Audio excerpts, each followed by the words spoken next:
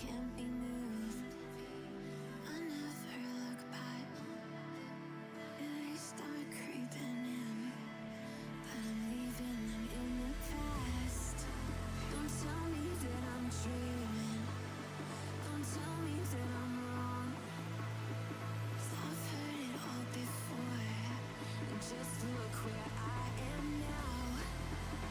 We can break the cycle. Find our own way out. Was no light at the end of the tunnel. So I will let myself.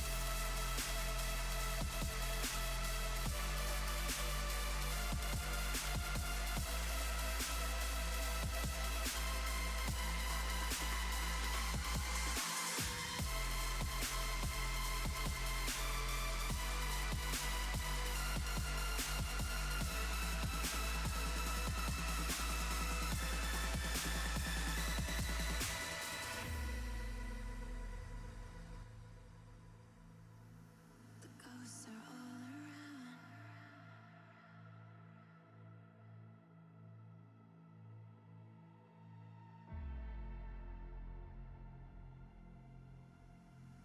The ghosts are all around.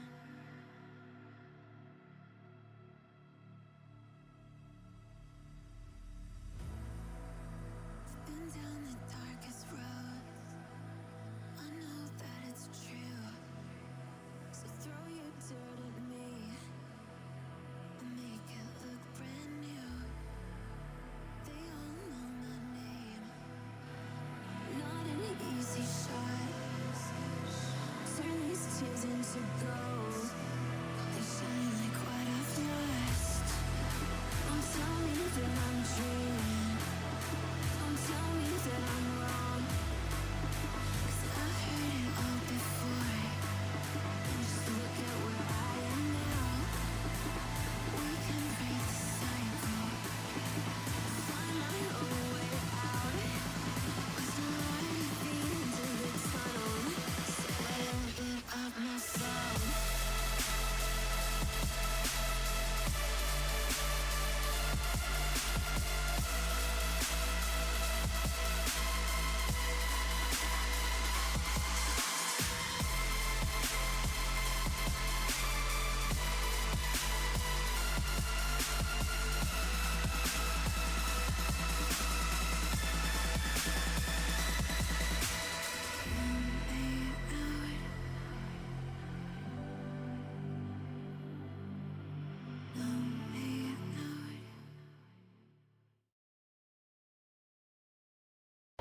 Left me this mess, I'm falling. Never know.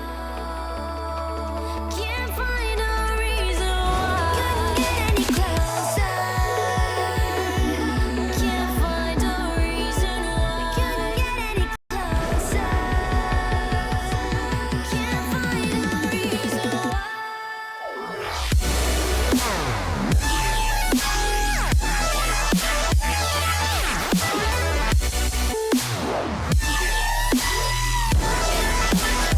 We couldn't get any closer.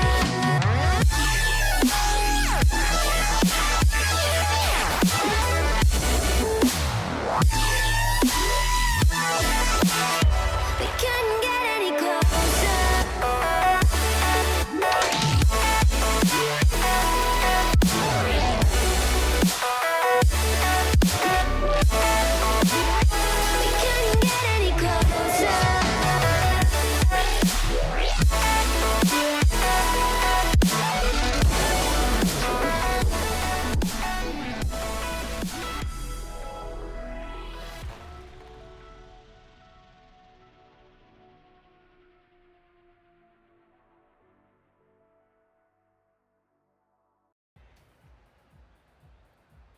All right, what is going on, everybody?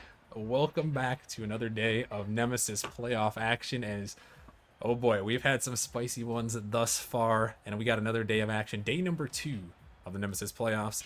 I'm Rockerman here, joined by the one and only Mr. Gallium. Gallium, how are you doing tonight? Oh, I'm doing absolutely splendid. If you see me clicking away, I'm actually spending my channel points to vote on this matchup, which I do suggest you guys do. It's going to be a great matchup to start off in my league, and Rockerman, we have bangers all throughout the night. Yeah, we do have bangers all throughout the night. We got 5 spicy matchups coming your guys' way. It's gonna be a fun night. That is for sure here. So you guys definitely do not want to miss it.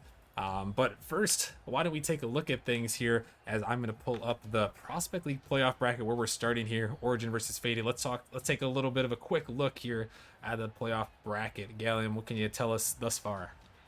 Now, it has been a very interesting prospect playoff / play-ins. If you notice the play-in bracket match number 1 and 2, they were both sweeps. Wyvern swept Hypernova, got into that 7th seed, and Faded swept Ember to go and face Hypernova, who they beat, to face off against Origin in this matchup today. Now, if you notice, in the quarterfinals as well, on that side of the bracket, they also have the Banshees, who 4-3'd the Melons in Game 7, also down 3-1 in the series, mind you.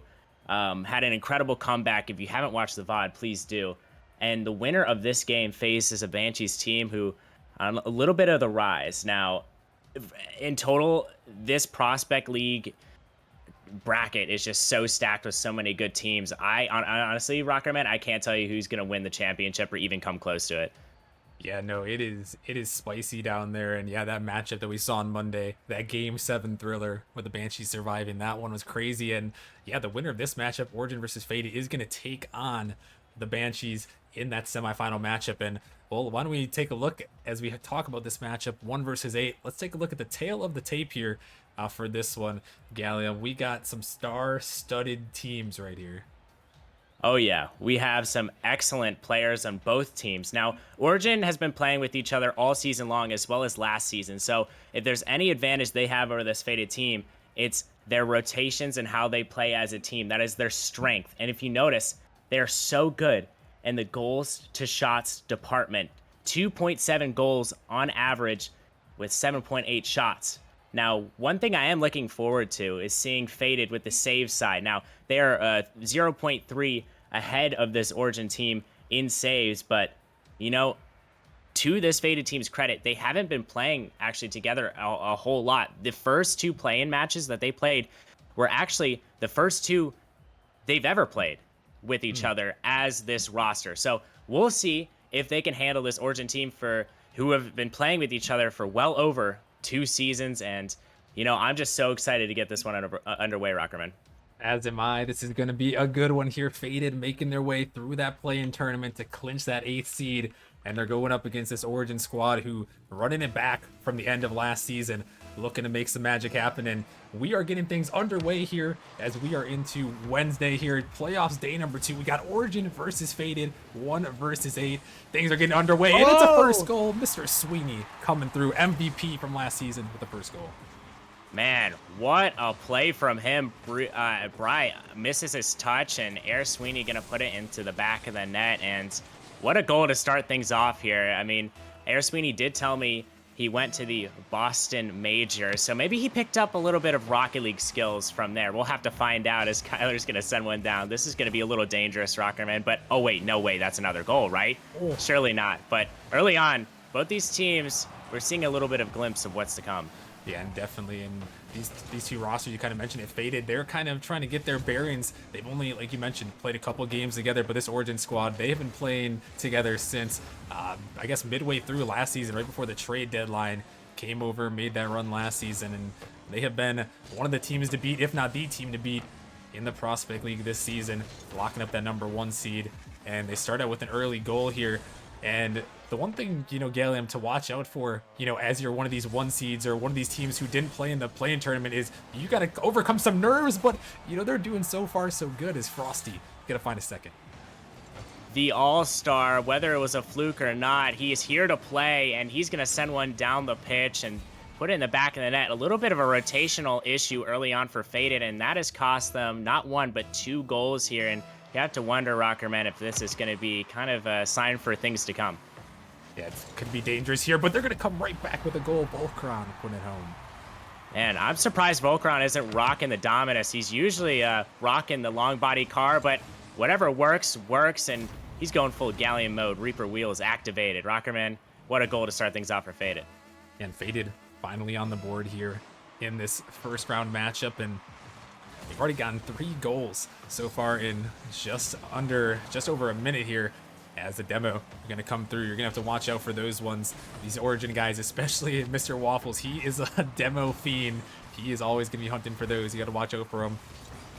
This one came through there, but Origin not quite able to capitalize on that one. Is now faded. Sending down Bry towards the net there, but touch off to the side there. Pop back up towards the net. Can be sent away to the corner. Dr. Waffles now on the dribble. This ball going to pop up high. Sweeney looking to stay up with this aerial, shooting it towards the net. Faded. Got to get to a little bit of a double commit comes through, but not quite going to find its way into the back of the net here, as we're about 2 minutes into this one, Gallium, and we saw a quick flurry of goals here, as this one going to be parried off to the side. Quick flurry of goals, but not much sense. No, not really. And I think they're both just trying to figure out their game as of right now. I mean, Bry, he was so good in his last play-in series, and he is definitely the star player for this Faded team. So if this Faded team wants to have a chance in this game one down by 1, they're going to have to let him cook up a little bit. Yeah, they definitely will. He is going to be the X factor for Faded for sure. Is this one going to be saved away by Waffles and sent over to the side? Bry going to look to take this one up, but going a little bit the wrong ways. There's Waffles, the prospect demo leader, looking for some bumps as a shot fired on net. Faded. A little bit of a triple coming here. Waffles going to dive through. Able to keep this one in the zone. Opportunity here for Sweeney. Can't quite get the power he's looking for, though, as this one sent back down. As Waffles now trying to take control. This one pops up. Here comes Sweeney. Going to send it back into the Faded zone. This ball pushed away by Kyler and pinched out. Waffles looking to dive in here. This ball going up high. Here comes Frosty trying to get it down. Passing out in the midfield, but Bry all on top of that one, as that one saved away. And a demo for Waffles. It opens up the net, but the spawn comes through just in time as he finds another demo there. As this one actually could be shot to his own net. Sweeney has to make the save, but it's still dangerous. But Faded can't quite capitalize. I thought for a second we might have seen a little prospect moment there, Gallium. Man, that was too close for comfort there. The defense almost let one slip, and that wouldn't have been very good. And for this Origin team, who had a little bit of a disappointing end to their Season 8 last season in the playoffs, I'm sure that this round 1, this quarterfinals match, is not something to take lightly for them, Rockerman. No, I know they've been grinding out the game these past 2 weeks. You know, a week off, you know, getting that 1 seed. You don't play for a week because of the play-in tournament, so you got to stay warm. And you know, if there's a team that was staying warm, it was definitely Origin. They're playing nearly every night, so don't expect them to be too rusty, which, you know, I feel like we've seen so far, like we might see with some 1 seeds, but Origin so far so decent as they hold on to a 2-1 lead. This ball in midfield, though, gonna be blocked away by Waffles, as Bry trying to keep it in now. A minute remaining. Faded looking to tie this one up, but Frosty gonna send that one away to the side. Sweeney gonna get a touch. Here comes Waffles hunting for the ball, trying to get in the midfield. A pass comes across there. Volcron can't quite make the touch. Frosty gonna have to dive to keep that one in, as that one could have been a huge opportunity, but Gallium down to the final 30 seconds. Faded needed goal to equalize.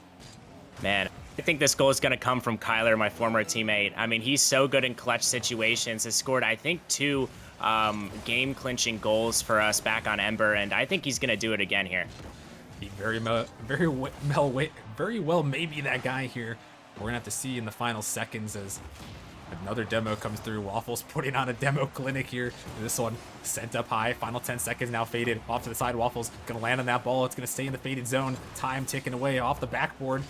Trying to keep this one on the ground is Origin there, and it will touch, and they come through with the Game 1 victory. A big Game 1 victory against this Faded team who hasn't really had to face that much adversity besides that last play-in match, but there's a little bit of some roster issues there. Origin, they played a much better game than Faded did this time around. I mean, you can definitely see where the experience comes in from them. I mean, heck, they've been playing for so long with each other, they basically know everything about each other at this point. So I feel like it's definitely going to benefit them to keep playing that rotational game. And if you can out-rotate Faded, I believe, in my personal opinion, Origin is the best rotational team in Prospect.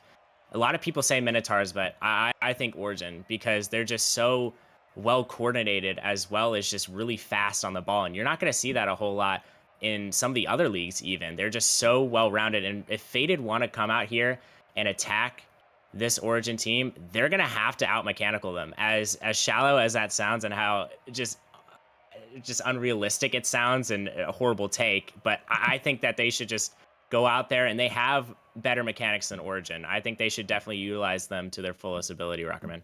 Yeah, definitely. And that's how you can take down a rotational team is, pull out some mechanics that maybe the other team isn't quite expecting. So, I'm gonna agree with you there. And, for Faded, we'll see what they can do. And, they've got some players that can pull the mechanics out. I mentioned Kyler, mentioned Bry. I don't know too much about Volcron, but I've heard their name around the league. So they do have some mechanical players, but it's gonna come down to, can they pull that out here? And really, all things considered, Gallium, in that last game, I mean, they kept it close. It was a 2-1 game. Origin just had that early lead, and they just didn't give up with the rotation that they had. No, they didn't, and that's the key difference separating both these teams right now is a game. And now in game 2, Faded definitely looking to win this one, as it would tie the series up and not lead to another disappointment, as Bry almost hit that one. That would have been insane. And Frosty gonna send it down, but Rockerman, I mean, Faded, they have to really bounce back in this game. And do you have any other keys for them to do so? I mean, I think, for Faded here, got to watch out for these demos. And, like you said, I think the mechanics trying to play fast could get Origin off guard, but Frosty with the redirect there, going to start things off big in game 2. Yeehaw, Cowboy. Frosty with a beautiful pass to Dr. Waffles. I mean, I'm second in assists per game. And do you want to know who's first, Rockerman? Take a wild guess. It might be one of these guys on Origin if I was a betting man. Yeah, I mean, perhaps the man who passed Frosty Yeah. the ball, Dr. Waffles, proving why waffles are better than pancakes. Is, oh my goodness, a shot coming out there. Bry gonna have a nice save. But as this play settles down, it's looking like Origin has a little bit of the upper hand here. Yeah, definitely. And you mentioned Waffles. He's leading the Prospect League with 0.85 assists. And there's another goal from Frosty, he's putting in some goals as Waffles. He does get another assist. What a beautiful shot from Frost. I mean, he's really showing up. I mean, he usually goes the Batmobile, if I'm not mistaken. Yeah. So, I mean, both him and Volcron not using their normal cars, you have to think maybe they're just in full playoff mode right now. Is this really going to be the battle between Dr. Waffles and Bry, or is this the battle between Volcron and Frosty? Is my question to you, Rocker. Yeah, it very well may be. It's a nice pass attempt, comes down. Volcron can't quite handle it. But yeah, I think Frosty is one of these unsung heroes on Origin. You heard about Sweeney getting the MVP, and Dr. Waffles had a big season last season. But it's this man right here with the hat trick, Frosty. Giddy up, folks. Hat trick.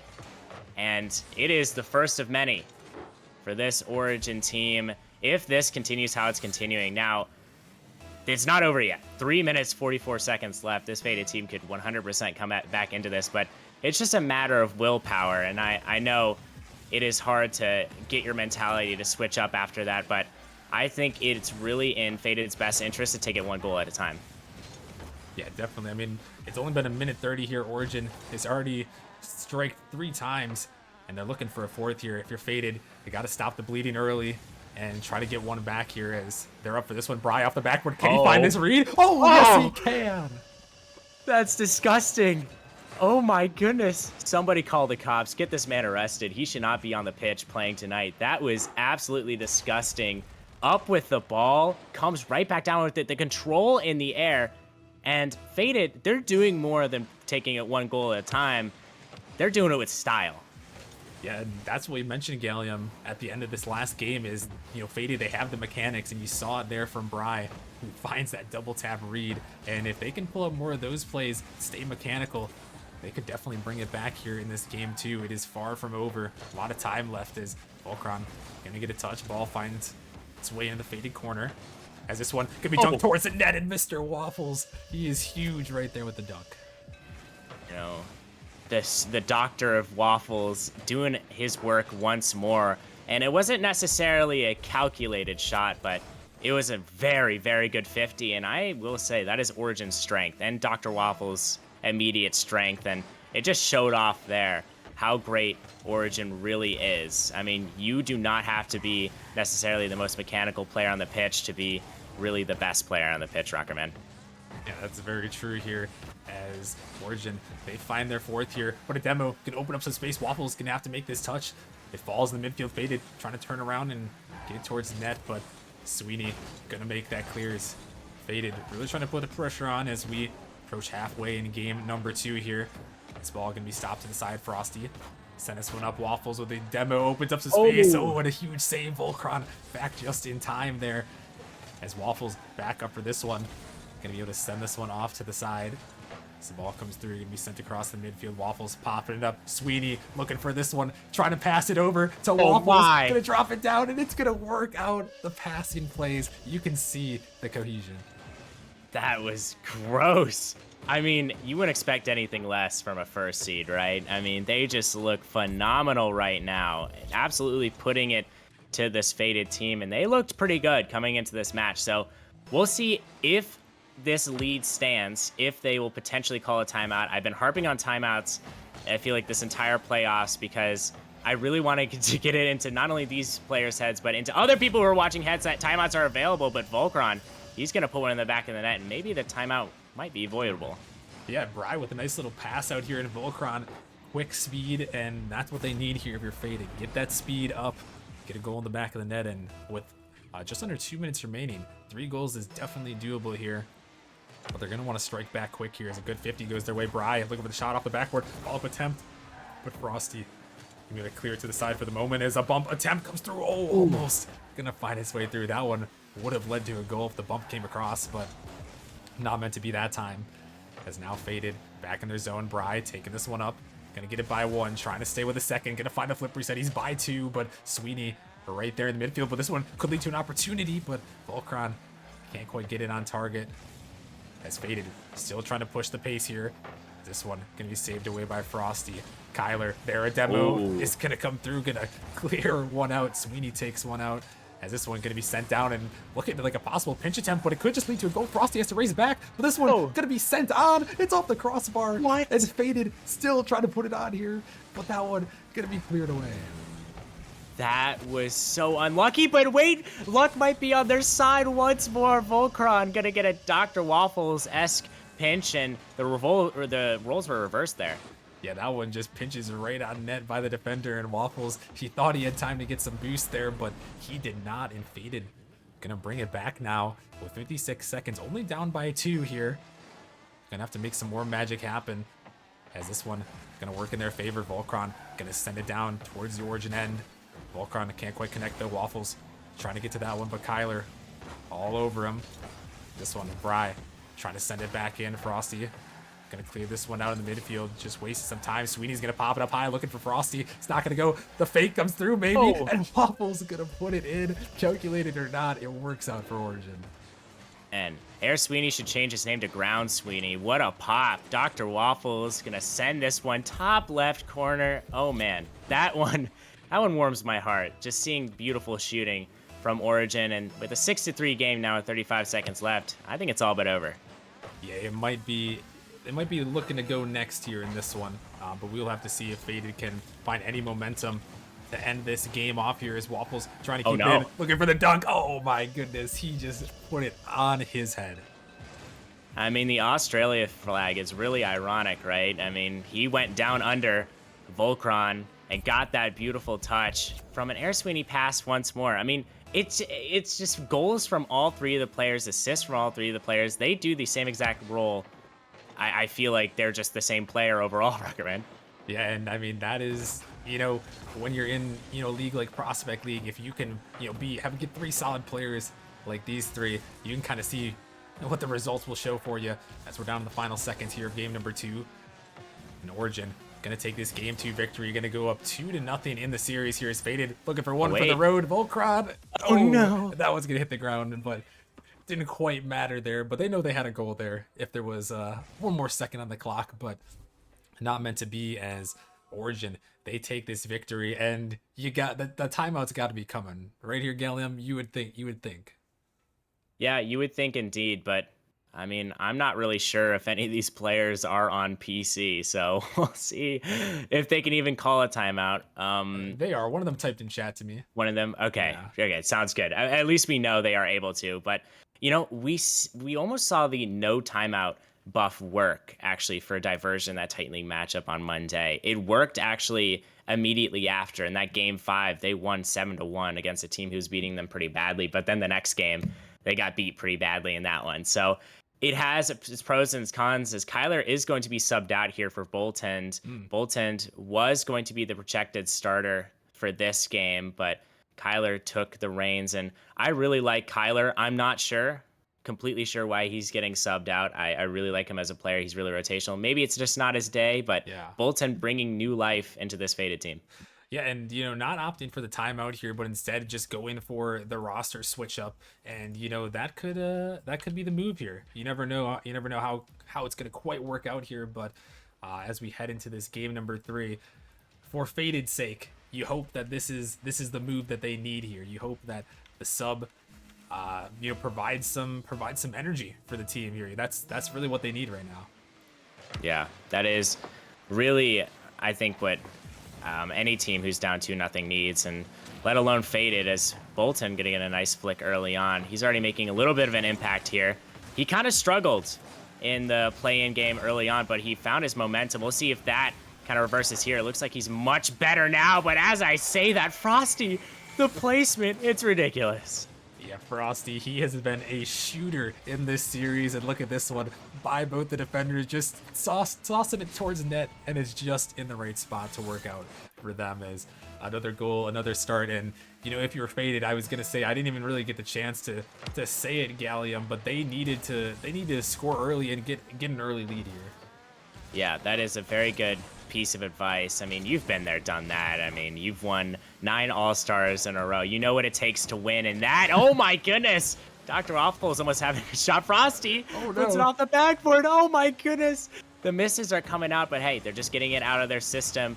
As Faded, they're going the other way, but I think that is a good key to winning, getting on the scoreboard early on. We haven't really seen that in this series. Yeah, no, Faded has been unable to strike first, and when you're the lower seed here, you're already playing from behind here. As the A seed, no one thinks that you're gonna win. No one thinks you're gonna beat the number 1 seed. An own goal comes through, as that one tried to be saved off, but Volcron gonna get credit.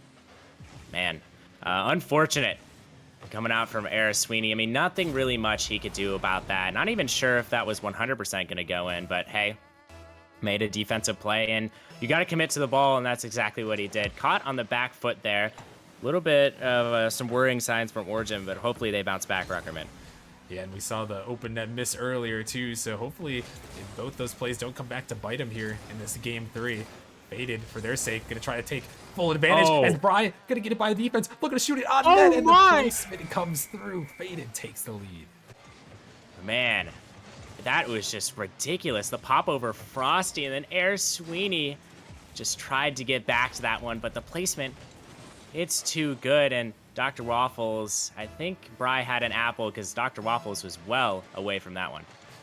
Yeah, and that's a struggle sometimes, in a way you could possibly get to Origin as Dr. Waffles, being a demo leader, and pretty much with anyone that demos a lot, they could put themselves out of rotation to find a demo to try to open up space. So if you can take advantage of the second or third man there, you can lead to some goals there for sure, as this ball floating in the Origin zone yet again. But it's going to be cleared away for the moment. Bolten, it's going to fall right into Waffles there, as this one off the backboard. Volcron with a good clear, able to send that one away. Bolton again, gonna find that touch. This ball pops up. Waffles send it up high. Gonna try to stay with it. Gonna look to go under maybe, but this one right out to Frosty. Looking for the shot. The placement again. Frosty. This man is having a shooting day right here. And I'm not sure if that's a soccer ball or a basketball at this point. Frosty utilizing the bounce shot, underrated shot, and Bry expected a shot right up high, and that's not what he got at all. Is Frosty gonna put it bottom right and get this to a tie game here, Rockerman? Yeah, tied ball game here in this game number 3. Faded, looking to avoid going down 0-3 in this series. You do not want to be that team that goes down 0-3. It is a death sentence when it comes to Nemesis Rocket League. Only 3 ever reverse sweeps in the playoffs, and that is in 9 seasons. So Callium, you cannot afford to go down 3-0 in this series. Yeah, I mean, I'm not quite sure who got the reverse sweeps or in what league, but I'm pretty sure it wasn't in the Prospect League. So this could be an opportunity if they go down 3-0 to maybe get that first reverse sweep. But they have to focus on this game 3 for now, and it's not going.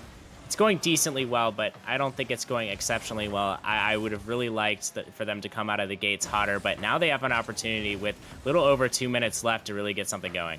Yeah, there have only been 3 ever. 2 of them were in the rival league actually, and 1 we actually saw last season in the first ever Provisional League Grand Finals, where Wolfpack came back and reverse swept. So never been done in the Prospect League, and you don't want to even get to that point. They're not even thinking about that in this game number 3 right now. They're focusing on surviving here and getting another goal. And this one sent down towards the net. Frosty has to make the touch, but he can't. Volcron gonna find it home, and they take the lead.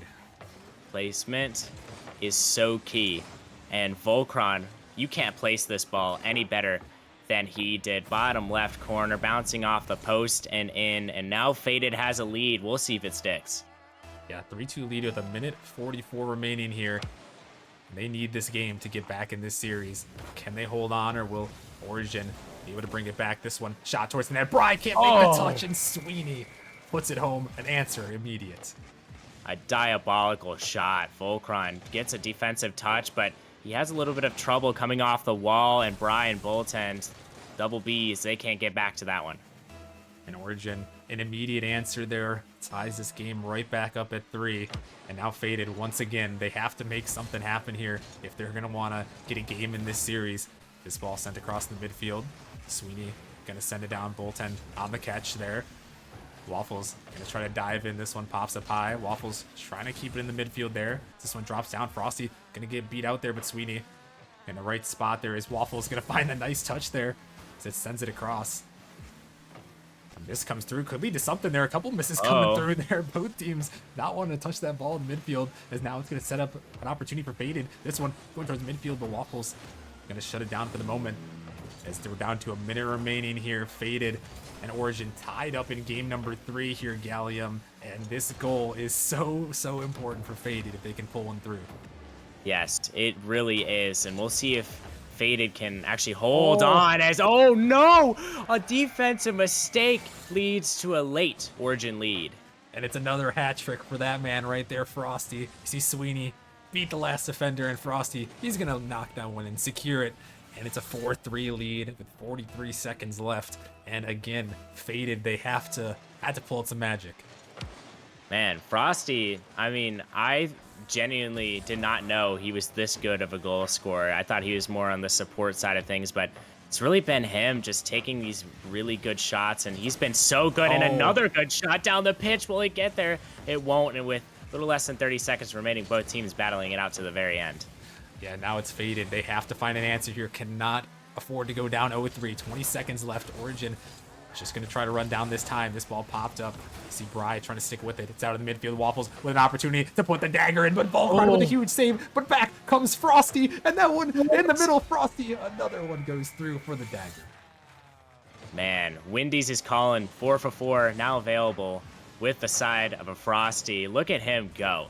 The just goals coming out, and I mean, he's just been so good all game long. 6 seconds left. Can Faded score 2 goals?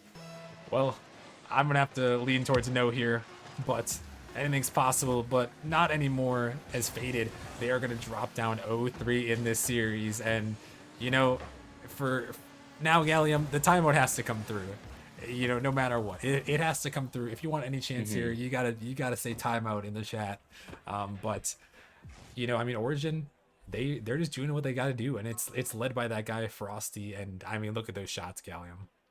Yeah, I mean, there's nothing really else you can say about Frosty other than he's just so dominant on the pitch. I mean, we saw him just basically everywhere in front of the Faded net. I mean, he was just so clutch when it came to shooting. And if you have a guy who can finish like Frosty finishes, it's so good to get on the board like that. And Faded, they put up a decent amount of goals. They had 3 goals. But I just feel like it wasn't enough. And it obviously wasn't enough to win this game 3. And you have to also take into account that one of their goals was an own goal. So not enough offensive production is the real killer for Faded, as well as mistakes. As Bry is going to call a timeout, we are going to eventually get back into this action. But Faded has a little bit of time to regroup and recuperate, which is very good for their sake. So while we take this time out, we can kind of dive into this one a little more. Now, Origin have won 3 in a row. All right, I personally did not expect this coming out. I thought Faded was going to put up a much better fight than this. And I think the real reason why is how dominant they were when they were in the offensive zone. And if you've noticed, they haven't been in the offensive zone a whole lot. It's been more Origin on the other ends. And if you get Faded into those uncomfortable situations, they're going to mess up more times than they aren't. And I think that's what Origin's doing so well, and that's stopping Faded right now. So I think they really need to talk it out and adjust to it, Rockerman. Yeah, and at the very least with this timeout, what it does is it's gonna stop some of that Origin momentum. I mean, they've just been rolling. It seems like everything has gone their way. The 50s have gone their way. The shots have gone their way. And the one thing about this Origin squad is you're prepping for someone like Sweeney or Waffles to really put the mechanics on you, but they've been getting taken down by Frosty here, who I've been very surprised with his performance here to put all these goals in. Not to say he's a bad player, but he's usually that support guy like we mentioned, and for him to put in all these goals, it's one of those things where it seems like any day one of these 3 can pop off, and maybe you got a game plan to stop Frosty, right here, whatever you got to do. But Gallium, they're gonna have to do it, and they're gonna have to do it right now, as they have to pull back what has only been done 3 times in Nemesis history, the reverse sweep. That is such a tall task, especially for this Faded team who hasn't been playing that much with each other this season. We'll see if it's possible. As early on, looking a little bit dire. Frosty with a shot now, but wait, it's going the other way. Dr. Waffles gonna 50 it out, and as that commotion kind of settles down there, we're seeing a little bit of some early signs of life for Faded, but it's mostly been Origin early on. Yeah, they had it towards the net, but wait a minute, right back here, Faded has an opportunity, but not quite gonna go as a double commit comes through here. Volcron diving in, hoping to keep this pressure on. That's what they got to do, keep the pressure, keep those mechanics there. As this one in the midfield, gonna be a demo coming through. Gonna try to open up some space, but it's right to Sweeney, who's taking a shot at net. Double commit comes out from Faded as they try to get this one away. Here comes Waffles, throw it off the backward with goaltend. Good positioning there, able to get it by 1. It's just Sweeney in the back. He's gonna try to bump him out of the way. Can Bry take a shot here? No, Waffles gonna shut it down. And a minute in so far, both these teams, they've had their opportunities here, Gallium, but no one able to get on the scoreboard. No, and I feel like that's been to do with both the great defenses, but oh my goodness, what a bump from Dr. Waffles, and what a put away for A.R. Sweeney. Yeah, and poor Bry here, he's just fighting against Dr. Waffles on the back end, and Sweeney just muscles his way through with that goal. And Origin starting out strong, looking to get the brooms out. They're so good, and I hate to just keep harping on them like this, but they've really looked incredible, especially with Dr. Waffles and that pass that he provided. Granted, I don't think he really meant to get that last touch, but he's so disruptive, and even it's always been 3 passes or 2 passes and then a shot for Origin. It's never been more or less for them. So I think they have a formula. It's just about time that Faded figures it out.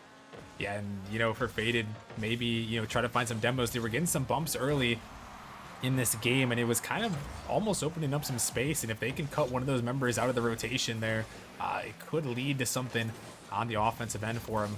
As this ball up high off the backboard, here comes Waffles, gonna put it in. He is too quick, and he finds another goal. Yeah, some interesting rotations going on for the Faded side as Dr. Waffles, man, he's just so fast to the ball, and his shooting is excellent in the air, and that's gonna put another nail into this already pretty tight coffin here. And I feel like for Faded, their rotations just are off, so off, in fact, that they don't even stand a chance right now. I mean, I know that's harsh, but they really are getting absolutely throttled just on the rotations. It feels like they're in this one mechanically, and even their play styles, I feel like match up well with Origin, but they're just getting out-rotated, and it's so glaringly obvious. Yeah, you can see it, and you mentioned it, only playing 2 matches together, in the play-ins there, as a couple of misses come through on that end. Only playing those 2 matches at the end of the season with this roster. you know, you can definitely see it as compared to, you know, a team who's been playing for a season and a half together. You can definitely see the cohesion difference here. And right now, it has led to a 2-0 Origin lead here, looking to pull out the sweep, but Faded, they are not going to give up here. They are putting this ball in the offensive zone, trying to get this one down, but it's going to be saved off to the side. Another attempt here, hard off the backboard, try to 50 it through. This one into the corner. Origin, a little bit of a double commit. Could be a dangerous ball, but Waffles does well to get that one in the corner. As Bry now trying to take control. This one to the backboard. Frosty going to get a touch. Volcron off the sidewall. This one up in the midfield, but it's going to be cleared back down, and the time is ticking here, Gallium, for this Faded squad. They have to find 2 goals, and it seems like Origin is locking down right now on the defensive end. Yeah, they are really doing a swell job of just locking down, making sure no goals pass through. And I feel like if they win this game and sweep this Faded roster, I don't really know if there's a team who can take them down. You either have to out-mechanical them, which Faded are doing, but it is just not working at all because of just how great of rotations they have, or you have to have better rotations, and I don't think anybody's surmounting to that. So hopefully this lead sticks for them so they can move on to the semifinals for the first time in a little bit, I believe, Rockerman. Yeah, definitely so. Trying to make it to that semifinals appearance here. Is this one going to float towards it, and a huge miss, and Waffles puts another one in, and that may very well be the dagger here under a minute remaining. What a defensive blunder from Boltend. He can't quite find the touch, and that is another Faded blunder, and that might be the dagger right there, as Origin up 3-0 with less than a minute to go. Faded, they're going to have to pull out the miracle of miracles. Yeah, they will have to pull out a miracle here, but can they do it here? That's what we're trying to find out, as Origin looking to make their second straight semifinals appearance. As this one, can we dribble towards the net? Wait a minute, Bry. He's going to find one here. Maybe not too late here, but 41 seconds left. They find one through. Origin has to lock down here because Faded, they're full of surprises, and Bry, he's going to surprise them on this one. Hasn't really shown up a whole ton in this series, but if this is any time to show up, it's got to be now. It has to be now, and it has to be within 40 seconds here, as they need to find 2 more goals here to at least force overtime. This ball, a miss comes through the midfield. Waffles going to try to take control. This ball's dunked up high. It's a great opportunity here in front of the net there. Origin going to double commit, wasting some boost out there. 30 seconds now. This ball popped up towards net. Frosty, he's going to make a touch, but Faded, they got to put the pressure on, trying to stay with this ball. Is Bry. It's off the backboard. Got to see a shot here. Not quite going to find it, as this one's sent down. Precious seconds ticking away here for Faded. They got to look for something, as this ball just waiting in the midfield. Waffles trying to waste the time. It's going to lead for one more opportunity, but can they find 2 goals? Pie off the ceiling, trying to drop it down, looking for a follow-up shot. Can they put it in? Off the crossbar! No. And that is going to do it there. Origin is going to sweep Faded out of the playoffs. Man, I was not expecting that result. Now, I think Faded put up an excellent performance. I mean, despite all they had to overcome with their roster, and I mean, they basically got glued together at the end of the season. They put up a fight against an Origin team who, in my opinion, was just miles above them in this series. And I feel like Faded, they just didn't really have it in them today. And I don't really think if even on their best day, they could have taken down this Origin team. So I really like this performance. And now moving on, Origin faces Banshees in the semifinals, and that one's going to be a good one to watch, Ruckerman. Yeah, it's definitely going to be a good one. And, you know, you mentioned that. Why don't we take another quick look at the playoff bracket here, as yeah, it's gonna be a spicy one out there in the semifinals, as Origin, they will be moving on there to that semifinal matchup against the Banshees. And Gallium, this is one of those ones, you know, the one thing you get in the playoffs, sometimes you get those divisional rivalries here, and Origin versus Banshees, they have played each other twice this season, so they are very, very familiar with each other. And, you know, with the way the Banshees showed some resolve in that series on Monday there to bring back the Game 7, they could definitely give this Origin team a run for their money. Yeah, they definitely could. And I think this is going to be a great matchup because even though Origin and Banshees have played each other twice this season, I'm not sure with the same Banshees roster. Allen and Creed, new additions to the Banshees, as well as Psycho to round out their top 3. And they went up against a Melons team who have been playing with each other all season long. Same kind of deal as Origin. And they really brought it to them. Down 3-1 in the series. In game number 5, they were down actually by 2 in that game. and they came all the way back to win it in Game 7. So they definitely had the mental fortitude to beat this Origin team, but I guess we're going to have to wait to find out on that one. Yeah, we definitely will. And yeah, Origin, they actually split the season series with the Banshees, but they won the most recent matchup, the very final day of the regular season. Origin took down the Banshees, but the Banshees, they are going to be hungry to try to take them down. And, Gallium, though, with the way, I mean, again, Banshees, they could take it to them, but with the way Origin performed in this matchup, they seem, like the clear favorites. Yeah, they definitely do. I mean, just excellent play by them. I just don't think Faded were up to the task, and I'm not really sure about the Kyler substitution out. I mean, obviously he's my former teammate, and I have nothing but love and respect for that Faded team, but I just didn't really understand it at the time. I thought he was playing pretty well, but who knows? I mean, I didn't even make play-ins. I'm not even gonna give my take on that one. But as this playoffs just kind of unfolds, Prospect is going to be a very interesting one because there's so many heavyweights in that one, as well as I feel like some sleeper picks going out. So make sure you stay tuned for more Prospect action as it unfolds, as I believe we don't have any more Prospect games today. But later in the week, we're going to have some absolute bangers for you guys. Yeah, we definitely will. And speaking of bangers, Gallium, while we have a little bit of time here, coming up on the next matchup, I know you're going to be back here to talk about this next matchup with Mr. Psychonautic. But this next matchup, we mentioned division rivalry, and this is another Graveyard Shift Evolution division rivalry here that we're going to see in the playoffs. We got Wisps versus Genesis here, and this one is looking to be another spicy one. Our first, I believe it's our first 4-5 matchup of the playoffs. Yeah, a really insane matchup. As I believe this is actually our second one because Banshees and Melons. Oh, but, yep, you're right. But this one's gonna be, I think, how that one went to Game 7. I feel like this is gonna be kind of the same deal. I mean, Genesis has so many icons in the league. I mean, you have Parallax, who's been in the league since I don't even know how long. Icarus as well, who's been just a novice legend, and Malo, the management beast over there. And JK, I'm a little unfamiliar with, but with those 4 players, I feel like Genesis could definitely put up a fight against a Wisps team who I feel like is one of the more mechanical teams in Novice. Yeah, definitely so. And I mean, we're going to have to see. It is going to be a good one, to say the least here, as that's where we're going to be heading next, to that Novice League, where it is going to be spicy. And yeah, well, that's going to wrap it up here for this first matchup. Congratulations to Origin. Moving on to the semifinals yet again. Can they pull out the 3rd ever championship for that Origin squad? Trying to make that dynasty work out there, but can they do it? We'll have to find out. And we're going to be coming back in just about 15 minutes or so. So stick around here. We're going to be heading to that Novice League where it's going to be a spicy one. Wisp versus Genesis. You guys do not want to miss it. So make sure you guys stick around, and we'll see you guys in a little bit.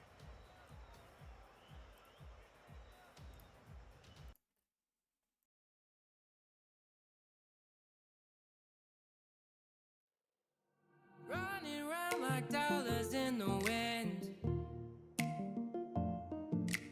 bending over backwards just to let you in. I told you that one day ain't never enough. You tell me I hate you, I still call you up. If we don't got trust, we can never have love. I was putting in the hours, I was. But you were calling me a liar, liar, liar, liar, liar. Yeah, I've been putting in the hours, I was. And it's coming down to now and now and now and now and never. I was putting in the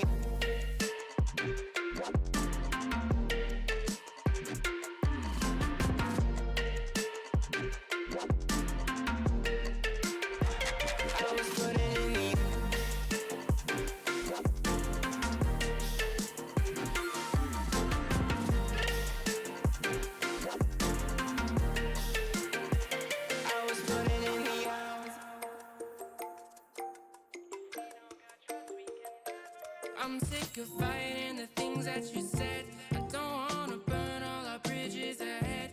I'm tired of going to bed when you left me on red. Just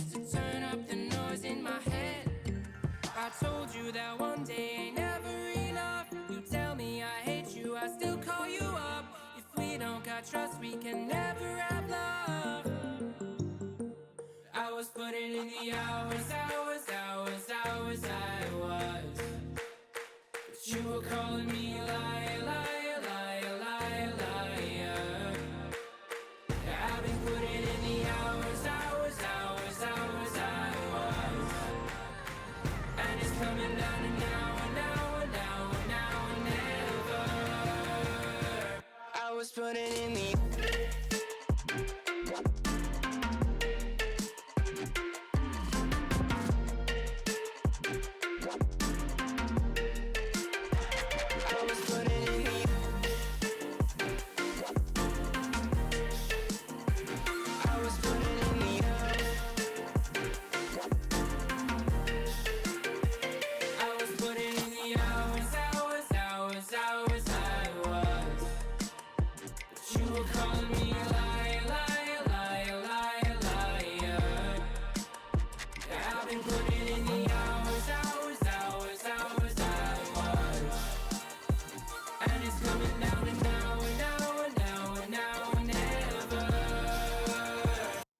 putting in the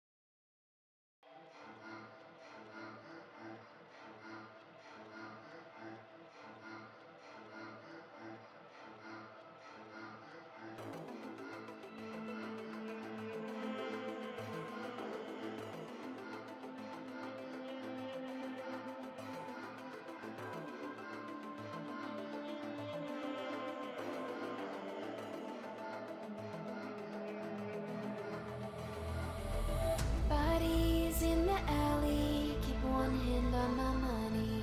I try to lose them in the dark.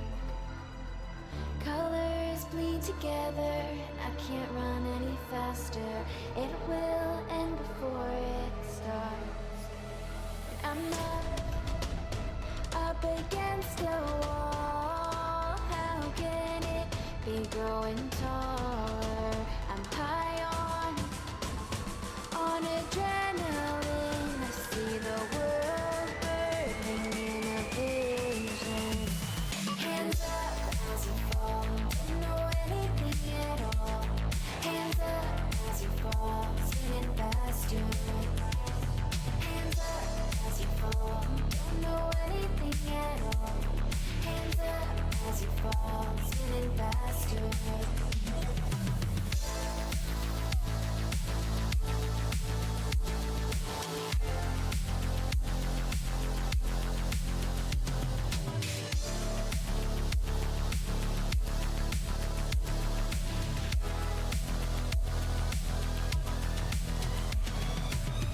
Feel it in my veins, no drugs can do the same. Blood in the wind. Is this what we created? Where have we started? Did I lose my mind?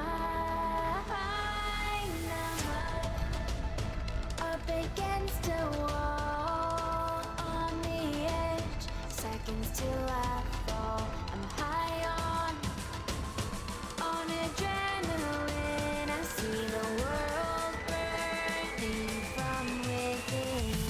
Hands up as you fall, don't know anything at all.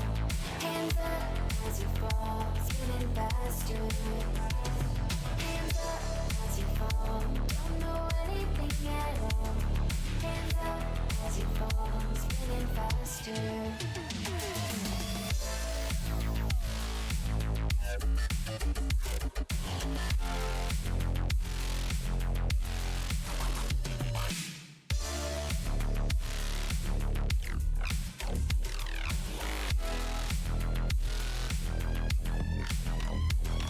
Hands up as we fall, don't know anything at all. Hands up as we fall, spinning faster. Hands up as we fall, don't know anything at all. Hands up as we fall, spinning faster.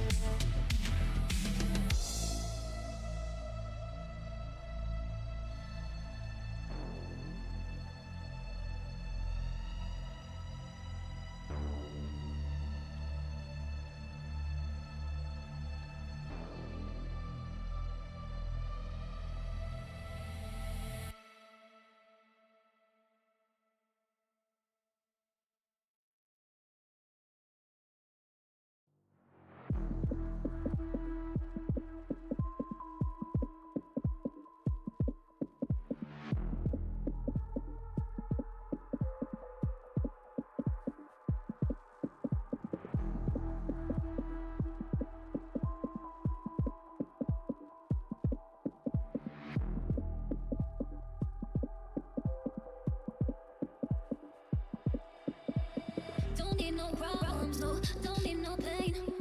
I came for one thing, so don't get in my way. Don't need no problems, no, don't need no pain. I came for one thing, so don't get in my way. Don't need no problems, no, don't need no pain. I came for one thing, so don't get in my way. Don't need no problems, no, don't need no pain. I came for one thing, so don't get in my way.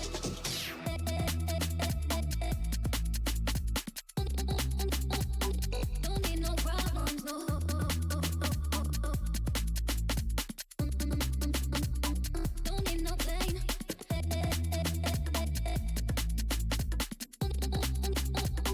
I came for one thing, so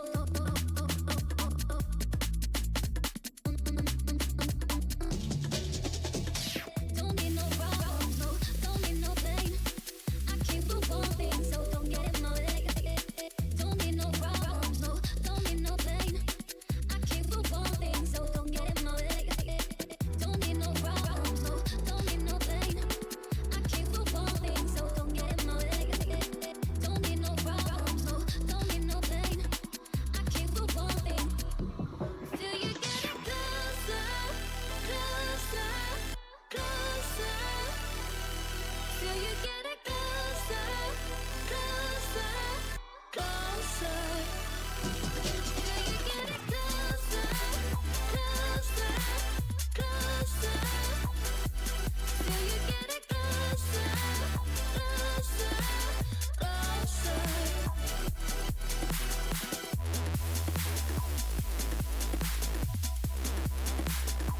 Don't need no problems, no.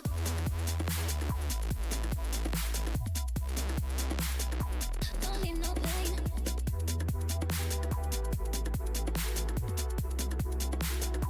I came for one thing, so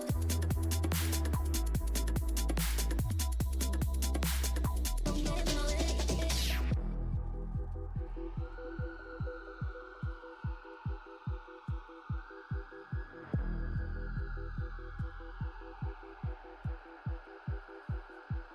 Till you get it closer, closer, closer.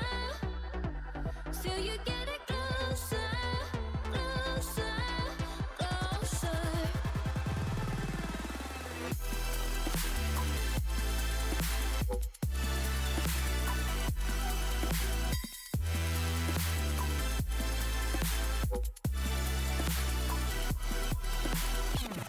Closer, closer,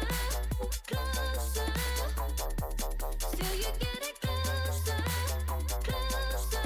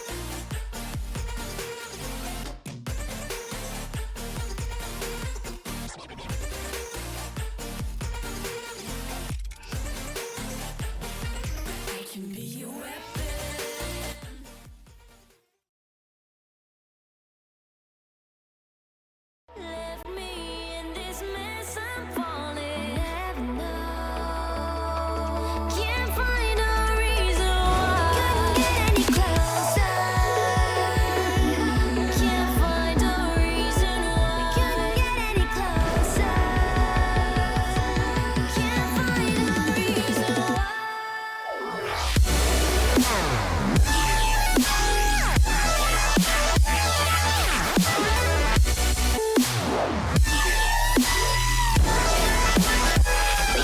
get any closer.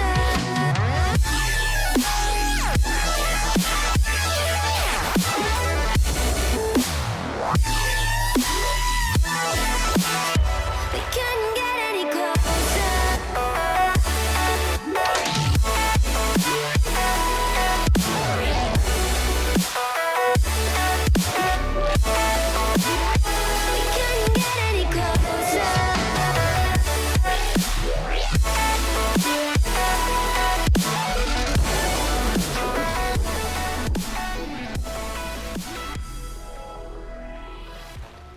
Welcome back, ladies and gentlemen, to the Nemesis Gaming League, where the grind continues. We are back for another playoff match, Season 9. We're heading down to the Novice League. We've got the number 4 Wisps going up against the number 5 Genesis. Your boy Psychonautic in the booth, ready to bring that action straight to you. And I am joined by Sir Gallium of the Chess Hall and my boss, the man of the hour here in the booth, probably the sexiest man to ever enter this booth. How you doing tonight, bud? I'm doing great. It's hard not to crack a smile after that one. But, you know, Psycho, I think we need to get serious for a second because there's a very serious playoff game ahead of us, all right? And it's not going to get any bigger than this. And do you want to know why I care so much? It's because so many Novice League veterans and veterans in Nemesis are participating in this one, and it's a win-or-go-home scenario for them. And I'm so glad to be bringing this action with you. Absolute beast. And we have more playoff action tonight. So if you guys like what you see here, please stick around. And it's going to be a good one for sure, Psycho. Yes, I fully agree. And in playoffs bring one thing, and that one thing is brackets. We all love brackets, and you can see the novice bracket up on the screen right now. You'll see we've got the Wisp versus Genesis here in the quarterfinals, and they will, if the winner of this match will move on to the semifinals to go up against the winner of Frost and Aurora, which will happen sometime at some point during this week. I'm not sure exactly when, but it will happen. And then on the other side, you see we've got Kiwis and Diffusion 2 and 7, and then Vikings and Acceleration on the other end of the quarterfinals. So, or Diffusion, I don't know. I'm thinking I'm seeing it. Anyways, it's going to be a good matchup here, Gallium, and I'm very, very interested in what we got going on here. I mean, Psycho, you are not seeing it incorrectly. Diffusion did beat Kiwis 4-0 in the playoffs, and they move on in that side of the bracket. And the other side of the bracket, it's pretty stacked as well. We'll see the result of the Frost and Aurora game, I believe, on Friday, and then obviously the game today. So should be a pretty good Novice League matchup here. But we also have Tales of the Tape. Oh boy. Thank you, Cream, for the graphics. Very good graphics ahead of us. And we just see they're very similar. Not as similar as the last match, obviously, but they are pretty similar in score overall. Now, Wisps, they do have 2 more shots, or 1 more shot than this Genesis team, and they have a little more goals per average. But, I mean, other than that, it's decently similar all the way around. And I think the key difference here is that Icarus and that Vokes matchup. I feel like they play so similar, and they're 2 absolute beasts, and I can't wait to see this one unfold. Yeah, I don't disagree with that. It is going to be quite a hot one, and in the spirit of getting into things here, it's summertime. We got these teams that are ready to go. I think they're ready to go. I'm ready to go. Gallium, let's hear that caster prediction. Who do you think's coming out on top, Wisps or Genesis? I'm thinking Wisps on this one. I mean, to the much dismay of Rockerman, I'm going to have to go Wisps in 6 here. I think it's going to be 4-2. It's going to be decently close, but I just think the Wisps are a lot to handle mechanically, and it showed all season long. We'll see if they can't hang with this Genesis gang as we get into game number 1. It's going to be a banger for sure. Which team is going to break the ice first here? It looks like it's going to be the Wisps. Nexus gets an early goal in the first 10 seconds of gameplay. Man, he was absolutely flying for that ball, and he got there before anybody else could and put it in the back of the net early on. 1-0 lead for this Wisps squad. And that is what you love to see if you're a Wisps fan. Them getting out there early, taking possession of the lead. And JK almost clapping back, but couldn't get the ball through. Gonna bounce off the crossbar, but Wisps still in some danger here, though, as the ball floats in their defensive half. Parallax off the backboard. Vokes is going to get a touch up and clears that one away. Vokes to stay with it. Keeps possession with the shot on net. Nobody from Genesis back in time to make the stop there. 420 goal shout out. Man, Vokes with an absolute banger back the net. I just know how dangerous he can be. He was in Prospect last season, and now he's in Novice. But in Prospect, he was an absolute shooter, very good player, and unsurprisingly, one of the better players in Novice this season. So really great to see him performing well. And as for this Wisps team in general, I feel like they're playing much better than Genesis early on.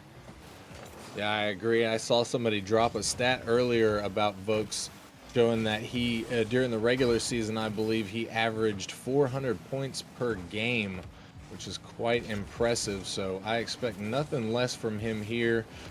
Though I will say, Gallium, that I also saw him talking about how he hasn't been putting a lot of time into Rocket League. So, you know, in scenarios like that, sometimes it's a hit or miss. However, it looks like he is hitting tonight as Nexus is going to sneak another one through. Great pass from Ahmed out of the corner. I mean, Ahmed with that absolute banger of a pass, just such a nice touch coming off the wall, and that is a high-level Rocket League touch for Nexus with another finish. That is his second goal this game, and Wisps off to a hot start. We'll see if Genesis can hang on for dear life as, oh my goodness, Nexus barely misses, but Ahmed, he's gonna put it away. The Wisps are starting to run away with things here. Nexus with a banger shot to the top 90, barely misses that, but Ahmed there for the cleanup, securing the fourth goal for the Wisps.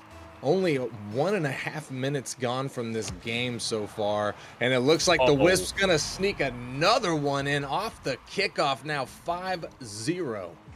Are you kidding me with that? Ahmed off the kickoff, just gonna get it past not one, but two.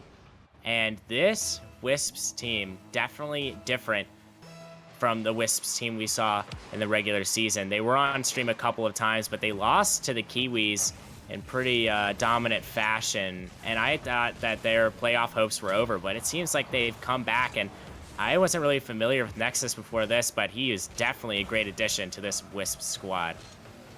Yeah, I could not agree more with that statement. It looks like Genesis is pretty shook up right now. They're going to have to get past whatever's holding them back and really just open up the floodgates here.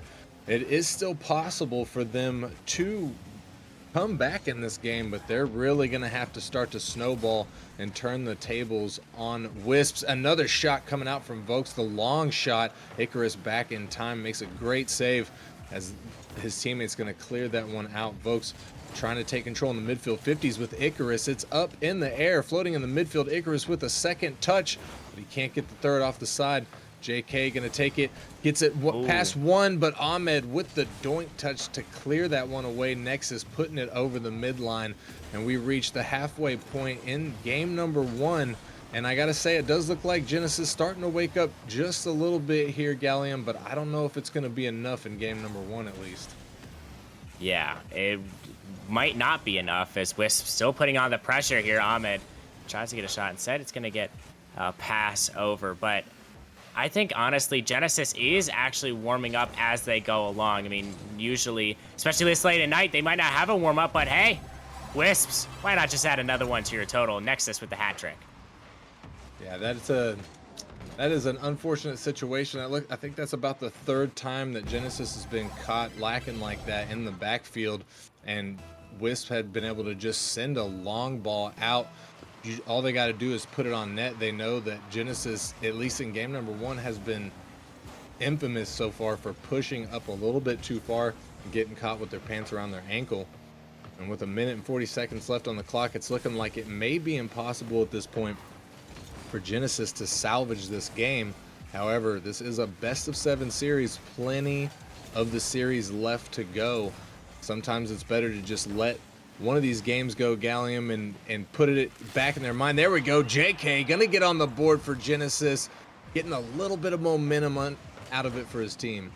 You know, a little bit of momentum, but do you realize what they've done, Psycho? What they've put themselves I didn't in want to risk say it. of?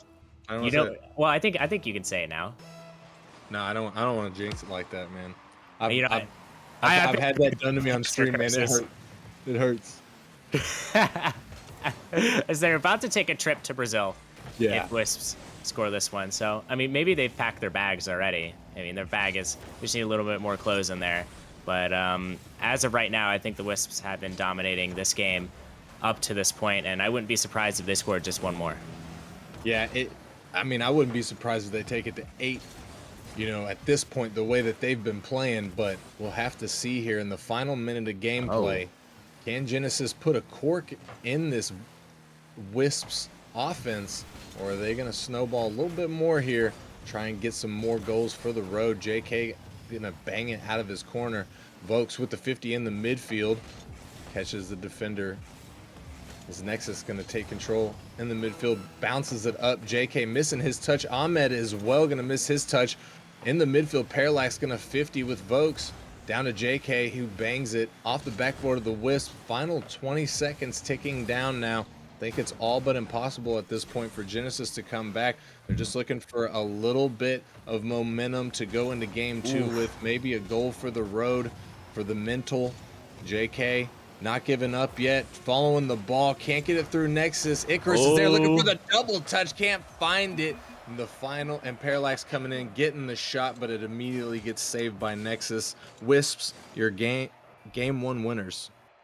A big win from the Wisps, and I mean, Genesis just kind of looked lost in that first game. The rotations were not there, and I think the mental is just not really there for Genesis right now. I mean, if you remember, Icarus and Parallax, they played last season together in Season 8 on Frost, and they lost in the playoffs together in the semifinals, or I believe the quarterfinals. Regardless of the fact, I just don't think they've had a whole lot of luck in the playoffs. So I think going into this game, they're already a little down and out about each other. I know, talking to Icarus, he's kind of scarred by the playoffs because of just he does really well in the regular season. He gets to the playoffs, and a little bit disappointing for him. So I am really rooting for him to kind of turn it up here, and I feel like this game 2 is such a great way to do so. Yeah, it's really the best time to do it. Losing in game number 2, I don't know, depending on how hard the Wisps take that win, assuming that's the way it goes, it might be really, really tough for Genesis to make a comeback. That gives Wisps an extreme amount of momentum in the series itself. So Genesis is really, I think it's imperative that they put a cork in this right now, and they, you know, put this Wisp team on their heels. A genie in a bottle, perhaps. You know, put a Wisps in a bottle. You know, it was a bad attempt at a joke. It's whatever. I don't think the Wisps are in any sort of bottle right now. Genesis definitely has a sub above on them, as Aben has just been playing really exceptional, and he's usually the goal scorer, really mechanical, but he's been putting on a lot of passes, and I really like that form from him. As, oh no, JK on the other end for an early goal for Genesis. They're off to a hot start. And that is what you want to see. Genesis getting control of the play there, getting an early goal, letting the Wisps know that, hey, you know, game 1 is game 1. Whatever, we can let that one go. But they've made some changes. They've felt this Wisp team out a little bit, and they're putting their best foot forward. But can Genesis keep the lead here? Vokes with a great shot from an equally great pass. Actually, it wasn't one pass. It was 2 passes. Ahmed down to Nexus, over to Folks. I mean, how are you saving that? In all reality, an insane pass. And from the defending champs, I don't expect anything less. Yeah, that was impressive, I got to say. Very, very nice 1-2-3 play right there from the Wisps, showing why they deserve to be where they are. Oh, Vokes with the second 420 goal in this series. This is, I gotta quit. I gotta leave. Ridiculous coming out from Vokes, and hey, he's just that good, really. I mean, just the shots are on target every time he shoots the ball. It's just so consistent for this Wisps squad. And I think on the other end, Genesis aren't really playing to their strengths. I think their strengths is defense, and they're not really playing to that defensive strength. They're more trying to get on the offensive zone, and I think JK definitely can help them get there, but it's going to take a matter of time before he starts to get the ball rolling. Yeah, I wouldn't disagree with that. I heard you say, ooh, JK with the shot. And I heard you say earlier that you weren't super familiar with JK, you weren't sure who he was or what he was about. And I'd just like to shout him out real quick because he actually is a Nemesis OG. I believe he started in season 1, maybe season 2, but I'm pretty sure he was with us in season 1. He took a big hiatus from Nemesis though, made a comeback. He's always been a really solid player, a good teammate. So it's good to see him back in Nemesis, back in here making some waves in playoffs. And hey, we'll see what he can do moving forward here. But Genesis maybe with a counter attack. Nexus barely missing that right there at the end. Unfortunate, but that is going to tie us up at 2.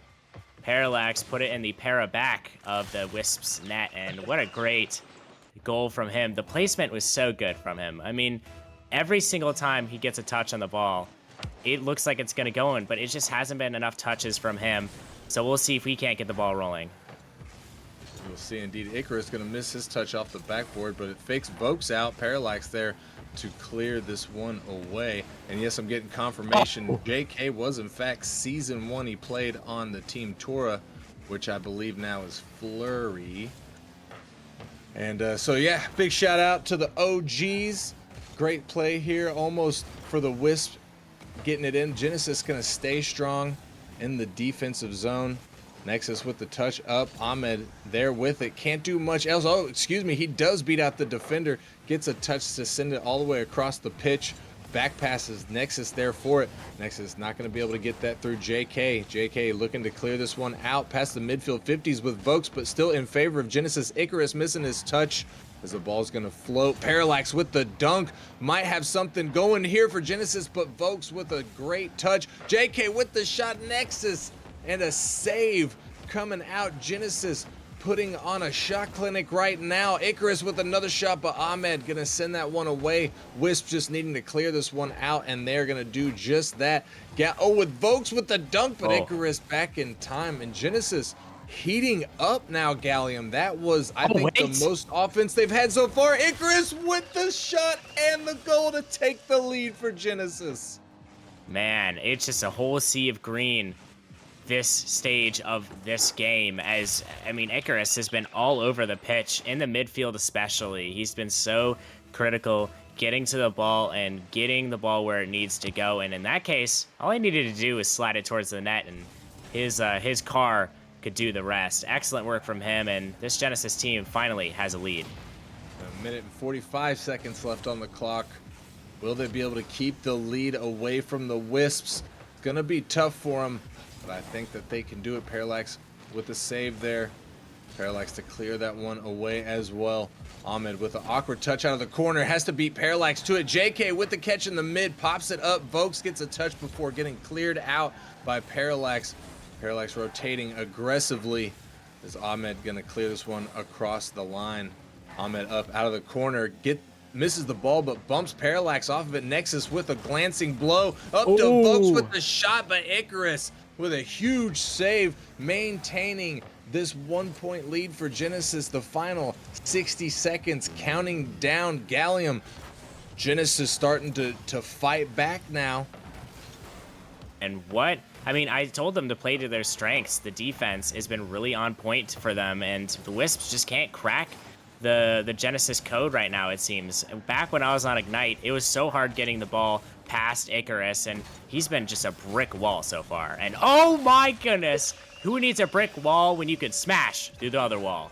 As Parallax comes in with the laser beam, 72 miles per hour, as he screams that one past the defense. No way they're catching up with that. Now Genesis got a 2-point lead, 37 seconds left on the clock. Looking like they may very well secure this game 2 win against the Wisps. and tie up the series 1-1. Ahmed with the touchdown to Nexus. Ooh. Big clear, but it's not on. Icarus going to send that one into the corner.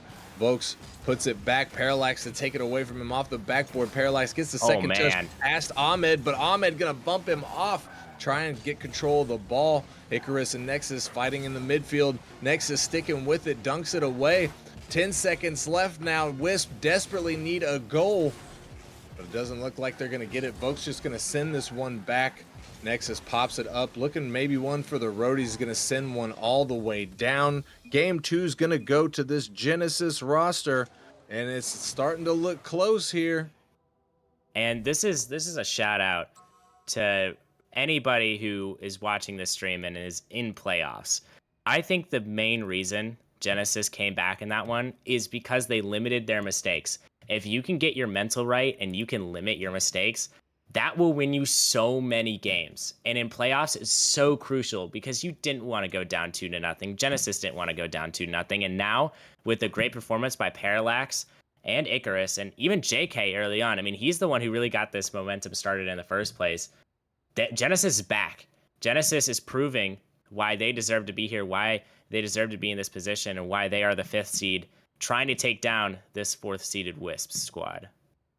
Yeah, and it's going to be an uphill battle for them the whole way, I think, especially as long as the Wisps are able to maintain good communications and a good mentality.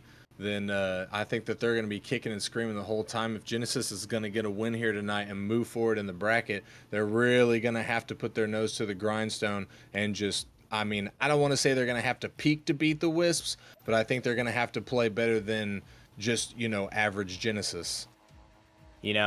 I think what we really need to see from Genesis is just put Malo in the game. I think he's really great. Just have a 4v3. I know, I'm just kidding. Malo, great management member, one of my good buddies, and I'm sure he's cheering on this Genesis team, as well as Rockerman. So got a lot of Genesis supporters in chat, but also a lot of Wisps supporters. Graveyard Shift definitely showing out for them, and Wisps been putting on one heck of a show, but we'll see if this show can move onward in this game 3 as Genesis looking to attack early. The ball is just not going to go in the back of the net, and Psycho, that was way too close. That was a definite novice moment there as the ball just sat in front of the Wisp net. Genesis unable to convert that one. And will this turn into something? Icarus missing his touch, but Parallax there to bail him out, sends it away, and JK with the booming clear. Nexus off the backboard, but Parallax to steal it away from him. Ahmed with the defensive touch, gets the pinch across the midline. JK trying to get something. Vokes puts it down. Oh my goodness, that was almost a disgusting shot, but it does bounce off of the crossbar. Doesn't go in. We still got a 0-0 scoreline here, Gallium. Both these teams looking, or I would say Wisp looking like they have a little bit more respect for Genesis now. I mean, respect is earned, and they have definitely earned it so far. Both teams just battling in the defensive zone. I feel like it's not even in the defensive zone where most of these battles are happening, actually. I'm going to kind of take a step back on my statement, and I think it's in the midfield. I think both of these teams just colliding head-to-head in the midfield and really trying to bang it down to the other end, but it's just not really working out for either of these teams. But, oh my goodness, so close, but yet so far for Icarus trying to get the first goal of the game, and Psycho, that one's not going to go. Yeah, and the crossbar is keeping the ball out of these nets. And you're right, there is a lot of ping-ponging, a lot of battle in the midfield. And it's reflected on the scoreboard as there's only 4 registered shots so far, 2 minutes gone. That's the 5th shot, and it wasn't even really meant to be a shot, but it's going to get logged as one. Ahmed with the save there. And Nexus going to send that one up the mid. Ahmed with the doink, putting it across, but no teammate there to take possession of the ball. Vokes going to stay back instead.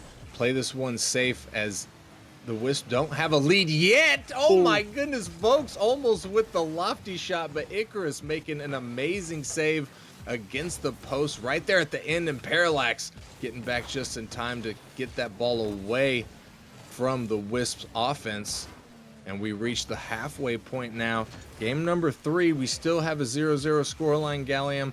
And it's honestly, I don't even think that either of these teams really have an upper hand at this point. I mean, this Genesis defense has been really impressing me with these clutch saves. I mean, I mostly from Icarus, really, are the clutch saves coming from. I feel like Genesis is just playing better defensively on the rotations, and they know where to find each other for the clears. As, oh my goodness, a little bit of a pass going out. This could be a little awkward, but JK, he's going to recover. And as for the Wisps, I feel like they're on kind of the back foot, though, even though they aren't down. I feel like they just have a lot of pressure going against them right now. And less than 2 minutes left on the clock. Which of these two teams is going to break the ice first here? Icarus with the shot opportunity, but shanks the ball up high and left as Ahmed with an awkward touch, but Vokes there to help him out, gets the ball cleared away. As Ahmed trying to go for the low shot, sneak it in through the defense. Parallax read that one like an open book, gets it away from the net. The ball is floating awkwardly. JK with the touch, putting it into the corner, gets bumped out of possession. Parallax not able to get to it, but Icarus gets there instead. Puts that one away. JK almost caught, too awkward, but half flips, makes the save there on the goal line. And Ahmed with the shot, JK, and another save from him as he gets another touch, keeping this ball out of the Genesis net. Less than 60 seconds left in this one, Gallium, and dare I say, we might have our first OT of the series here. Yeah, I mean, I don't think that's very daring to say at all. I mean, both of these teams just can't find the back of the net, and it's not necessarily to their own fault. The defense is just playing absolutely incredible, but Wisps, they might have a chance right here, but a little less than 30 seconds remaining. It's going to be a fight to the very end. Fight it will be indeed, as Parallax putting up a hope and prayer. This one bouncing up in favor, but Icarus not able to get to it. JK making a fantastic save. That could have been the end of it in the final seconds, but JK clutching up for his team. Nexus with the shot, gonna get put down. JK getting his third save of the game, picking up a savior medal. That man has been a brick wall so far in game number 3 for Genesis. Man, I mean, Wisps, they put on one heck of a show in the late stages of that one. Nexus, he's got to finish this one out for this Wisp squad, and they go up 2-1 in the series. That is not what you love to see in an OT, but hats off to Nexus there. A great shot coming out from him. Picks that angle that makes it just so difficult for that defender. Perfect placement on that shot. A really good way to, honestly, for the Wisps to end it, but you know that feels really bad for Genesis. All that pent up anxiety, if you will, going through 5 minutes of scoreless Rocket League just to end in 11 seconds. However, I know Genesis not going to let this keep them down moving into game number 4. I'm honestly, Gallium, I'm expecting them to bounce back pretty good. Yeah, I think a bounce back is definitely going to have to be necessary, and I feel like they have the resources to do it. I mean, Genesis, they weren't down and out for this game. I think, honestly, they played better than the Wisps this game. Even though the Wisps had more shots, I feel like the chances were much better for Genesis, and they were much closer for them. So we'll see if the Wisps can't use this momentum and keep on going in the series. But as for right now, both of these squads just trying to get a little bit of a leg up, and right now, Wisps, they have the 1-game lead. But will they be able to keep it? Game number 4. Can Genesis bring it back and get another win? Tie us up. Nexus in the midfield, just trying to keep it away. Back pass to Vokes. Ahmed out of the corner, sticking with it, trying to get in front of the net. Vokes with the shot, but it's gonna bounce off the top 90 and stay out. Parallax not able to get that ball cleared out, as Nexus gonna bang it on the backboard. Vokes with the shot. JK with the save. And JK still with it. A little bit of a double commit from Genesis, and this could be an open shot. Icarus not able to beat the defender, but Parallax taking advantage of the situation, cleans things up, and Genesis once again taking the lead. What a shot from Parallax. I mean, just really great placement there, and wasn't a whole lot of room for error, but he's going to get that all day, every day. And an early lead for Genesis. It's looking pretty good for them so far, Psycho. Looking pretty good indeed. Icarus sending this one down off the backboard of the Wisp, but had no teammate for any play set up there. As Ahmed's going to bounce that one up. Off the backboard, Ahmed not able to find the double, but Vokes going to help him out, putting it over the last defender, and Wisp tie us up at 1. Man, what a play from Ahmed off the backboard right to Vokes. Gonna take a beautiful shot and bumping his teammate for good measure off of the squishy in the Genesis net. And a 1-1 game now. Both teams have some really great offensive pressure going, and Psycho, this might be the best series of the night if this keeps continuing. I'm not going to disagree with that, though. I will say there are 3 more matches after this, I believe. 2, Yes. at least 2, if not 3. Then they all have pretty good potential to be bangers, but this one is shaping up to be a banger as well. 3 minutes and 45 seconds left. Tied at 1. Which team is going to get out ahead next?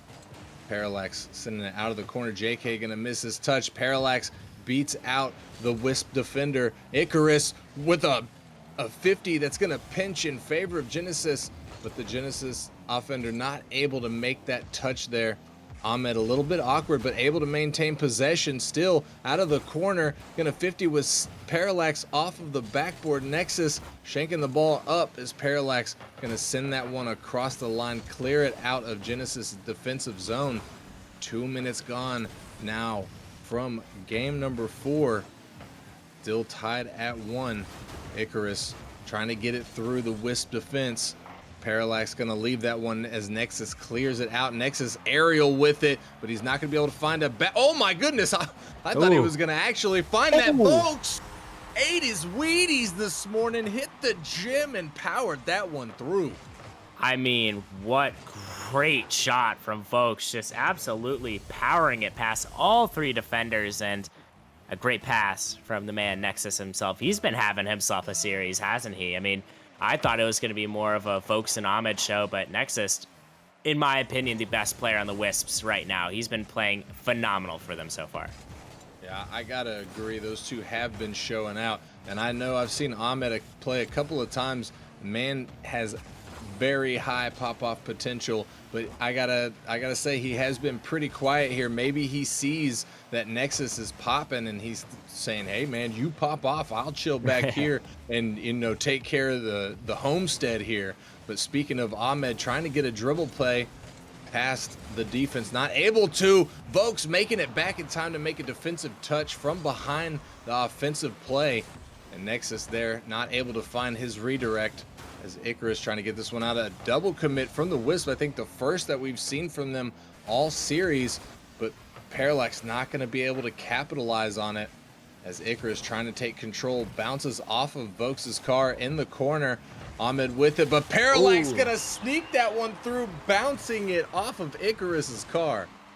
Man, what a shot from Icarus. Icarus actually on that one. I was about to say, I was like, I'm pretty sure he scored the goal, but Parallax going to put it right into the back of his car. What a pass. What a shot. Those two have been popping off, and let's not forget about JK. I mean, he's playing such a great first-man game for this Genesis team, getting the ball into uncomfortable areas, as we're seeing right now, some live action JK for the viewers at home. But the Wisps, they're still not down and out, as they've been putting on one heck of an offensive performance this series and this game. And we are tied at 2 in the final minute and 30 seconds here. Are we going to see another overtime, or will one of these teams break through, take the lead and the win? Genesis needs this win here in game number 4 to tie up the series 2-2, which is the ideal situation for them moving into game number 5.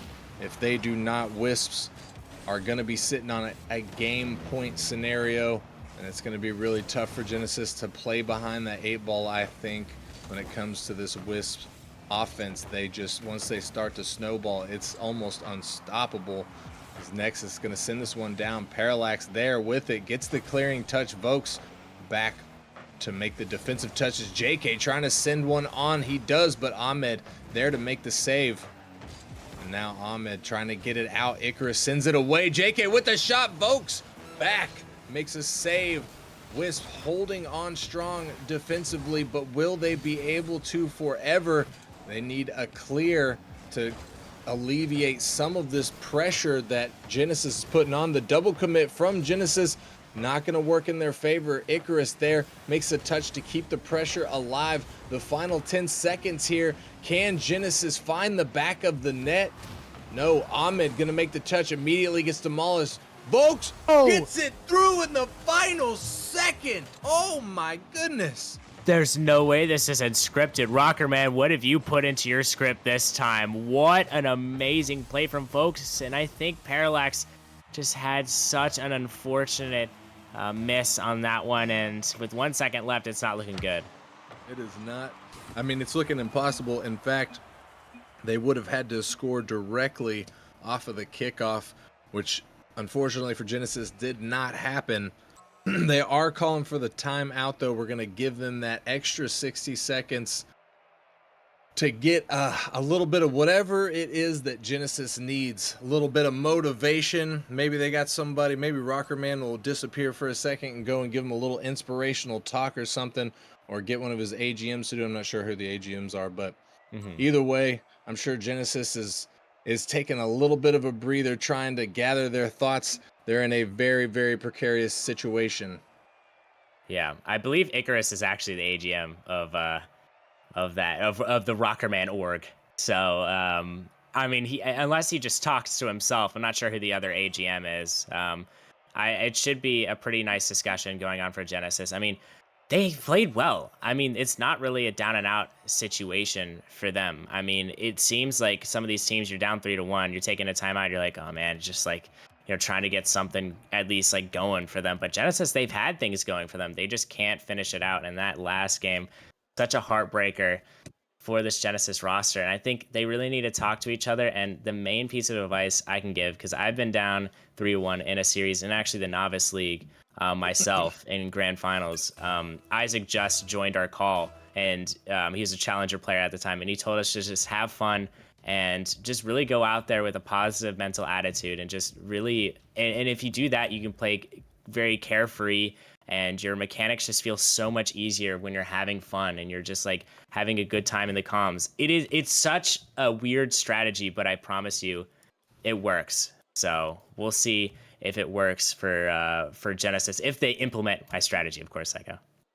Right. And that's a strategy that I actually agree with, because you hear in athletes, like IRL athletes, you hear them talk about, like, once you get to a certain point in your art, in your craft, in your sport, whatever you want to call it, you get to the point where you can overthink situations. So sometimes you just have to turn that brain off. You have to let your muscle memory take over. You have to remember that you're with the boys, and just, you're not in a grand final scenario, you're not in a playoff scenario, you're not trying to move forward, you're just vibing, having a great time, and letting your subconscious that plays this game day in and day out take over and do what it knows best to do. So I think that's actually a pretty good piece of advice, to be honest with you, though. Honestly, obviously it would depend on the roster. Not all rosters are going to be able to jive like that. Yeah, I mean, that is definitely something that can or cannot happen depending on the rosters. But both of these rosters have been playing pretty excellent regardless of the series score. So we'll see. Genesis can't bounce back into this. They are going to have to win 3 games in a row to beat this Wisps team. Can they do it? Well, if they can, it all starts here on Utopia Coliseum, Psycho. Yeah, it's certainly going to be tough for them. But I think that they have it in them. Aside from game number 1, they have not allowed the Wisps to run away with any other game since then. So I think that they very much have the ability to make this 3-win game, or 3-game win, 3 in a row win, work for them. But only time will tell if they actually can do it or not. Nexus trying to find Bokes. Oh my goodness, with the shot. Parallax makes the save up to JK after it's cleared out off the backboard. Oh, Ahmed almost putting his team in a very, very bad situation, but the Wisp able to clear that one out. The mistouch off that backboard Gallium, I tell you, I've experienced it so many times. You have to go for the touch, and then you just waffle the ball against the top of your net and drop it straight down. I don't know about you, my heart drops every time I get a mistouch like that. My heart drops, and I feel very sad whenever I get a missed touch, and happens way too often for me. But they've been playing such a clean game, both these teams, and it's kind of surprising to see a little bit of missed touches there. As JK with one tries to get a second. Icarus gonna have to clean that one up as we speak, folks. Gonna try to pop it high, but unfortunately not gonna go once more. To the Genesis defense really locking down, and that could be an opportunity there. Nexus gonna get to it though. But Psycho, I actually have a question for you, since you're the wise man himself. Who do you have taking this game number 5? To be honest with you, I think the Wisps are going to shut it down here. Oh, as I say it, oh my goodness, Icarus could feel the words coming out of my mouth and refuted it. He said, I will change the fate of this. And he scores the first goal for Genesis, taking the lead. Looking good now, Gallium. I don't even want to answer your question. I'm done now. I mean, hey, you're welcome, Genesis. I would like a little bit of a cut of the channel points once we're done, if they end up pulling this one out. Oh my goodness, JK gonna try to get a beautiful save, and he does. And 1-0 for Genesis. When they have the lead, they seem to hold on to it pretty well, Psycho. Yeah, but I do got to point out that they had the lead in game number 3. No, wait. There was a game that they had the lead and they lost and they ended up losing it. But game number 2, they had the lead. I think they lost the lead and then regained the lead. So, you know, as I said before, they are certainly capable of beating the Wisps. They just can't let the Wisps really generate a lot of offense. And whenever they're on their offensive onslaught, they need to be more accurate. They have to make use of their possessions, because they're just tiring themselves out otherwise if they're just shooting against the backboard. It's Parallax. Man, I mean, I guess I can't even try and say anything remotely negative. Parallax putting his team on his para back. What a shot from him, assisted by none other than Nexus. Not only can he score on the opponent's net, he can score on his own, and you can't really blame him for that one. What a shot from Parallax. I'm not even getting close to that one. Nexus, though, gonna put a shot on the Genesis net, folks. Getting a touchdown to JK with the 2-0 lead. Genesis sitting pretty right now. Yes, they certainly are. Genesis showing everybody that they're not done and they want this thing badly. They are not ready for their season to end. You know, they've got a big shadow to stand in with that Origin roster, Gallium. Those guys are just absolutely out of their minds right now. That last match against Faded was just crushing, but Genesis not looking to get upstaged, if you will. Yeah, definitely not. And I feel like Origin had such a great performance last game. I think Genesis is just trying to, give us some entertainment here, but I feel like the Wisps, they definitely could come back into this one. I mean, we've seen it before, some late goal heroics, and we'll see if we can't see it again here, Psycho. In the final minute of gameplay here in game number 5, Genesis still holding a 2-point lead. The Wisps need to find the back of the net here pretty quick, though I'm sure that they're not super worried about it. Icarus with the shot that's just narrowly gonna miss again.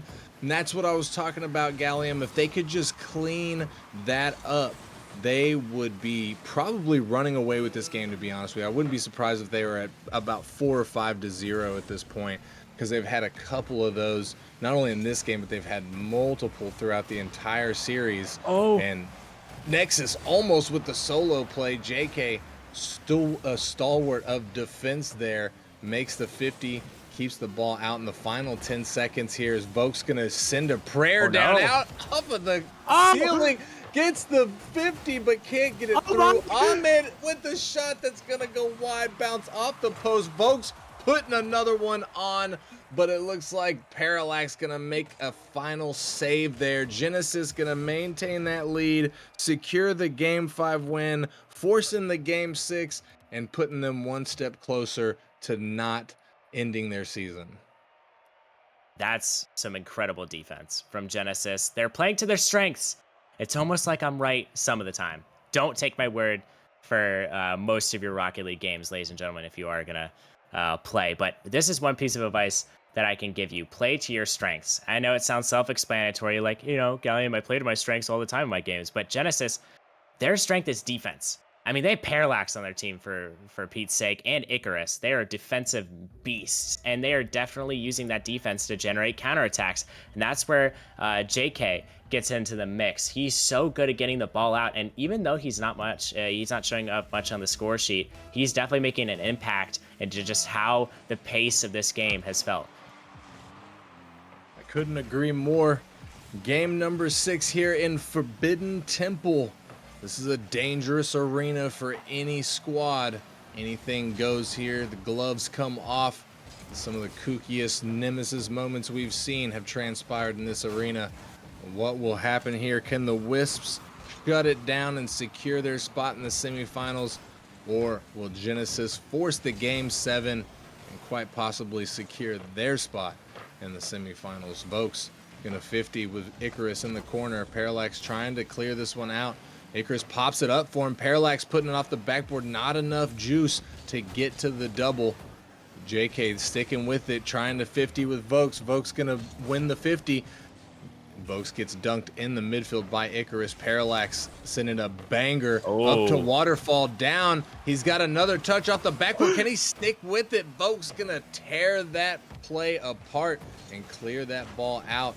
Now a minute gone so far, Gallium. Neither of these teams scoring. I gotta say, since game number 3, it's really been this way. It's been low scoring games, very, very close. Very close games indeed. Both teams just fighting for any semblance of a lead here as, Nexus gonna start things off with a bang for the Wisps.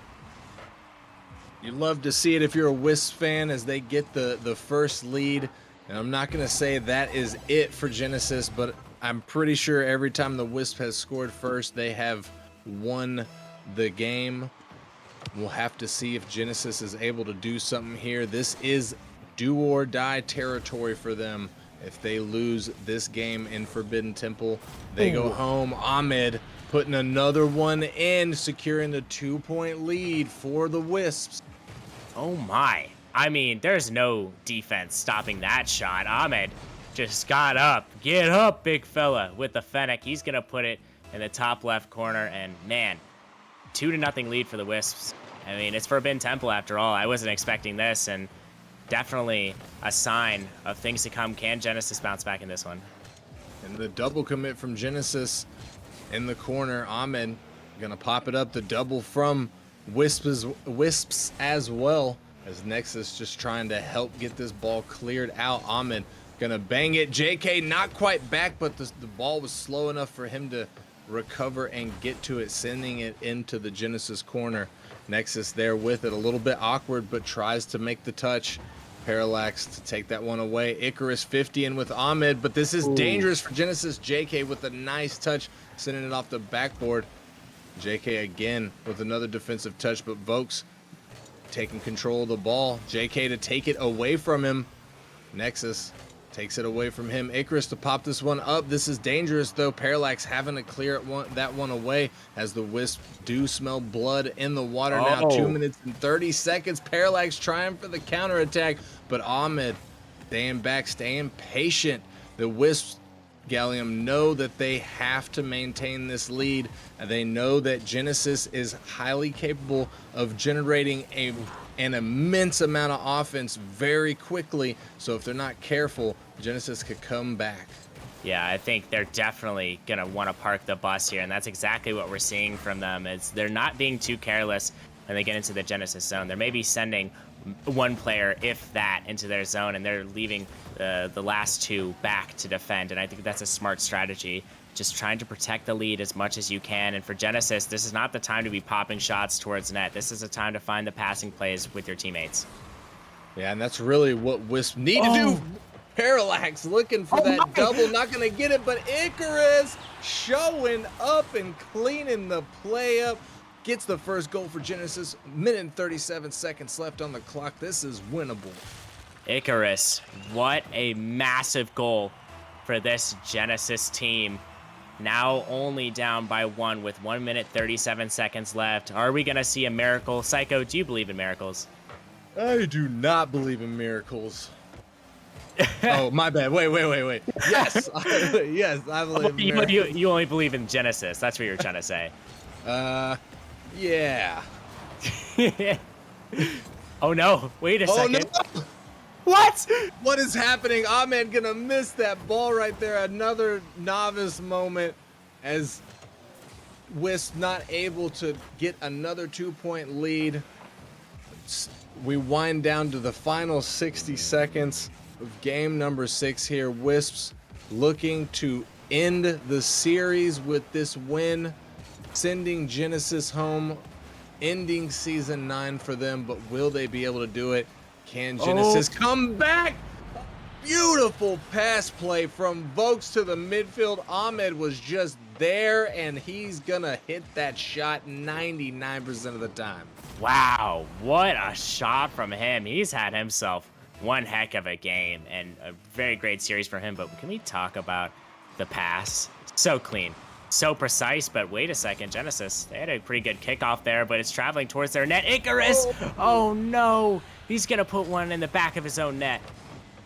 You know, I hate to see this situations like this, Galleon, where you have such a close matchup, such a good matchup, but then the way it ends is just like things start to fall apart. Like, man, I bought this used car and it was so good for 30 miles, and now my door fell off.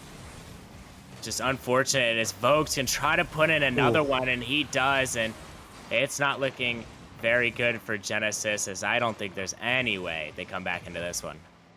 Yeah, I think that's all but over for Genesis at this point. I mean, mathematically, it's certainly possible, but highly improbable, I have to say. But JK, not going to give up. I know this Genesis squad is not willing to give up. No, none of those 3 guys are the type to just throw in the towel and say, okay, we're done. They're going to keep pushing it till the very end. Even if that means a 0-second goal that doesn't actually change anything, they're still going to get that 0-second goal. Oh, But no. unfortunately, it's going to be Vokes that gets another one. Man, out here is just putting it in. 2 goals, 2 assists, a save, and 100% shooting accuracy. Hey, Ahmed with 100% shooting accuracy too. Jesus, Wisp Yeah. just going ham. They're going crazy, and with the Wisps taking this win, they advance to the semifinals for the 2nd season in a row. Unfortunately, Genesis with another disappointing end to their season, but what a run they had, and congrats to them for putting up a very good attempt against one of the better teams in Novice, in my personal opinion. Wisps definitely going to go far in this playoff tournament. This is going to be one heck of a Novice League playoff, so this is the type of games that we're getting. Yeah, I agree. This is going to be a really good novice playoff this season. And hey, congrats to the Wisps moving on to the semifinals, securing their spot against a still to be determined a team. The winner of Frost and Aurora will be advancing to the semifinals to play against the Wisps. It's gonna be spicy either way. Aurora, people are saying that is gonna be a sort of I don't know what they call them, the Cinderella story, where Sleeper team. the sleeper team. Aurora having to come through the play-in match, play-in match number 2 against the Whelps, beats them, and then moving on to 3-1 the Pawns in the play-in finals to secure their spot against Frost. So that's gonna be interesting to see the outcome of that. Either way, I think the Wisp are going to have quite the handful no matter which team wins. 100%. They're going to have a handful, and I think it is just so great to see such great action early on. I know we had a sweep early on in the stream, but it's only going to ramp up from here, trust me, as this next matchup is going to be an absolute barn burner. And as always, thank you, Psycho, for letting me cast with you, and it's just always a pleasure. But Vikings and Acceleration up next. I know you're a novice enjoyer. What do you have to tell me about those two going head to head? About Vikings and Acceleration. Acceleration, yeah. Well, first of all, no bias here, but Vikings are the best team that ever graced novice ever. And I mean, that's just what it is. So they're gonna win. That's just gonna be what it is. No bias whatsoever. However, acceleration, Redwater. Can we talk about that for just a quick second? Because he was a challenger, and now he's playing a novice team. That's going to be interesting. Honestly, Redwater, Sep, Jolly Rogers, and Are You Fluffy? That is a pretty good lineup. I'm not gonna lie. It's got zero cap room. I see some names that I like. I think Acceleration's got a pretty strong team. I don't recognize a lot of people from Vikings, but it doesn't matter because Vikings are just the best. I already said they're the best. So Yeah, to Redwater's credit, there have been a scary amount of people peaking super high this late in the season and then dropping immediately back down. So, hopefully that's not an issue for the later seasons, and we'll pick that one up. But that one should be an absolute banger coming back to you. I thought the Vikings were a very good team, and they should show up and show out here. yeah, I certainly agree with that. But, ladies and gentlemen, that's pretty much going to wrap us up here for this match. But we do, as you just heard from the glorious Gallium, do have another match coming right up after this. We're going to take a short break, and then we're going to get right back into that Nemesis Gaming League action. You don't want to miss it. We'll see you in just a minute.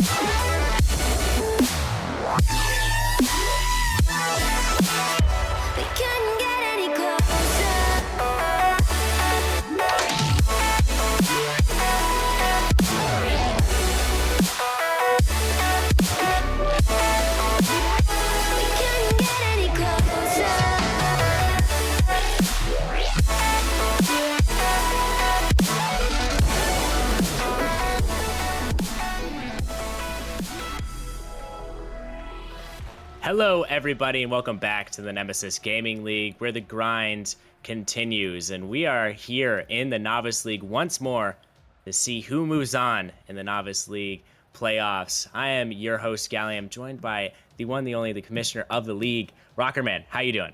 I am doing fantastic, Gallium. A heartbreaker for my Genesis boys in the last one, but that was still a crazy intense matchup, and word on the street is that this one is gonna be very intense as well. Yeah, it should be a pretty intense matchup between both of these sides. I mean, they're so similar in skill, in my opinion. Acceleration having Redwater, Sep, Jolly Rogers, Are You Fluffy, and the Vikings fielding a roster of CA7, also known as Cat, CJ Fire, YT, Brad McSnackrap, and It's Just Hunter. So it should be a good one. If we could pull up real quickly, we're not going to go through the playoff brackets as we've gone through it a lot already. If we could pull up the tail of the tape just real quickly to go take a look into both of these teams. Now, they are very similar in stats, and it is just so back and forth on who has the better stats. But overall, Vikings do, of course, have the better stats. They have won, I believe, 10 out of their last 11 games. So they are on an absolute tear, and Acceleration coming into this game, I mean, they're looking pretty hot. They're looking pretty decently hot, and sneaking into that sixth spot, they're going to have to take on a very, very dominant Vikings team. Yeah, this Vikings team has kind of surprised a lot of people with, with their roster there, and kind of coming into its own really in the middle half of the season, going on an extreme tear. Their only loss in the last 11 games was a game 5. That was super close against, I believe it was Frost, that one was. But yeah, both these teams very solid, and you see a lot of well-known Nemesis names on that Acceleration squad. Redwater, Septune, Jolly Rogers, Are You Fluffy? Those are some Nemesis legends going up against kind of the newbies on the pitch there. But it's gonna be, is Nemesis experience gonna pay off, or is this chemistry, of this Viking squad gonna do it to them?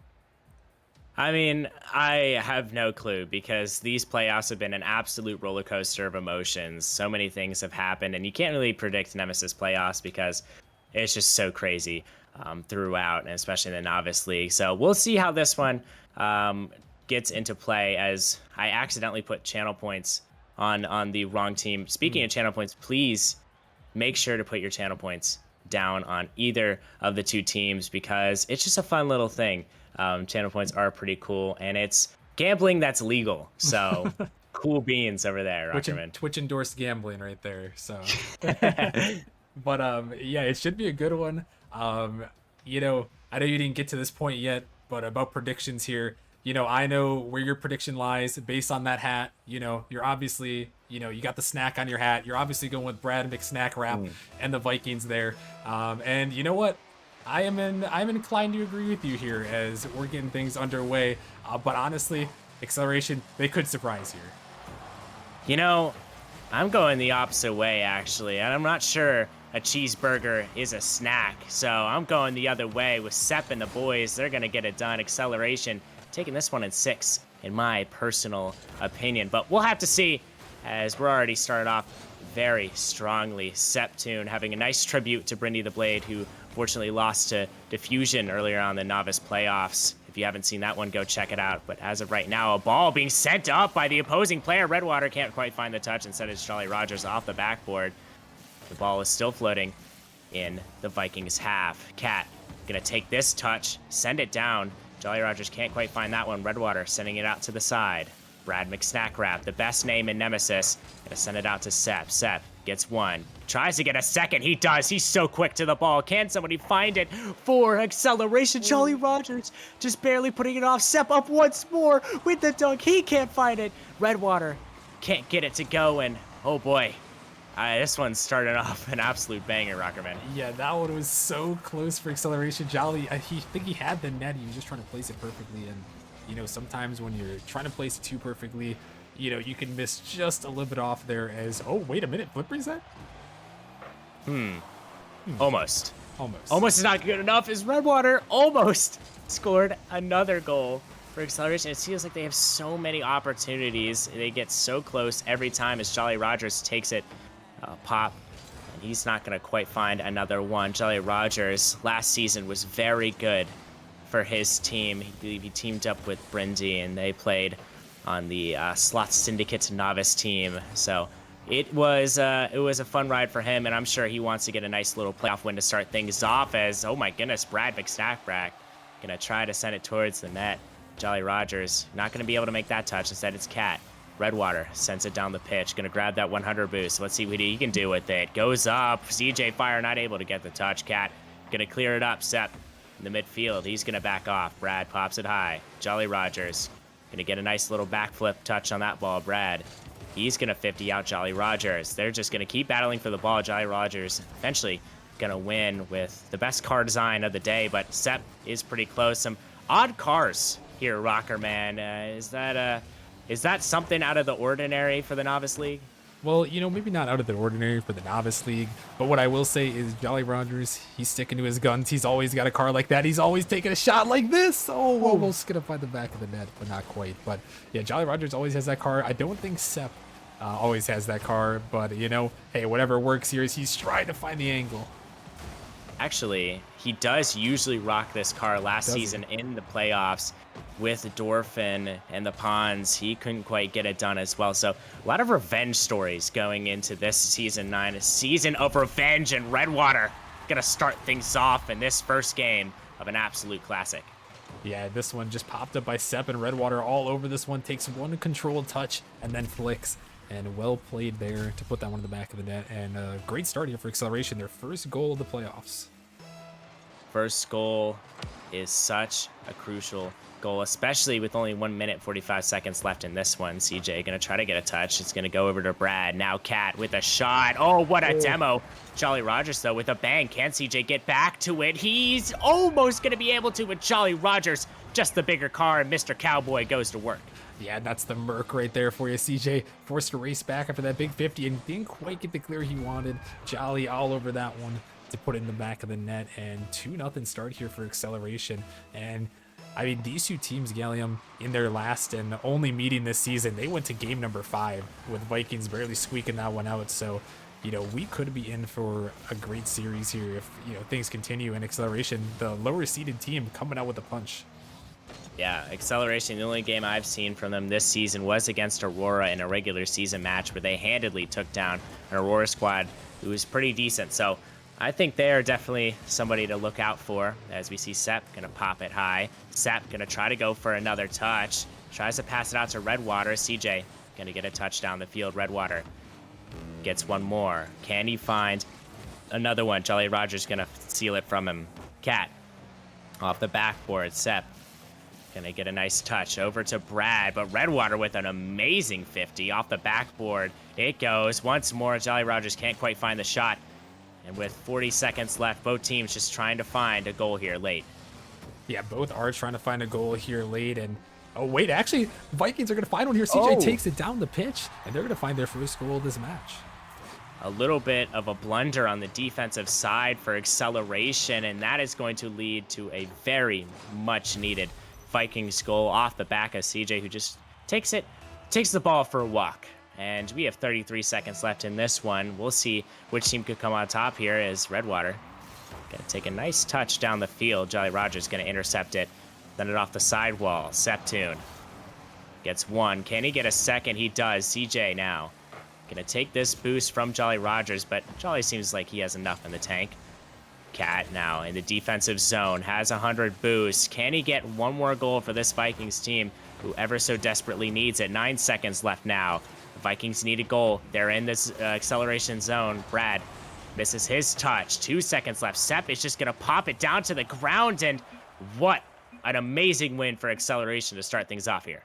Yeah, that was a huge win for them in this one, coming out strong in game 1, and that's really what you got to do when it comes to the playoffs here. Come out strong in that game number 1 and kind of, assert yourself in this series, which is exactly what Acceleration did. And, Gallium, I think, going back to my earlier point, I do think it was a lot about, experience in these situations here. I mean, Acceleration, these guys have been around. Jolly Rogers been on the Vandals in numerous playoff runs. Septune, you mentioned, on Pawns, and Redwater has been around competing the playoffs. I believe he was Bandits last season, competing. So, these guys know how to perform in the playoffs and know how to come up with a game one victory.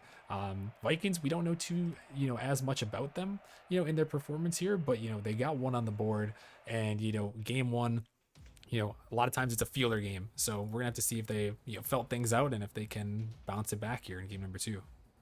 Yeah, definitely gonna have to see there, as it is on stream, it is a playoff game, so I think honestly it is just gonna be, I think nerves controlled that game, you can kind of tell. So if there is any game for the Vikings to really come back into this one, it's gonna be this game, as both teams are ready now and they're about to kick off game number 2, and we're taking it to the train station downtown Rockerman. Do you have a prediction for us? Well, I think Vikings are going to bounce back in this game, Gallium. I don't know what the score is going to be specifically, but I have a feeling the Vikings are going to give us a series here. I think they're going to come out and shake off a bit of these nerves, and really, I think they're going to give give Acceleration a little something here, and I think we're going to see a lot better performance from them in this one. Yeah, that might as well be the case, as Jolly almost gets a touch on that one. Can't quite find it. Now Brad can't quite find his touch as well. Redwater tries to go for a dribble. It is unsuccessful. Instead opts for the demo. Sepp backs it up slowly, trying to take control of this ball. He does. Gets bumped away almost immediately. CJ Fire gets one touch, gets a second, popped up high. CA7, the Catman, can't quite get to that one. Brad, though, with an amazing pass. Cat, perfect placement. And wow, what a way to start things off for Vikings. Yeah, they started off strong. It's just some great offensive pressure. And you see Brad, he sends it back in, and Cat just looking for that bottom right corner and just enough to get it in. And, that's the start you need here. Bring it back here. Started out strong in game number 2, and that's what they did. Yeah, I think, honestly, Vikings, they needed that goal. And what a way to start things off, especially after losing that last game. And we'll only see the momentum go up from here for the Vikings if they can score another one, and I think that is in their distant future, or in their near future rather, if Acceleration keeps getting on the back foot here. The defensive rotations haven't really been the cleanest, but Jolly Roger's gonna get a nice demo to clear things out. Sepp gets one touch. Brad gonna pop it down for 7. Oh my goodness, that was an accidental double there, but hey, you got a lot of power on it. CJ gonna send it down. Sepp gonna corral this one. Cat up off the ceiling to Redwater. Sepp can't quite find the touch. Instead, it's Cat. Cat now has to retreat back for boost in his own end. He's going to opt to hit the ball instead. A nice control from him. He's going to continue to take this ball down into the Acceleration zone. Can he find something? Sepp going to defend it right back out. And Rockerman, with a little over 3 minutes left in this game, who do you see scoring this next goal? I mean, right now, the Vikings and Acceleration, actually both of them had some good opportunities on both sides. It's just about breaking through. You see an Acceleration. We're going to take this one through. Is this? Oh, no. What? What just happened right there? Redwater gets the goal, and what in the world was that? That's novice for you. If you're wondering how this league operates, that is just, I just can't even begin to explain how unfortunate that goal was. But hey, that's just how the league works, and what a lucky break for Acceleration. We'll see if they can't get another goal here to extend their lifespan here in this game number 2. Brad gonna take a touch. Jolly bumps him off of it though. Redwater takes a touch of his own, tries to control it, but CJ says no. Sepp now off his own backboard. The pop down to Cat. Oh my goodness, what a pass from him, and oh no. Brad couldn't quite find the back of the net, but he has another opportunity. A great ball down the pitch. Almost gets a second touch. That would have been gross. Cat now sends it to the sidewall. CJ tries to find a teammate. Can't quite find it. Instead finds an Acceleration member in Sepp. Sepp now down the pitch. He goes. He gets a touch. Back out to Jolly Rogers, who can't quite find that one. Cat gonna go for that demo. Can he get it? Oh, unfortunately for him, he cannot, but now it's a counterattack the other way. Acceleration in a 2v1 situation. Oh my goodness, he's just so big. He can't quite find it. Sepp can't find it either. It's a battle in the Viking zone. Oh my goodness, that was so close. Oh my goodness, and there was like 6 people on that ball right there at the very end, Gallium, and that's the counterattack play style. You go for a demo, you sell out, and then on the other end, you have to race back on defense, which the Vikings did just enough to get back on defense there, but it was dangerous. And now with a minute and a half remaining here, Acceleration, they've had their opportunities, so have Vikings, and really it's just going to come down to seems like what's going to be one mistake or one demo like that to open up some space. Yeah, I think that is definitely going to be the key. Is Cat going to go for a solo play himself? Very mechanical player. Unfortunately, not going to get it. Cat now, he's going to rotate off, let Brad cook up for a little bit. He has an opportunity with a lot of boost. He's not going to be able to get it. Redwater going to get a demo onto CJ. Jolly Rogers and Cat going to 58 out. Sep gonna send it down the field. CJ gets a touch instead. Off the ceiling it goes. Sep finds one more. And Brad is just getting absolutely pummeled. Everybody's getting pummeled by Jolly Rogers. Very adept to demoing. Redwater has a counterattack the other way. Gonna try to get a pass. What a pop that was. But Brad gonna attempt to get it clear. Now Sep over to Jolly Rogers. He has some time. He's gonna pop it once. Cat is going to beat him up to that one. Great defense on his part. 40 seconds left. Can one of these teams find the goal so they don't go into overtime? Or will they go into overtime? Brad can't find a touch. Jolly Rogers almost puts that one in the back of his own net. Septune up with the ball. Over to Brad. Brad gets a shot, and that net is wide open. Where is the defense? Yeah, the defense caught lacking here. You see Sep go out, and then Redwater tries to go up, and I think it was the third there from Acceleration. Just getting a little too far on that one out of net there, and Brad, right place, right time, good shot, and they take the lead here. A very crucial lead for this Vikings team who, if this lead holds, the series will be tied. And that is a good sign for things to come for the Vikings, as Cat going to take a touch in the acceleration zone once more. The ball is floating. CJ, the placement is impeccable. Yeah, and there is the dagger right there in this game as, double commit comes through. They're trying to just make sure they clear this one out, but instead they set it up for CJ Fire, who shoots that one bottom right. Great placement, and yeah, Vikings looking like they're going to come through with this Game 2 victory and tie this series up in one piece. A very big Game 2 victory for them, as they're making, almost made an attempt to make it 4-1, but that the ball is going to be popped down. Brad, he can't quite find it. Multiple opportunities to score there, but alas, it does not matter, as both these teams tied here in our second Novice League matchup of the night. Yeah, and this one, crazy game there. I mean, Vikings, they came back very strong and did exactly what they needed to do there to bring this one back, and just a very solid performance from them. And it's an interesting game, and you see the scoreline. Jolly Rogers, don't want to hate on the man, but only 44 points there. You're gonna see more from him. He is the Nemesis demo leader in demos per game. He's got 2.69 demos per game. He got 2 in that last game, so his job is about those demos. Those demos don't really count for points, unless you get a exterminator, but then you need 7. But regardless, maybe we need to see a little bit more on the offensive end from Jolly to try to help out his team a little bit more. And Vikings, you gotta bring it back here in this Game 3. Yeah, you definitely have to bring it back, and one way to do that is just, honestly, the defensive rotations were a little atrocious from Acceleration late into that game, and I think you have to clean it up. And as I said before, Novice is all about who can make the least amount of mistakes, and so far in the series it's been the Vikings. They made the least amount of mistakes, and I think if they keep making the least amount of mistakes, they're going to have a better chance to win this series. Yeah, definitely so. And into this Game 3, it's a crucial game. It's obviously a longer series than your normal best of 5s, so it's not quite the pivot point here. But it is one of those important games where you want to win this one. Get yourself up 2-1 in this series. Give yourselves a great opportunity in this series. So both these teams will be fighting for it. And Brad mixed that crap. He couldn't quite finish the goal in the last game, but he does right here. Puts that one in the back of the net. Man, what a shot from him. He just gets up there and beats out Sep, slots it in the back of the net, and yet again, the defense just caught out once more. Acceleration, they have to clean it up if they want to have a chance to take on the Vikings in this Game 3, because it looks like, even though the Vikings have 1 goal, they might run away with this one.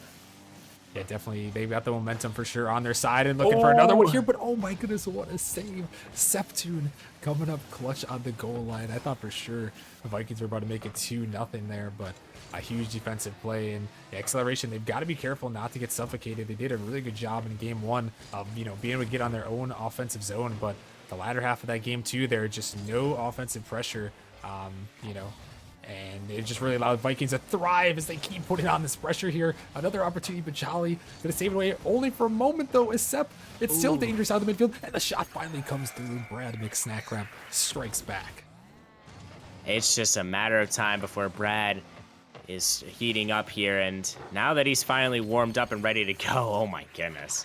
It's just so unfair with him warm and ready to go, and I mean, he's just so good for this team so far. He has a 100% shooting percentage, and there's been 5 shots for Vikings to acceleration 0. So it's been definitely change of pace the last couple of games as Brad trying to take a shot there. It's now down to Cat, who gets a nice little pinch towards net, saved out. Brad now off the backboard, over to Redwater, gives it over to CJ. Cat has some time, but not too much time as Jolly Rogers absolutely floats towards that one. And speaking of floating, Redwater sent all of his boost towards that. Same with Sepp. Acceleration just trying to clamp down on the Vikings in their own zone. Not a horrible strategy here as it's worked in the past. Now it's Cat, pops it high. This could lead to a goal here if Acceleration aren't careful. Redwater has it above his car. Cat with a beautiful demo. Now it's Brad off the backboard. It goes. Jolly Rogers going to make a touch. Sepp, unfortunately, can't make his. And oh my goodness, what a pinch. Oh no! That is the second unfortunate goal of the series. Oh no, and that's a novice moment right there. And you see Redwater, I think, does he get bumped? He gets bumped, yeah, by Jolly there. It just clipped him in the back corner of his car there and right into the ball. And that is calamity for Acceleration. No. Whoa, what is that? Oh, wait a What is second. that? What? Wait. Did Hold up. both of them intentionally miss? What is Jolly doing? What kind of kickoff strategy is that? But it works. It gets his team on the board. Hey man, when you're in a game like this, Gally, I mean the playoffs, you got to pull out all the stops right there, and that was a stop of all time.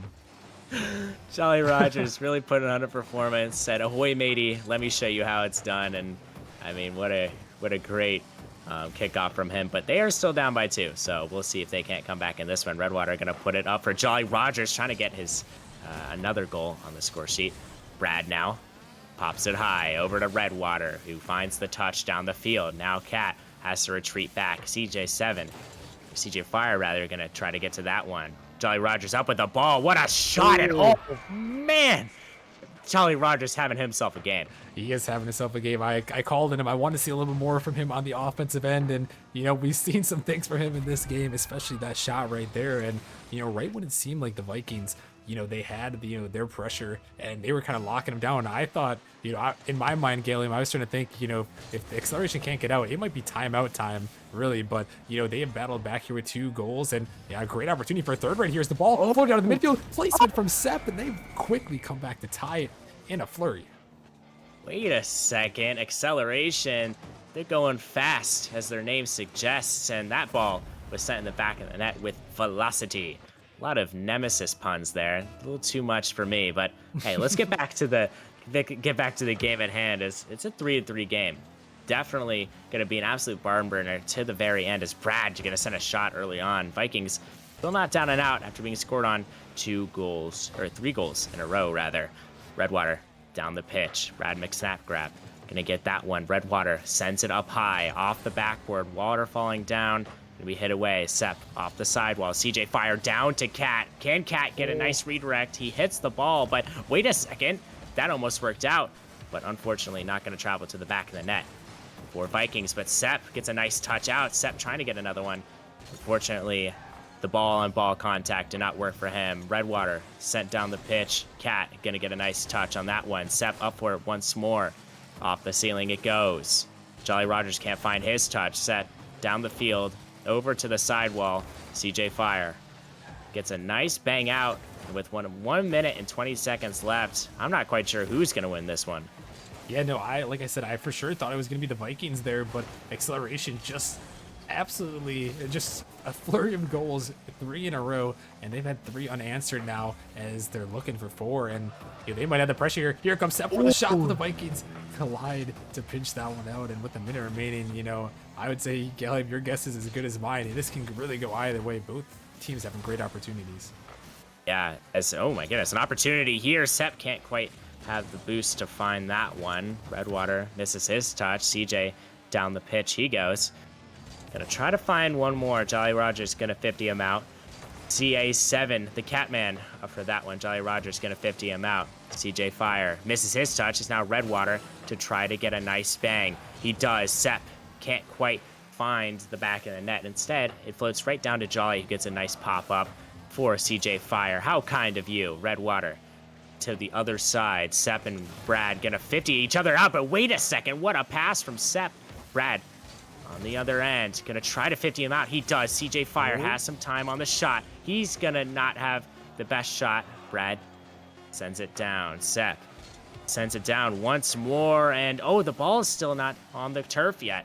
Jolly Rogers trying to get a pinch. He does. Off the ceiling it goes. Cat over to Jolly Rogers. He's gonna pop it up for Redwater.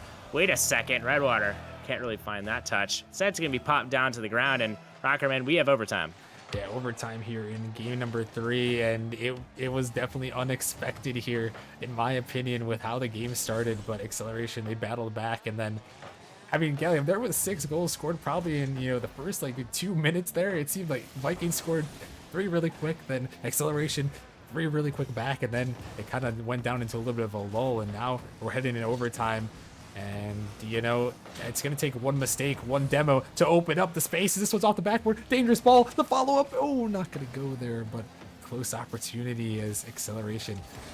They've been pushing it. Yeah, they've been pushing it real hard, and we'll see if there is any sort of break coming out for the Vikings, or will Acceleration get their 4th goal in a row? We'll see as Redwater sends it out to CJ Fire. CJ Fire down the pitch. Off the backboard it goes. Cat pops it high.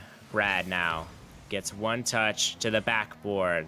Redwater now sends it down. Can he get another? He almost does. It's now up to Brad and Jolly Rogers to 50 it out. Redwater can't quite find the touch. Cat has a lot of time to work with here and a lot of boost. He pops it high once more. Now it's up to Sep to get a nice touch. He does. CJ Fire sends it down the pitch. Redwater can't quite find a touch. Now it's up to Jolly Rogers to 50 it out. Big body. Of course he's going to get the 50 on that one. Redwater, again, with another bang. Brad, a little uncomfortable now. Sep with the bang. And Sep finishing this one out for Acceleration. What a shot. Yeah, Redwater just sends this one down, and Brad just not the touch he was looking for there. It sets up his teammate in a tough spot there, and CJ, nothing to do there as Sep puts an absolute placer of a shot there in the bottom right, and Acceleration. I mean, that is a massive game win right there, Gallium. And they kind of just came here and just gave the Vikings an uppercut right there, right to the throat there, as they were up 3-0. Seemed like they had it in the bag, and then 4 unanswered. I'll tell you what the key was. The defensive front, really, from Acceleration. I mean, they had 7 saves to Vikings 3. I mean, they really put on one heck of a performance there. And I think, honestly, the key for any team, if you want to be successful in the defensive zone, you have to have good rotations. And they struggled at first, but they cleaned it up. And look what happened. I mean, they didn't make a whole lot of mistakes. The defensive rotations were nice, and they won the game, Rockerman. Yeah, they did. And, how heading into this game number 4, they have an opportunity to put themselves on match point here and get them one win away from the semifinals, pulling a little bit of this upset here, the 6 seed upset. But Vikings, they are not going to give in that easy. We've seen them fight here, and fight they will here to the very end. Yeah, we'll see if their name implies a fight, and I think it will. He took the shot a little too early. Didn't know how much time he had, but Redwater, the other end, try to get a touch. Brad gonna get a nice bang himself. Sep now 50s it out with Brad, and ball is just seeming to fly everywhere. Redwater with another clear. Can he get the follow-up? No, he cannot. Brad tries to find a touch. CJ Fire over to Cat. It just barely misses. Jolly Rogers gonna have to get the clear. CJ Fire there to recover that one. Redwater, a little bit of an awkward situation. CJ Fire up to Brad McSnap grab. Redwater down the pitch once more. It's water versus fire, the elemental battle, and looks like water won that one, but Sepp can't find that touch. Jolly Rogers, off the backboard it goes. Redwater sends it to the sidewall. It's now up to CJ to get a nice touch, and he doesn't find it, and with a little over a minute elapsed in this game four, Rockerman, what are your thoughts? I mean, so far it's been, another close game. Both these teams have had opportunities. This ball's just floating over there, and it's really been interesting. I feel like Gallium, these two teams are very, very evenly matched. As here comes another shot, Brad Snack Wrap. He has been the goal scorer here in these latter couple games, and another big one right here off this great pass.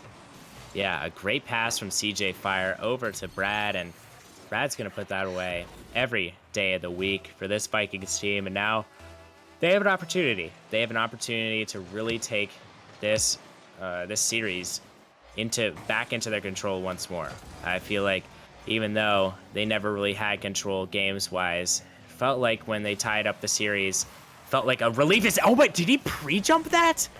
If that went in, that would have been one of the more insane goals we've seen. And at the other end, the Vikings starting a little bit of pressure there. Brad gonna pass it back.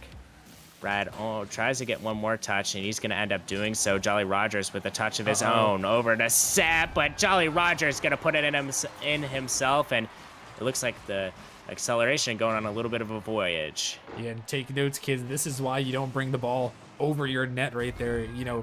If you're going to take it back in your zone, just try to get it away from out in the middle of the field there, because that's what Brad did. He took it out in the middle of the field, no boost to work with, and, he did not have a ability to follow that one, and that's, that's a big reason why you don't take it over your own net there. And Jolly Rogers, all he had to do was touch it, and it fell in the back of the net.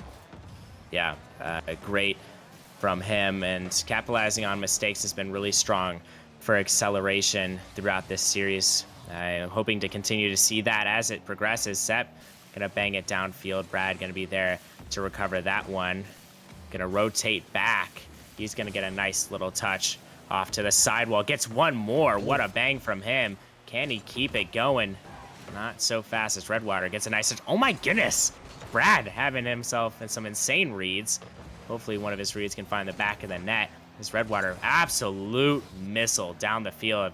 He's been very monstrous with these clears. What a game and what a series he's had so far. Jolly Rogers pops it high. CJ Fire gonna get the pop up.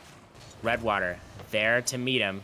And now Jolly Rogers in an awkward position. It's gonna go for a demo here and not gonna quite get it. Instead gets the bump. Redwater gonna play it safe. Cat has an opportunity, but Jolly Rogers, the demo leader, gonna take that one away. Redwater gonna pop it up. Jolly Rogers getting a touch, and oh my goodness! Oh, the placement. Oh, that was such a well-placed shot for Jolly Rogers. You can't place it any better there. Look at this one. Over the defender, off the post, and in. Just a slight little kiss there on the post. And he puts it in, and what a shot there from him. Jolly Rogers, really, Gallium, I called his name after that Game 2 loss, and, he said, all right, Rocker Man, I got you. Yeah, I mean, can you really, really blame him? Because it has been so good from him. You can see the confidence, too. He shot it over his own teammate as well. That is just how confident he is. So we'll see if that continues on, as Jolly Rogers is going to miss his touch. Now it's up to Cat. Down the pitch he goes. Cat over to CJ Fire. The pop-up. Jolly Rogers is going to be there to recover that one. Jolly Rogers having a great defensive performance as well. Recorded his first save of this game, but had many more in the games previous. Redwater gets it high. CJ pops it up. Jolly Rogers gets another bang. And what a clear from Cat. Vikings holding strong here. They need to get a goal, though, if they want to remain in this series. Cat pops it high. The mechanics really showing off. He can't quite find another touch. Brad now down the pitch he goes. Oh my goodness, wait a second. That almost went in the back of the net. That would have been super unfortunate. Instead, it's going to be Sepp with a nice bang over to Redwater. Oh, what a missed opportunity there. Almost snuck in the back of the net. And with 35 seconds left, Vikings trying to find a goal here. Wondering if they will, but we're going to have 30 seconds to figure that out. CJ Fire over to Sepp. The 50 going out. Cat now over to Redwater. Redwater going to try to find the read. He does, but it's going to be a slow ball for a little while as Sepp Gonna clear it out. Jolly Rogers with a bang. Cat, can he get back to it? He doesn't need to as it goes off. And Redwater with a shot! And the placement, it's just too good for acceleration. Yeah, they've had some really great play shots here as this one bounces up, and Redwater just popping this one up, looking for that upper 90, and Cat just can't get it out. And acceleration about to go down 3-1 in this series, or acceleration about to go up 3-1 in this series. And I mean, they've just done a great job battling back here after that game 2 loss to Gallium, and they've done just about everything right as this one gonna fall down and in. Another goal goes through. Man, the team chemistry from Acceleration is what really is impressing me right now. I mean, they're not necessarily the most mechanical players ever, but they've had some of the cleanest rotations I think I've seen in Novice this season, and it's really impressing me how well they play around to each other. As one more second on the clock, this ball is going to drop in Acceleration now. 3-1 series lead, as you mentioned. Will the Vikings call a timeout? You got it. Will Acceleration keep this train a chugging? Yeah, I mean, if you're the Vikings here, you gotta call the timeout at this point. You're down 3-1 in this series. You gotta pull it back at this point. So I 100% expect the timeout. We're gonna see if the call comes through from these guys. But you know, honestly, Gallium, I feel like in these games here, it's been Acceleration has been just countering the Vikings a lot better than than the other way around. I mean, really, I would have expected the Vikings, winners of their last 10 of their last 11 as the timeout does come through on that one. I would have expected a lot more from the Vikings, but I feel like they're just getting shut down in every opportunity, and I wonder if it's the demos from Jolly or what it is here. Yeah, I mean, I think honestly the key here is Acceleration's pace, and like their name suggests, they're very speedy. They get to the ball very quickly, and it's throwing the Vikings off. It's throwing them for a loop, and the defense has been exceptional for Acceleration. I mean, even though their defensive rotations early on were a little bit suspect, they've really cleaned it up, and they've become a defensive mastermind. And I think, honestly, another attributing factor is the amount of clears they're getting. Redwater, I feel like every time I say his name, he's just sending the ball down the pitch. I mean, there's not much else you can have from one of your star players. Yeah, I mean, he is that star player there for Acceleration. He's that guy. I mean, he's dropped down, the more boundaries have obviously changed, but, from a while ago, obviously the boundaries have gotten a lot higher. The skill has gotten a lot higher in some of these lower leagues, but he was a former challenger player at one time. So, he does have that experience in the higher levels of play. And, it's kind of showing, here tonight. But, really, I mean, Acceleration just, all things considered, just solid all around, capitalize on mistakes and just really not letting the Vikings get going. And, it's worked out for them here. And, now we got to see, what's going to happen here. The Vikings have to come back from a 3-1 deficit here, and they got to start right here in game number 5. Yeah, we'll see if it happens, but as of right now, Acceleration has their foot on the pedal here, and Jolly Rogers going for his signature kickoff. I mean, that has to be patented. I think if Acceleration win this series, Jolly Rogers kickoff will be a meme for the ages. As it has actually worked this series, which is incredible. Yeah. And I believe actually John Sandman, popular YouTuber in the Rocket League community, used that kind of kickoff. So great stuff from Jolly Rogers. Always a delight to watch, and Acceleration having a really good showing right now. Is, oh my goodness, the placement. But what an even better save from CJ Fire, saving his team from a 1-0 deficit early. Yeah, that would have been just an absolute heartbreaker if you're the Vikings here to lose the lead here this early off of that goal, but an absolutely massive save, and now they're trying to fight back on the other end. And yeah, that's really what they got to do. They got to get back to this offensive zone, because we when these guys are winning, we've been seeing them play well together and just play so great, suffocating teams in the Novice League. And here they come, firing back. And speaking of fire, it's CJ Fire putting it in. CJ Fire having himself a game so far, had that clutch save, and why not add a clutch goal on top of that with a great pass from Cat, the assist man, coming in to save the day. And Vikings now up 1-0. We'll see if this lead holds, because they're going to definitely need it. They're going to have to win 3 games in a row to beat this Acceleration team. We'll see if that is possible, as Cat Sends it down. Redwater going to get a nice touch. CJ Fire going to be there to meet him. Off the ceiling it goes. Brad, a nice bang down the pitch. Sepp now. It goes down to Cat. Sepp going to turn on this one. He gets it past Cat. Can't get it past Brad, though. Beautiful defensive play in his own right. Demoed. Unfortunately now, Sepp off the backboard. Can there be a shot? Unfortunately not. Redwater can't quite find that one. As Jolly Roger's going to have himself a shot. Redwater can't quite turn on that one in time. Cat now bangs it down the pitch. Sepp going to be easily there to retain that one. Going to get a second touch, actually, and Brad going to find a touch of his own. And the defense has been really stellar from both of these teams. And what do you think you have to do to break through if you're either Acceleration or the Vikings here, Ruckerman? I mean, it's been for Acceleration, it's been those demos. Jolly Rogers, you know, we talked about it, the leader in demos per game, and all of Nemesis here. So for the man to get some demos, it opens up space, and there he is trying to wipe another one off the pitch. But for the Vikings here, you got to get around these demos. You know, when people do go for those demos, it leads to getting them out of position. So capitalize on Jolly being out of position, and you know, find your teammates here with some good passing plays. Yeah, that is something you have to look forward to. Is for the Vikings, I think it is very remarkable how they've come this far, because I cannot remember the last time they had a winning record. So to have them in the playoffs at such a comfortable seed as well as such a good thing to see. And if they want to remain in the playoffs, they're going to have to beat a very formidable Acceleration team. And we're just seeing it all unfold here as Sepp going to go up for this one, tries to get it past Cat. Unfortunately for him, it's not going to go. Jolly Rogers with an attempted hit. He's not going to find that. Instead, it's Brad off the sidewall, has no boost to work with. Redwater now over to Sepp. Sepp can't quite find that, but it's back over to Redwater. Oh my goodness, Brad almost bumped his own teammate. CJ over Sepp. Jolly Rogers with a bang. It's going to be saved by Cat. Sepp now with a shot, and CJ Fire with another save. Vikings really showing up on the defensive end so far.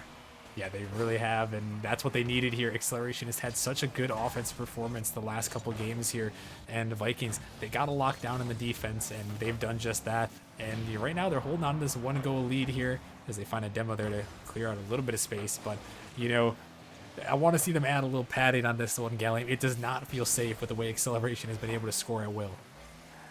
No, it definitely does not feel safe, and something to note is both of these sides do in fact have the same amount of shots. So it is very even in the shots department, but it doesn't feel so even lately as Acceleration has definitely stepped things up.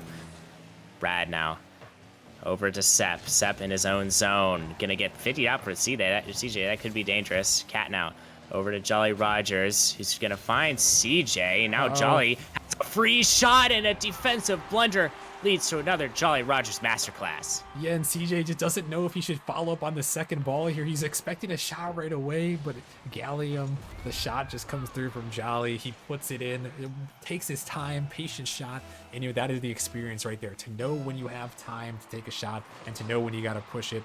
You know, you saw it there from Jolly Rogers, and a huge goal. And now, if they can score one more, it might just send them on to the semifinals. It might just do that. And Acceleration, can't remember the last time they've been in the semifinals of playoffs. It's been a minute, as both these teams a little unfamiliar to the playoffs, but glad they're here now, and they're putting on one heck of a performance as Sepp up with the ball. Cat, he's gonna fake out Cat. Sepp gets it past CJ. Now it's Jolly Rogers. He's gonna find a touch.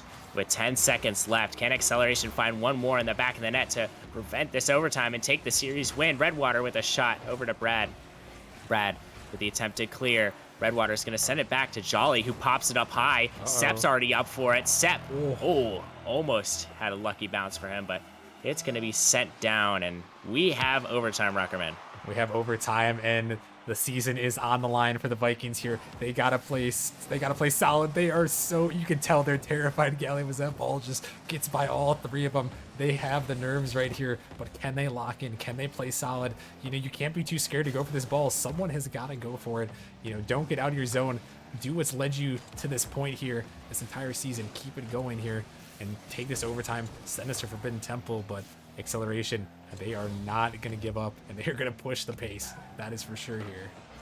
Yeah, as we see finally the Vikings having some offense here as it's immediately cleared out. Jolly Rogers can't quite find the touch. Sepp, the third man, going up for it. Redwater with a redirect. Oh, very dangerous, but Brad gonna clear it away with efficiency. Sepp off the ceiling it goes. Jolly Rogers with a nice bang. Can he get a second touch? He's gonna be up for it. Oh my goodness, that was almost a shot on net. Sepp. Oh, if that's gonna waterfall down, can Sepp find another shot? It's not gonna go for him. Redwater playing a very defensive third. He's been so good all series long. In my opinion, Acceleration's best player and just the glue to their offense, holding it down in the back line. Jolly Rogers sends it down. CJ gonna get a nice pop. Oh my goodness, CJ! Oh, to extend the Vikings' life, he puts a shot in the back of the net. Yeah, he beats by 2 defenders here in the third one. They've got a challenge, but they're not quick enough. Redwater can't get to it, and CJ Fire, he wants Forbidden Temple. He wants to keep this thing alive, and he wills his team there to a Game 5 victory. What a performance from CJ Fire. 2 goals, 1 save, 3 shots. One heck of a performance by him. Essentially just putting his team in the backpack, and I feel like it wasn't necessarily a skill thing. I think it was just a mental thing with Kat and Brad. I feel like they got a little nervous there. You can kind of tell on the defensive side, obviously, with Sepp sending that ball across the net early on in overtime. They're a little they're panicking a little bit in the defensive zone. You don't want to have that. So CJ Fire took it in his own hands, and what a performance by him. And Vikings still in this one. Can Acceleration close it out in Forbidden Temple, or will Vikings send this one into Game 7? I mean, we've seen 3-1 leads be blown this playoff season, Gallium, and we've also seen a 3-1 lead not quite get blown. We saw the Wisp shut down Genesis's attempt in the last one in Game 6. So, I mean, this is a huge one for Acceleration. You got to stop the momentum right here. Do not let the Vikings get going early. And if you're the Vikings, come out with that first goal. That is your entire goal right here. If I was them, trying to pull it back from, a tough situation where you're down in the series, you got to come out with the first goal. Come out strong, show the other team that you're here to play. The momentum's still yours, and you can keep it going. Yeah, I think that is definitely the key for this Vikings squad. We'll see if there's any changes going into this Forbidden Temple match. Crazy things happen on Forbidden Temple. We'll see if things get a little crazy in this best of 7 series, as Acceleration has a 3-2 lead over Vikings. Seth has a nice touch on the ball. CJ gonna 50 him out. Now Jolly Rogers with 1, finds a second. Jolly Rogers trying to find a third. It's not gonna go. Sepp now off the sidewall. He can't quite find it. Cat on the other side. Cat finds it off the backboard. Brad off the ceiling. Can anybody turn for this? It's going to be Jolly Rogers on the defensive side. The overextending is not happening for the Vikings, which is a good sign, but somebody needed to put that one in the back of the net. Yeah, and you got to capitalize on your opportunities here. This is not the time to be passive, not the time to make mistakes, as your season is on the line here if you're Vikings. And as I mentioned, you really got to come up with the first goal. And this one, it might not be it. No, it's going to be Acceleration, and Sepp is going to be the one to put it in. What an excellent strike from Sepp off the Jolly Rogers pass, the sidewall. I mean, so great from him. We've seen him really step up in this series. He's a great shooter, and he's so fast. I mean, you really don't think that Scarab can travel until it does, and he makes that thing fly. And with a 1-0 lead, Acceleration looking to have a chokehold on this series as Jolly Rogers finds 1 touch. Redwater going to be there to defend, and he's going to have to defend well. Gets it past CJ. Redwater finds 1 touch. Can he get it past the Vikings? No, he can't. Brad makes stack wrap with a nice touch. Sepp now on the opposite end. Cat gonna try to defend that one. Brad misses his touch. Jolly Rogers with a shot, trying to go up high. CJ with a great save again. Redwater with a, oh my goodness. Was that a double save from CJ? What a performance from him in this game number 6. Oh my goodness, that was huge. It was a double save. He fell onto that second ball. Maybe not quite super intentional, but he was just doing enough to float in his zone, just stay in the way. And that's exactly what he needed to do. But now, for the Vikings, you got to answer back quick, Gallium. You can't let this lead fester, because Acceleration, the longer this goes on, the more confident they get and the more nervous the Vikings will get. As this one out of the midfield, opportunity for a shot, and it's Cat putting it in the back of the net. Cat, what an amazing shot. There was no room for error there. CJ with a beautiful double tap. What a series he's having as of recent. A great performance from him, and Cat with the great shot. And the airstrike goal explosion, very fitting to how he's been absolutely striking the ball in the back of the net as Seb pops it up high. Can Cat get to this ball? Of course he can. Redwater pops it high once more. Jolly Rogers with an attempted touch. He's not going to find it. Seb trying to turn on this one. He's going to go for the late challenge. Very smart move on his part, trying to buy his teammates time to get back. Seb tries to find another one. Jolly Rogers up high. Pops it up for Redwater. Redwater gets 50'd out from CJ. Seb can't find one touch. Instead, he's going to recover and find one more touch. Brad McSnackbrack, the best name in Nemesis, once more. Gonna get one touch. And now it's over to Sep on the defensive dangerous. side. CJ with a shot and the placement. CJ just willing his team to a series win at this point. Yeah, and it's Cat wiping out Redwater. Sep can't get the touch he's looking for, and that last defender, who would have been right in that spot right there, has been erased. And of course, CJ Fire, the man, the myth, the legend, he has come up big time and time again right there, and no bigger goal than that one to give his team the lead in Game 6. Yeah, what a great performance from him. But Sep, oh man, what a performance from him this game. This is his second goal of the game. Yeah, this is just a snipe here from Sep. He knows he's got a great opportunity, just get some power, and CJ does all that he could there to get to it, but it wasn't quite meant to be. Sep with an absolute banger. He ties it right back up. Don't let the Vikings, get too much momentum there, as they shut it down immediately. As, Sep having himself a performance. It seems like Sep versus CJ Fire here in this Game 6 in Forbidden Temple. This is about as wacky as you can get, as CJ almost puts that one in the back of the net. Cat now off the sidewall. Can he find a touch? He does. A very nice pass. Jolly Rogers gonna get a nice touch. Brad pops it up high off the ceiling. Redwater now gonna send it down the pitch. The ball is rolling over to Cat, who gets a nice touch for Redwater with a shot. Luckily, CJ was back for that one. Sep up to CJ, off the ceiling it goes. Sep and Jolly Rogers gonna pop it up high over to Cat. Redwater on the defense. He switched to the skyline. A very long body car. It's paying in dividends so far. Sep gonna send it down. Brad off the sidewall. Can anybody find this ball? It's going to be CJ Fire, but it's going to be a pass actually over to Jolly Rogers, trying to go to the back of the net. It's not going to go for him. And the ball is just in the Viking zone. Oh my goodness. Shots flying everywhere. And Rockerman, you got to capitalize on that one. Oh, that was so chaotic there. Of course, it's Jolly Rogers finding that demo, and Acceleration almost had the opportunity, but on the other end here, it's the Vikings now with their opportunities, trying to make it happen, trying to force that Game 7 alert here as a shot towards the net. Oh, it's not going to go. A minute remaining now. The Vikings, their season on the line. Can they find one and force that Game 7? Oh my goodness, this is so close, as both teams just swinging for the fences here. A heavyweight bout, if you will. Cat now with the solo play. Can he get it past two? He can't. Redwater now.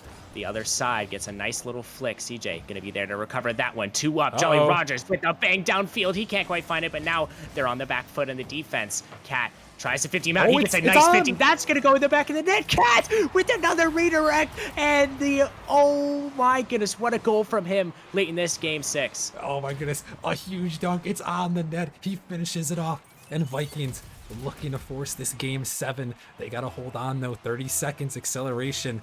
They have been known to score quickly. Yes, they have, as Jolly Rogers not going for his kickoff strat this time.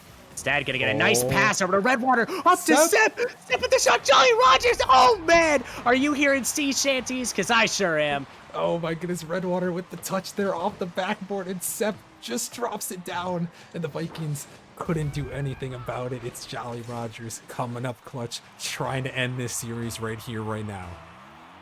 Oh, man. I mean, if you wanted, for some reason, a heart attack, I mean, this is one way to do it. My heart is pounding right now for both of these squads, and can imagine what they're going through right now as Sep off the sidewall. 12 seconds left. Cat now tries to get a touch. No! It's now over. Oh, my goodness. Redwater might have just won the series. And Calamity on the back end there. I think it was Brad. I think he got caught on the post there a little bit, and it just flies in the back of the net. In 8 seconds, it might be all over. Oh my goodness. 8 seconds left. Can Vikings come back from this? They're going to have to put everything on the line. Redwater with a very good kickoff, very good cheat. Oh my goodness, is Acceleration going to win this Rocket League series? The 6th seed. Have they just taken down the 3rd seed? I think they have. Rockerman, we have an absolute miracle to start things off for us. Oh my goodness. Oh my goodness, what a series there. Acceleration, the big upset there. The Vikings, who have been so hot, 10 of their last 11 and now 10 of their last 12 as they are done for the season. Acceleration, I mean, what a win from them there. They played really solid, took advantage of their opportunities, and the heartbreak for the Vikings. So close to forcing that game 7 Gallium, 30 seconds away there from forcing it. But Acceleration, as we mentioned, they can score in bunches, and they win it in regulation with 2 goals in the last 30 seconds.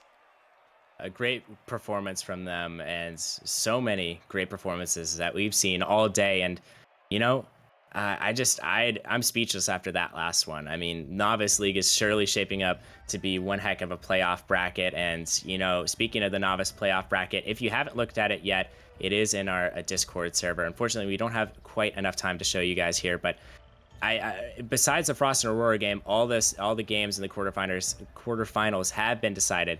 So with that being said, we're moving on here, ladies and gentlemen, sending it up to the Rival League. And we're going to have a 1 versus 8 matchup the rest of the way. 2 games, 1 seed versus 8th seed, Rival, then Titan. We're about to get into things. Austin, I want to thank you again. You're always a pleasure to cast with, and I appreciate you for streaming today. Of course, Gallum, it's always a fun time, but we're going to head to our break here, and then when we come back, Knights versus Hydra, a spicy one in the Rival League. It's been an intense Rival League. How will it shape out? We're going to have to find out in a couple minutes.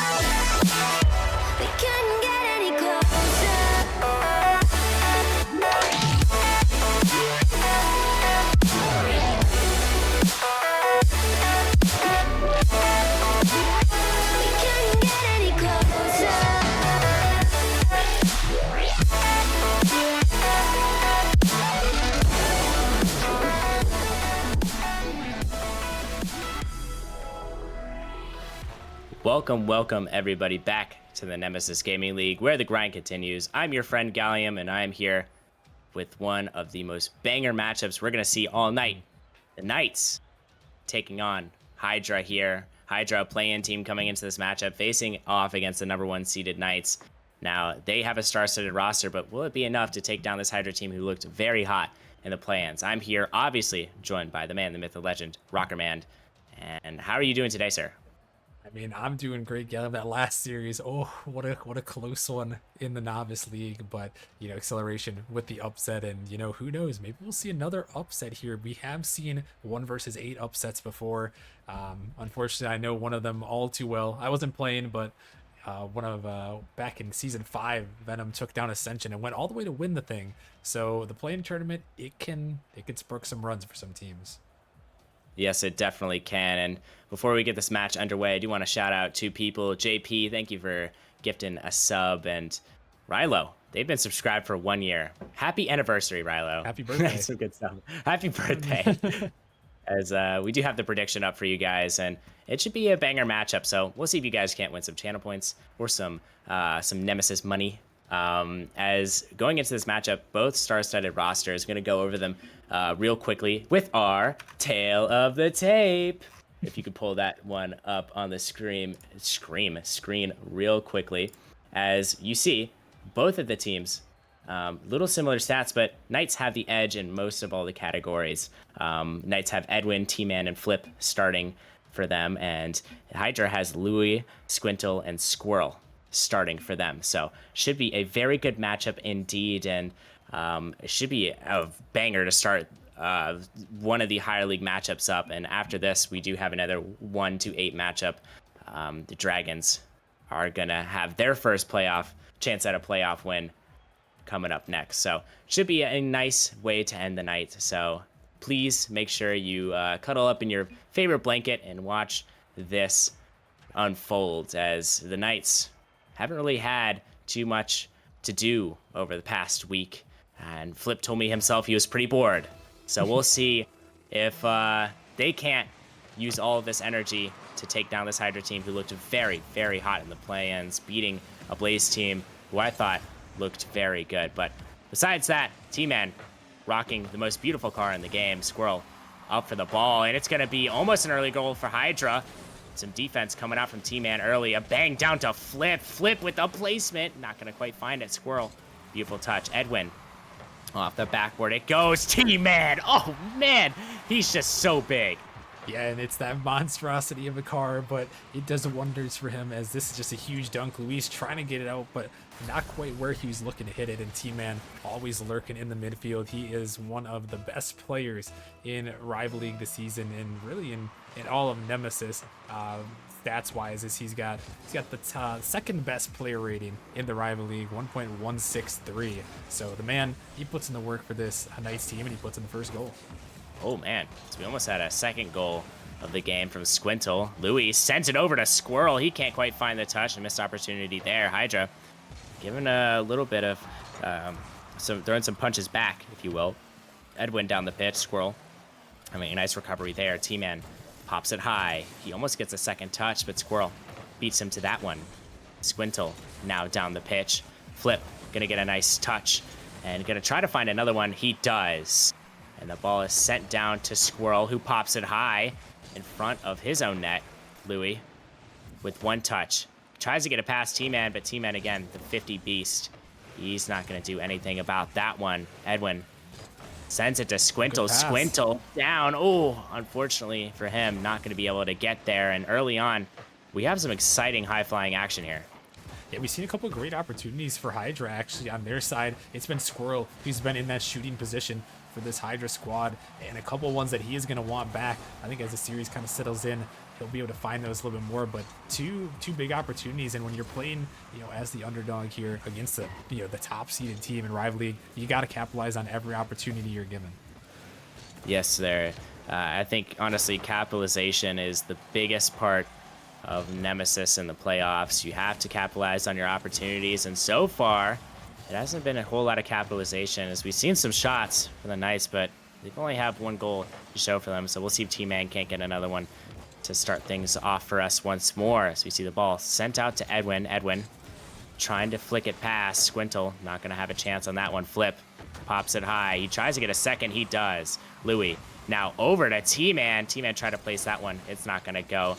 The big man, I mean, he's just so fast. I mean, he looks like you're seeing double of him at some points. He just flies everywhere across the pitch. He's so fast, and he's definitely going to be a factor against this Hydra team. But Hydra, they have some speed of their own, trying to keep up with the Knights' pressure. But who are you looking for in this Hydra team to tie things up here, Ruckerman? Squintle's been such a big part of this team all season long. I know Squirrel hasn't been able to grind like he's used to, but I feel like, not to put a big bit of pressure on him, but just what I'm seeing so far and what I've seen in the past, it's going to be on Squirrel to step up and score these goals to kind of lead this team. Obviously, Squintle and Luis, great players there in their own regard, but Squirrel, he is a scorer. He can put balls in the back of the net, and he's got to be that guy here for Hydra if they're going to want to win this series.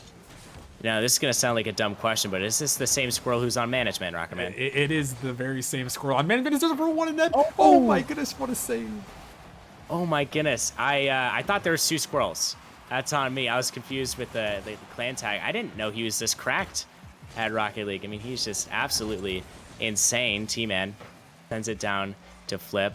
Flip trying to get a nice flick. Squirrel now tries to 50 it out. Squintle sends it down. Edwin with a nice touch. Flip gonna try to bang it down the pitch, and T-Man gonna send it down. It's gonna waterfall down. Squintle with a nice touch. Squirrel just barely gets to that one. Now it's up to T-Man to get some offense going. He pops it high. Flip not gonna be able to find that one. Edwin gets one touch, tries to find a second. Louis with the great defense there. T-Man can't quite find the double, so it was a little awkward there. But it's just been all Knights so far in the Hydra zone. Squirrel in the opposite zone, trying to find some offense, puts it off the ceiling. T-Man a little awkward, has to have Flip come out and help him. Squirrel pops it high for T-Man once more. Off the ceiling it goes. Edwin now can't find the touch, and Squirrel gets one, gets a second, but nobody there to finish it off for Hydra. And oh no, an interesting touch going out there. 20 seconds remaining. Edwin gonna go up for this one. Flip now pops it high, tries to get a second. He does. The 50 not gonna go his way, but it's popped up for T-Man, who almost sends it back down to Flip. Flip's gonna opt to play it safe here, go for his own boost, which is not spawned just yet. Louis, see, it's another touch, but it's down to the ground. It's now up to Squirrel to pop it up high. Flip down the pitch. Can he get a free double? He's not gonna be able to. Oh no, Edwin, he has to put it to the ground. It's still up. Squirrel to T-Man, and T-Man fakes it out. And Knights, they take game number one. Yeah, they hold on with that 1-goal margin. I thought for a second there when T-Man and Flip both went for that ball that it could have led to an opportunity for Hydra, but really, I mean, this game, Gallium, it came down to that first goal. And I mean, Hydra, I'm very, very surprised, pleasantly surprised with them. They've been fighting around that play-in tournament all season long, fringe playoffs for most of the season. And, they're sticking right with these guys. And, that's one of these things here, Gallium, is that these teams here in Rival League, they are so closely matched. Yes, they are, and you can really tell how well both these teams are matched up. I feel like their speed is kind of equivalent here. The defense just really looking exceptional for both of these sides, and I'm looking to see an even better defensive performance for both of these teams. If they can keep up their defense the way it's been going, I think this could be a series of all time, Rockerman.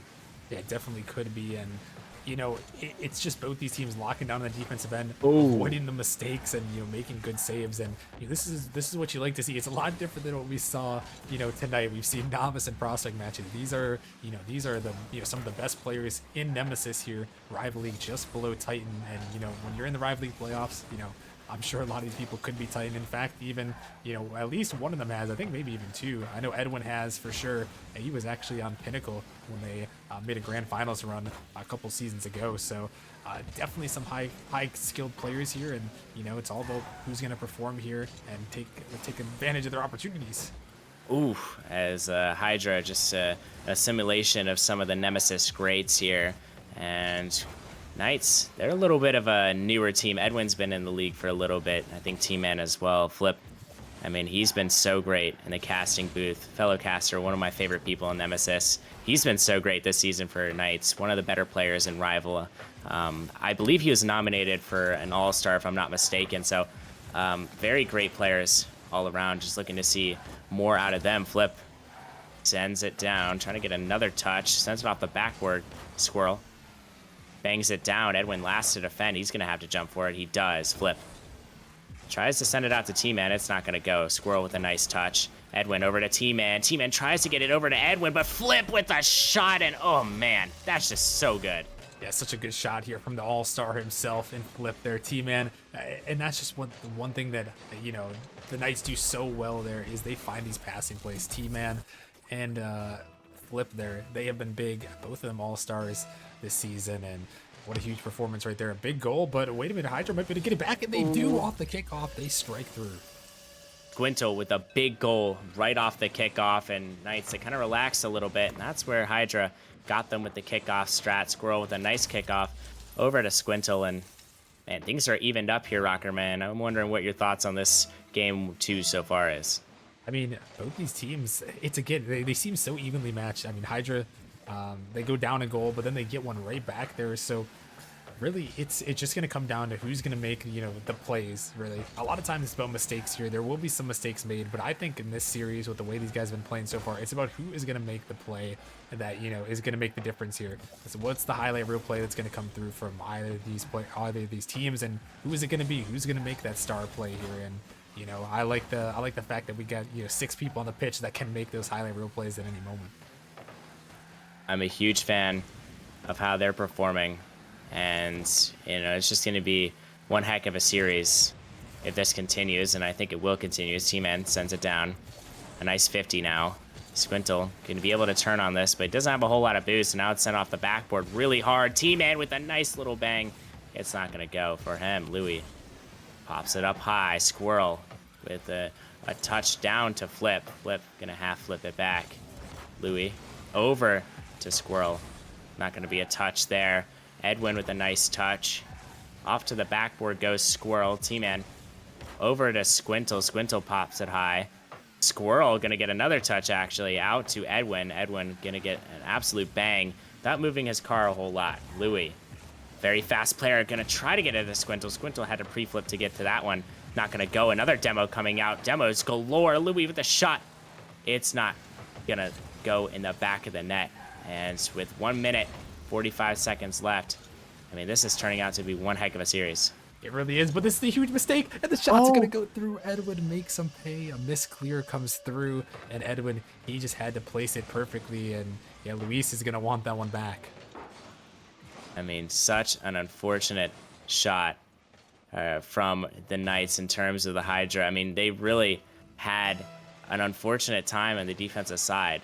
It really just wasn't working out for them, and T-Man is going to get a nice pop up to Flip. Flip sends it off the backboard. Edwin going to have a nice touch, and Edwin, one of the first players I actually recognized in Nemesis. I think he was one of my first casts ever, so always nice to see him perform well. As we see Squirrel off the backboard. Edwin gonna get a nice touch over to Flip, who gets almost a 50. And the ball is just careening off the Knight's backboard. Flip off his own. He's gonna try to get a nice touch. T-Man now. Squirrel gonna pop it up high. Edwin over to Squintle. The ball is still up. Luis over. Flip can't quite find it.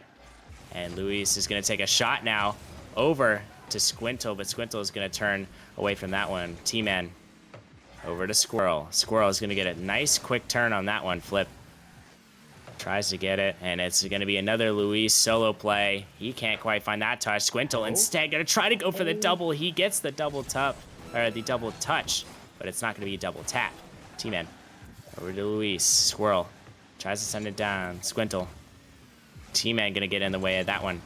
Edwin. Down the pitch. Flip. Up to Edwin. Edwin can't quite find that one. And it's not gonna go for him. 10 seconds left. Can Hydra find the equalizing goal here? The demo goes out. Squintle out to Squirrel. It's not gonna go, but the ball is still popped up high. Can Hydra find the goal to put them over this Knights team? they won't be able to. Knights gonna take game number 2. Oh man, and this is again one of those games, the LM. It feels like it's so close. I feel like the Knights are doing what they have to do, offensive pressure wise, to make this happen. But Hydra, I feel like they've just been so close. It feels like they're just one mistake, one play away from hanging with these Knights and taking a game off of them. But the Knights, it just seems like they are so solid in their ways here, and they've done a great job thus far in this series. And Hydra, I don't think they need a timeout here, but I wouldn't be opposed to it. It looks like they're gonna play on regardless. But I mean, there's probably not too much to say, to be honest, because they have been really close. It's just about finding the most of their opportunities, and I feel like Knights, they have any opportunity that's been given to the Knights, they've taken it. Yeah, I feel like the Knights have been so good at capitalizing on their chances. That's what actually has gotten to them to this point. So capitalization abilities are so great. It's T-Man, a beautiful touch. Flip can't quite find that one though. Squintle gotta fake it out. It's gonna be Flip turning on this one. T-Man gonna collide with Flip, and T-Man Flip has an open net. Edwin gonna steal that one, and Edwin, we'll say it's Flip's goal for now. We gotta give Flip a little bit of credit here, Rocker Man. Yeah, and where is the third man? I am not sure. It looks like two people kind of went in the midfield, but I'm not sure where the third man is. Just completely lost on the pitch there, not to be found at all there, as that one goes in the back of the net. And that's a tough one to give up, because really, like I said, Hydra, I feel like they've been playing solid, but you leave an open net there for a little bit of time when Knights have an opportunity to shoot it. I mean, they're going to put it in every day of the week. Yes, they are, and what a great opening goal for the Knights to hopefully extend the series lead to 3-0. But hot if Hydra has anything to say about it. Luis gonna get his first goal of the game and get Hydra on the board. Yeah, Squintle, nice little play here, able to get it back in the midfield, and Luis just gonna finish it off, put it in the back of that, and that's a great answer here. But we got to see more from Hydra. They got to keep these answers going. They've been able to score on the Knights, but they haven't been able to do it more than once a game yet. So got to put something here in quickly, and see if you can keep the offensive pressure going. We will see as T-Man sends it down for Luis, who has a nice touch. Flip now, gonna try to get a bang. He's not gonna quite find it. T-Man gonna try to pop it up high, and that one is gonna sneak into the back of the net for the Knights. Yeah, that one finds the back of the net, and you see Squintle tries to get out, and Squirrel just not quite ready for T-Man to get up that high. And I think that's the one thing with T-Man he does really well, is he is very quick. It's that car. You see that car and you're like, there's no way this guy's beating me to the ball, and then boom, there he is. T-Man just so quick to every ball, and that's his biggest strength, I think. And it catches people off balance a little bit, and you saw it right there as it led to a goal. Did lead to big things as T-Man trying to have another shot there. Unfortunately, not going to go for him. Luis over to T-Man. Tries to find a redirect. It's going to be popped up high. Squirrel down to Squintle. Double S action going out here from Hydra. Flip sends it down the pitch. Edwin can't quite find that one. Instead, it's going to be T-Man and Squirrel. They're going to collide for the ball. Squintle has a touchdown. T-Man barely got a piece of that one, and he's going to take control of this ball. Try to get it past the Hydra defenders. He gets it past two. Almost gets it past the third. Edwin backflips it down the pitch. T-Man sends it down once more off the sidewall. He's going to get a nice demo. And now it's up to Flip to pop it up. He does. Edwin's already up. Edwin with the flip reset. This is insane. Oh my goodness. Edwin, look at this play. This ball gets popped up. He finds the flip reset. It bounces right down in front of him, and he finishes it off. And wow, that is a highly real play from Edwin. Man, he's going to look back at that one when he's older and show his grandkids. That was a beautiful shot coming out from him, and he's been so good all series long. Really a standout player for the Knights. Oh my, T-Man, hold on a second. That was almost gross. Edwin, I mean, the Knights are feeling some type of way right now. They are definitely picking up the pace here. Flip tries to get a highly real goal himself. He almost does. This is ridiculous. I mean, the Knights really stepping it up here. Do you think Hydra has a response? They've got to have a response. It just seems like it's not enough of a response. Oh my gosh, this one's gonna find the back of that again. Everyone puts it home, and it's just not enough of a response here. And I mean, just a couple mistouches, the ball shot off the backboard, chaos in front of the net, and Knights are gonna capitalize. And it's just the Knights' way. They are just so solid, so consistent, and they're gonna keep their play style going. That one's going to find the back of that. Squirrel puts it in. Nice. What a goal from Squirrel. You're down 4-1. Not really a whole lot of hope, but that goal definitely eases the tensions here. As they're only down by 2, and Hydra, I feel like they have what it takes to come back into this one. We'll see if it is possible for them as Squintle, really fast kickoff this time. Edwin gonna jump off the wall. Squintle gonna challenge him. Now it's up to T-Man to get a touch. He's gonna get a nice touch. And off to the backboard it goes. Luis over, and 2 people committed on that one. Luis gonna get beat out. The ball is now up in the air. Edwin with a shot. It's not gonna go. Flip playing defense. Fake challenge, not gonna work. Now he's caught on the back foot. T-Man will be able to make it there. Luis pops it up high. Flip down the field it goes. Edwin trying to find a touch of his own. He's going to, but not enough. Over to Flip. He doesn't have the boost to make it work. T-Man saving his team there, but will it be enough as Squirrel? What the? Oh my goodness, the place is just so good from him. Yeah, they find a great clear. T-Man pops it up, and Luis just gets enough power, and Squirrel just knows, just give it a little touch there. He throws it in the bottom right there, exactly what his team needed. And now Hydra, this is the life we needed from them. But can they find 2 more goals to win this game? It's going to be a tough task, but they've already gotten 2 back here. They have, as both of these teams really enjoying their time on the pitch. You can tell just the confidence, the shots that are being hit. It is a really great series so far, regardless of the series score. As Flip taking the ball up. Can he have a solo play of his own? Gets one more touch, but it's going to be sent back by Luis. Squintle and T-Man going to have a nice 50. It's now up to Squirrel to get a nice touch. He bangs it down. T-Man and Edwin, they're both going to go. Flip a little bumped here. Tries to recover, but Edwin gonna recover for him. Luis off the back wall. Luis trying to continue this. Squintle going to continue it for him. And it's not going to quite hit the ceiling, but Squirrel going to make a nice play out of it. And Luis is now up to the task. T-Man sends it down the pitch. Squintle tries to get a ball down toward the Knights' net. A great pass, but nobody there. As Hydra applying a little bit of pressure here. It seems like they have a sign of life. Yeah, they do, but it seems like they're just a little out of sync here. There's a couple opportunities that are thrown in the midfield. Oh, that one dangerous. There's a couple opportunities thrown in the midfield here, Gallium, that just don't have a shooter on them. They're just a little bit disconnected, and that's just enough to allow Knights to relieve the pressure. It's really an unfortunate sight when you have so many of these great passes, but there's just nobody there to take the shot, and that's what they're struggling with right now, is the ball being sent out to Edwin. Speaking of passes, Edwin almost having a double there. T-Man gonna have to recover after this one. Beautiful pre-jump. I believe that was Squirrel. Flip down the pitch. It goes. Tries to get one more. Flip with the double, and he's gonna dunk that one out every day of the week.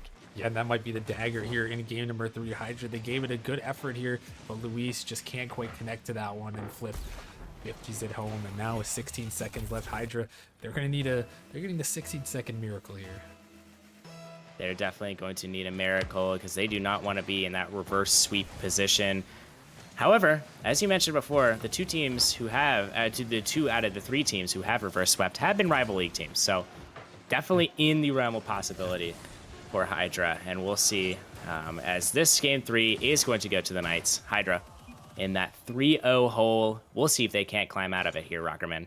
Well, Galen, you mentioned it. They have both reverse sweeps have been in rival league.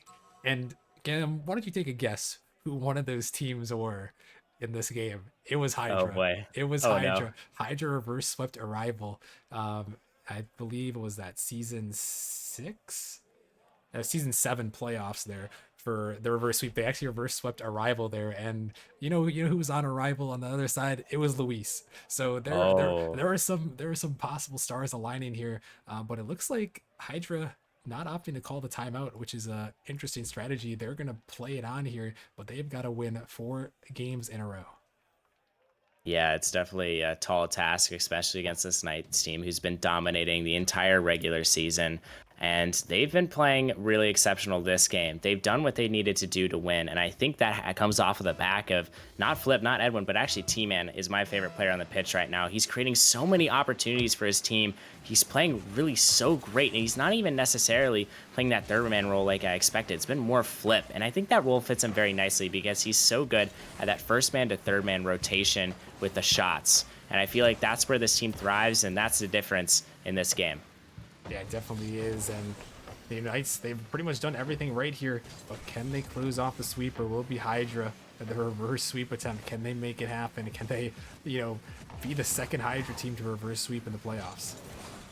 We'll have to see, as they did not opt for the timeout. So, it's all up to them on how this one turns out. As T-Man gets a nice pop down the pitch. Luis gonna try to send it over. Flip 50s him out.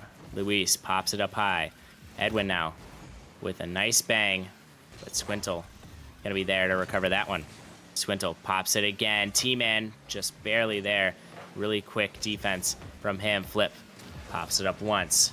Can Squirrel get to it? Squirrel's been so fast all series long. He does. T-Man on the defensive side, but Luis, what a shot from him, and that's the opportunities we were talking about. Yeah, Luis puts it home, but Squirrel sets it up, and I think he's trying to clear the way. And something I didn't mention is, there's another side to this reverse sweep story here, as the first ever reverse sweep in a best of 7, it was the Pineapples with Squirrel on the roster. He was actually playing in the first 3 games, and then subbed himself out there for Lancer, I believe, on the Pineapples, and they came back in reverse sweep. So there are layers to this Gallium, and wow. Hydra, is the script aligning for them?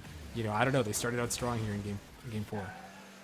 That's some crazy Nemesis lore, and the last time we did see a reverse sweep in a best of 7 was the first ever provincial grand finals, which is so crazy to say, but it was a fun time over there. But as for this game right now, Hydra, they do have a 1-0 lead. They're taking control of this game, and that is so good to see them finally have a leg up on this Knights team, who seems like they've always had the leg up on them, but the ball is going to waterfall down. Edwin going to miss his touch. Luis, last one here to defend.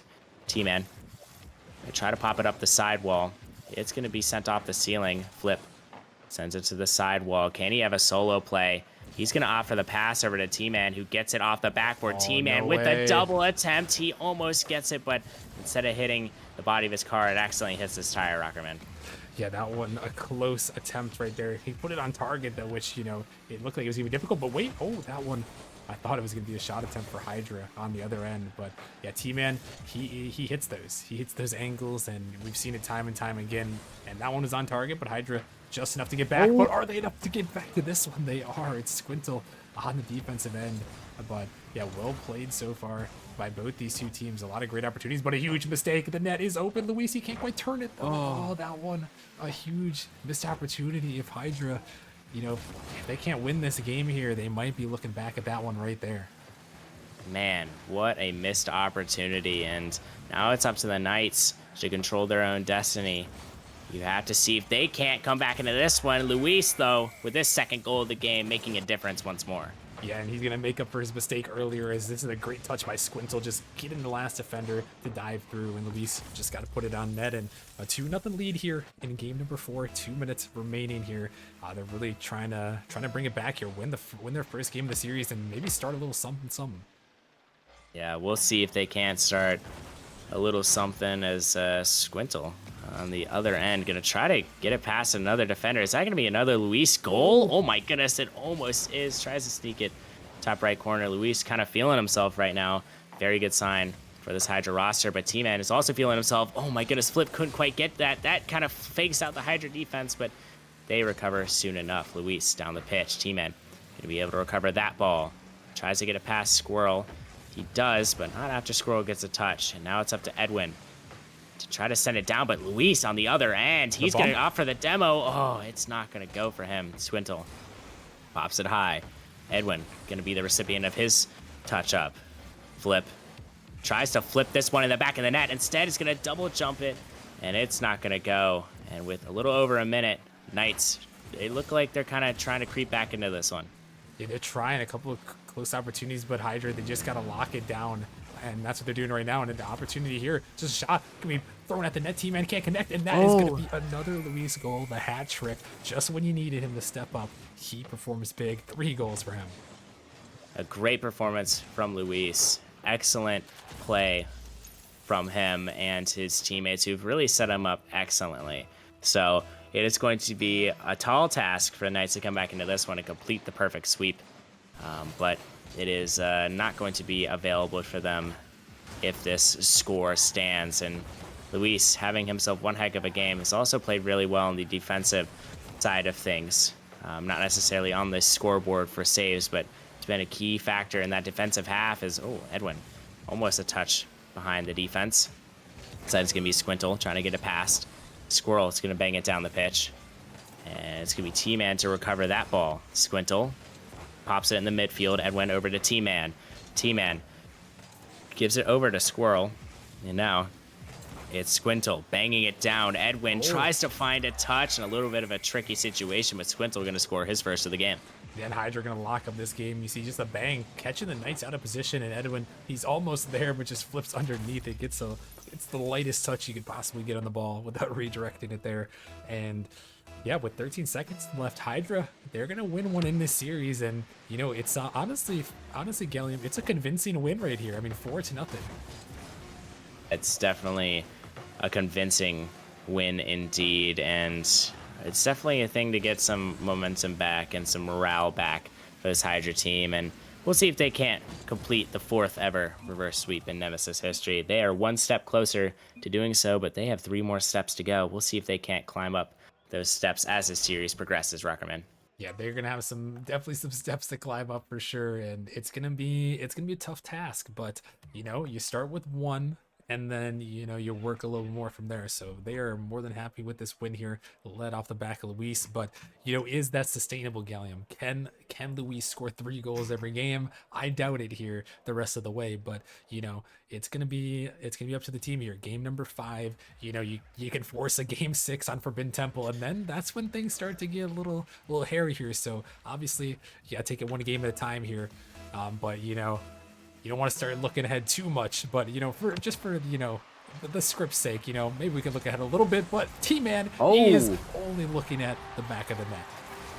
Man, what a start from Flip and the boys. I mean, he flipped, got that one, but T-Man gonna flip himself. A lot of flips going out here, and Knights gonna get an early 1-0 lead here against this Hydra team who had all the momentum in that last game. We'll see if they can't recover any semblance of that momentum as we continue. As, oh my goodness, T-Man with a nice 50. And Rockerman, this Hydra team is looking ready to strike.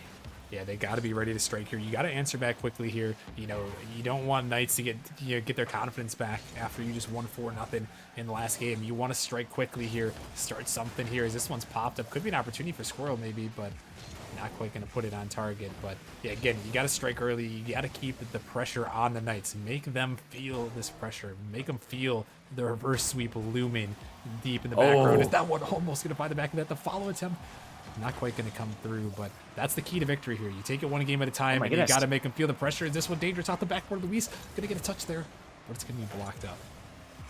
Man, T-Man and his bangs are just so good. I mean, he just gets the ball into such awkward positions for Hydra, and luckily enough, they were able to recover as Luis tries to get that touch. It's going to go over to Edwin. Sends it over to Squirrel. Squirrel now. Going to take it from Flip. Flip gets a nice defensive recovery there, and now Luis versus Flip. Flip in a 1v1 situation. Squirrel going to play it safe there. Beautiful pinch from him. Edwin going to 50 it out here. Edwin. Oh my goodness. Oh, that almost went in the back of the net. Squintle almost let that one in, but luckily enough, they're still in this one. The 50 going up. Edwin with the shot, and he's going to finish that every day of the week. The Knights have a convincing lead. Yeah, that's a huge play right there. T-Man, just the dribble and the dunk comes through, and Edwin with the finish, the confidence to go up and know that he is going to win that ball. And yeah, honestly, that started a couple seconds earlier, Gallium, with the triple commit from Hydra. Just the pressure from the Knights that they put on the net there, it led to Hydra triple committing, and then eventually led to that goal. And now, wait a minute, Luis trying to make something happen. Just Edwin here trying to avoid getting dunked. He's able to get it at the corner, but yeah, Hydra, they're going to need something quickly here. You know, still 3 minutes left here, but, you know, you're down by 2, and now, you know, Hydra might be, you know, the Knights might be feeling themselves a little bit more here, and he might just take it to you. Yeah, they might just do that as, I mean, it's just been really dominant from them so far, but Hydra, they're known to respond quickly, and as I say that, Squirrel going to get a nice goal here. Yeah, that's the man I want to see more from in this series from the beginning, but this is just a great speed here. It just jumps up right over the top of Flip, throw it in the back of the open net, and Hydra still with some life here. A lot of time left in this game to find another goal. I mean, there's just so much potential for them to come back into this one. A Squirrel, speaking of potential, gonna pop it down. Unfortunately, not the touch I don't think he wanted. Uh-oh. T-Man gets No. one. Oh my goodness, that is disgusting. Oh my goodness, T-Man, he hits those angles. Look at this, the pass play, read off the backboard, and the speed too. Good luck and good night. Wow. Good night indeed. And T-Man just hitting them with a little bit of a hunk shoe, a little bit of some NyQuil, if you will, as Squintle is up with the ball. T-Man gonna get a nice touch on that one. Tries to get another. He's not gonna quite find it just yet. Edwin now with one, gets a second. Flip up with the ball. A nice shot onto the backboard. T-Man off the backboard again. Just seems like the backboard party is Flip. Gonna take one touch, get another touch, Flip reset. And that was a Flip reference in itself. Luis down the field. Edwin gonna get a nice touch on that one, but the ball is being sent up high, and oh my goodness, Squirrel with another clutch goal. Yeah, Squirrel just getting a banger, just catching the Knights out of position here, just diving at this ball on the dunk. Edwin, not the touch he was looking for, and Squirrel sends it down. And, well, with 2 minutes, 4 seconds left, an eternity in this game here to find at least one more. Feels like an eternity for both of these teams, I'm sure, especially for the Knights, who are trying to put this Hydra team away, but they won't go away so easily. Almost a very, very good goal there, but it is blocked away by the Knights. Once again, what a 50 from Luis. That is insanity. Flip sends it down the pitch. Squirrel has a nice touch over to Luis, who unfortunately meets the wrath of T-Man, but that pinch, a little dangerously towards net. Flip gonna get a nice touch on that one. Tries to find a second, a nice 50.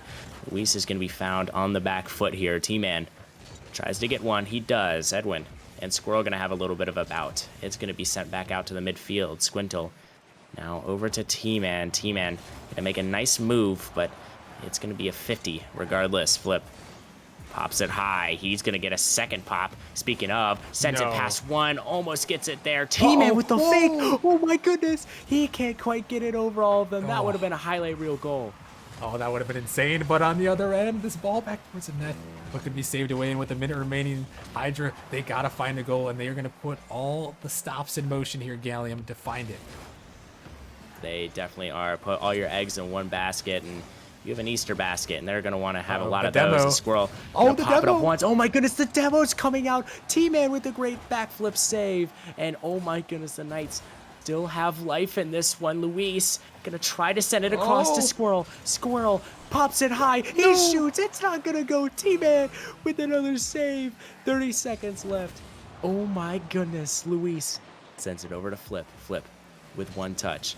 Tries to get a second, but he's out of boost. Edwin can't quite find that one. Flip over to Luis. Luis has a defensive touch, and Squirrel gonna take it down the other end. Squintle over to Squirrel. Squirrel pops it high. Flip being able to receive it. Squintle with the shot. Oh my gosh, how has this not gone in? Luis, any semblance of hope seems to be lost. Can they find it? And Flip gonna put the dagger in this one. Hydra gonna lose in heartbreaking fashion. Oh, it's so heartbreaking. They gave it a good run there in that one. They almost put it in the back of the net, but it was not meant to be. And the Knights there, they hold on and survive there. They made it a little close at times, but I mean, led by that man, T-Man right there. I mean, he really just put on a clinic right there and really put the team on his back in this series.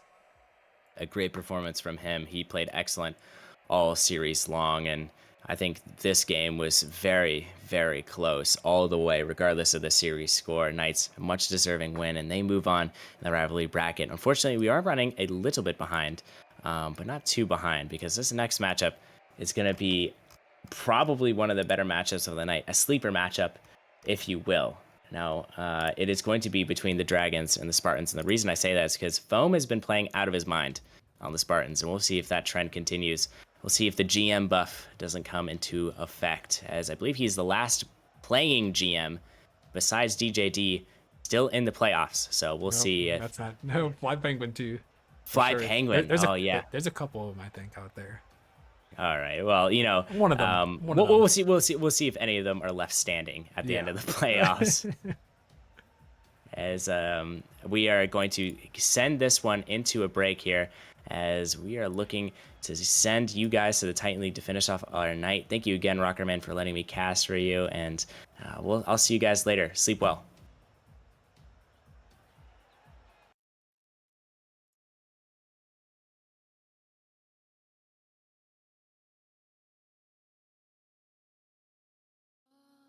Can't let you go now. Making it so hard. You got to know now. Ooh, taking it too far.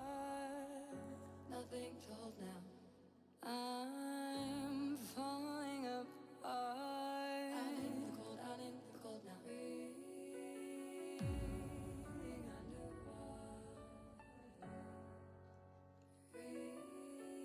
underwater. Breathing underwater now. I can't let go.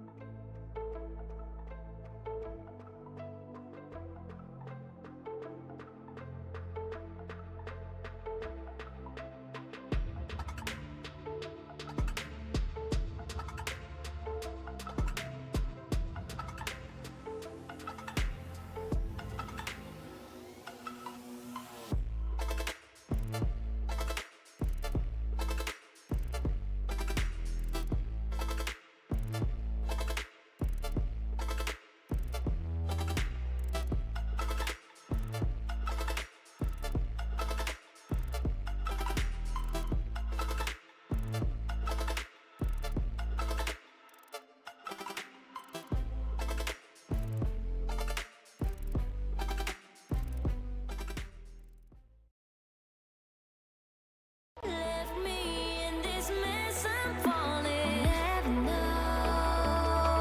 Can't find a reason why. Couldn't get any closer. Can't find a reason why. Couldn't get any closer. Can't find a reason why.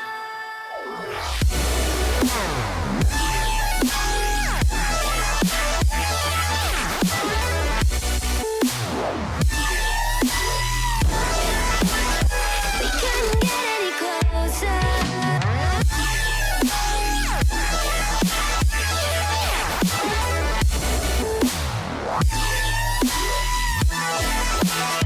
We couldn't get any closer. We couldn't get any closer.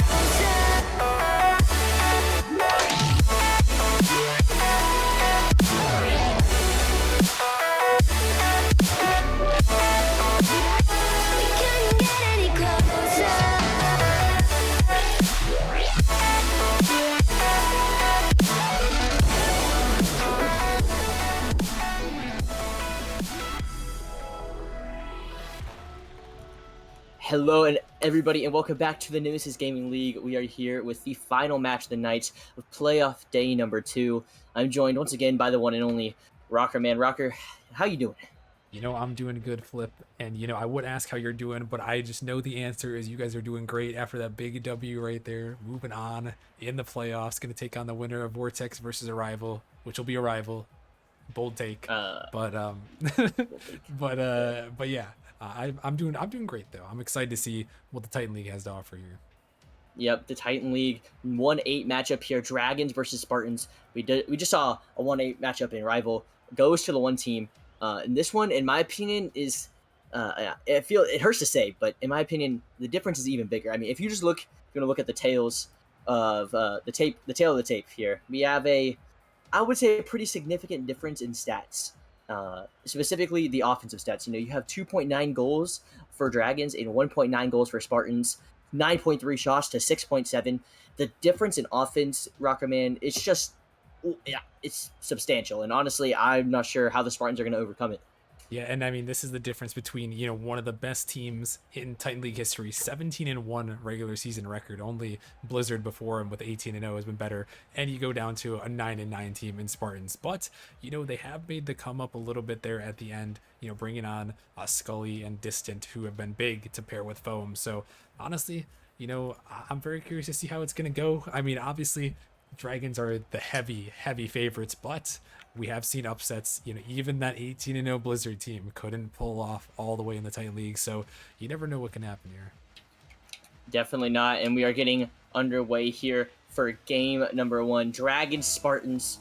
Honestly, Dragons, they've looked fantastic throughout the regular season, but can they do it in playoffs when it really matters? And Spartans, they had a nice sweep to make sure they secured a playoff spot, but can they do it now that they're here? We will find out. Vulcan with a nice touch in the corner here, trying to get it clear, but Foam, a big answer there, trying to find an early goal. Scully, his shot goes off the post. Already some early action here for the Spartans, and they're looking to score early.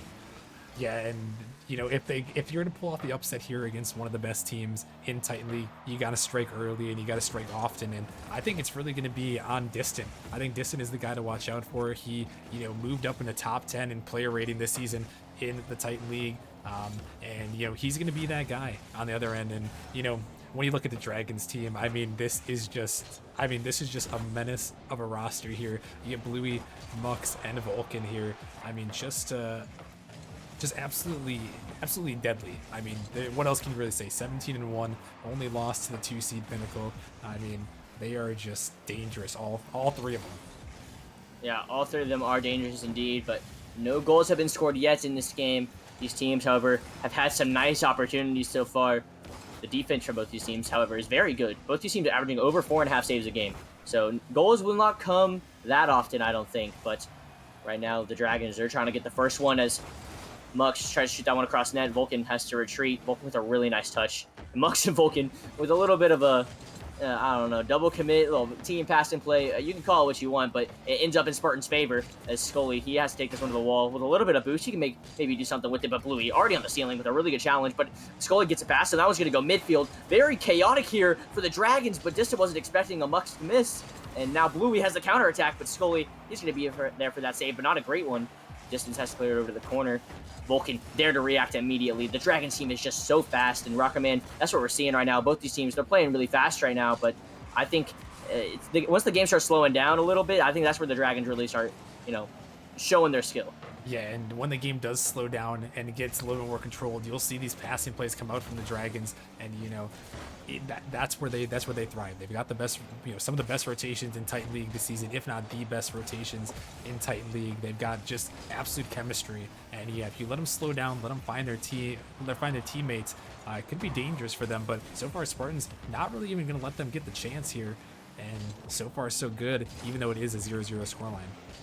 Yeah, Spartans, they've had a nice, good amount of passes mid. However, only one shot to their name. That one going to be a very dangerous opportunity here. Scully, he tries to put it over to Distant, but Mux able to react to there in time. And Vulcan, he's going to be up there trying to find something to the back of the net. Not going to come through. Bluey, he gets 50'd.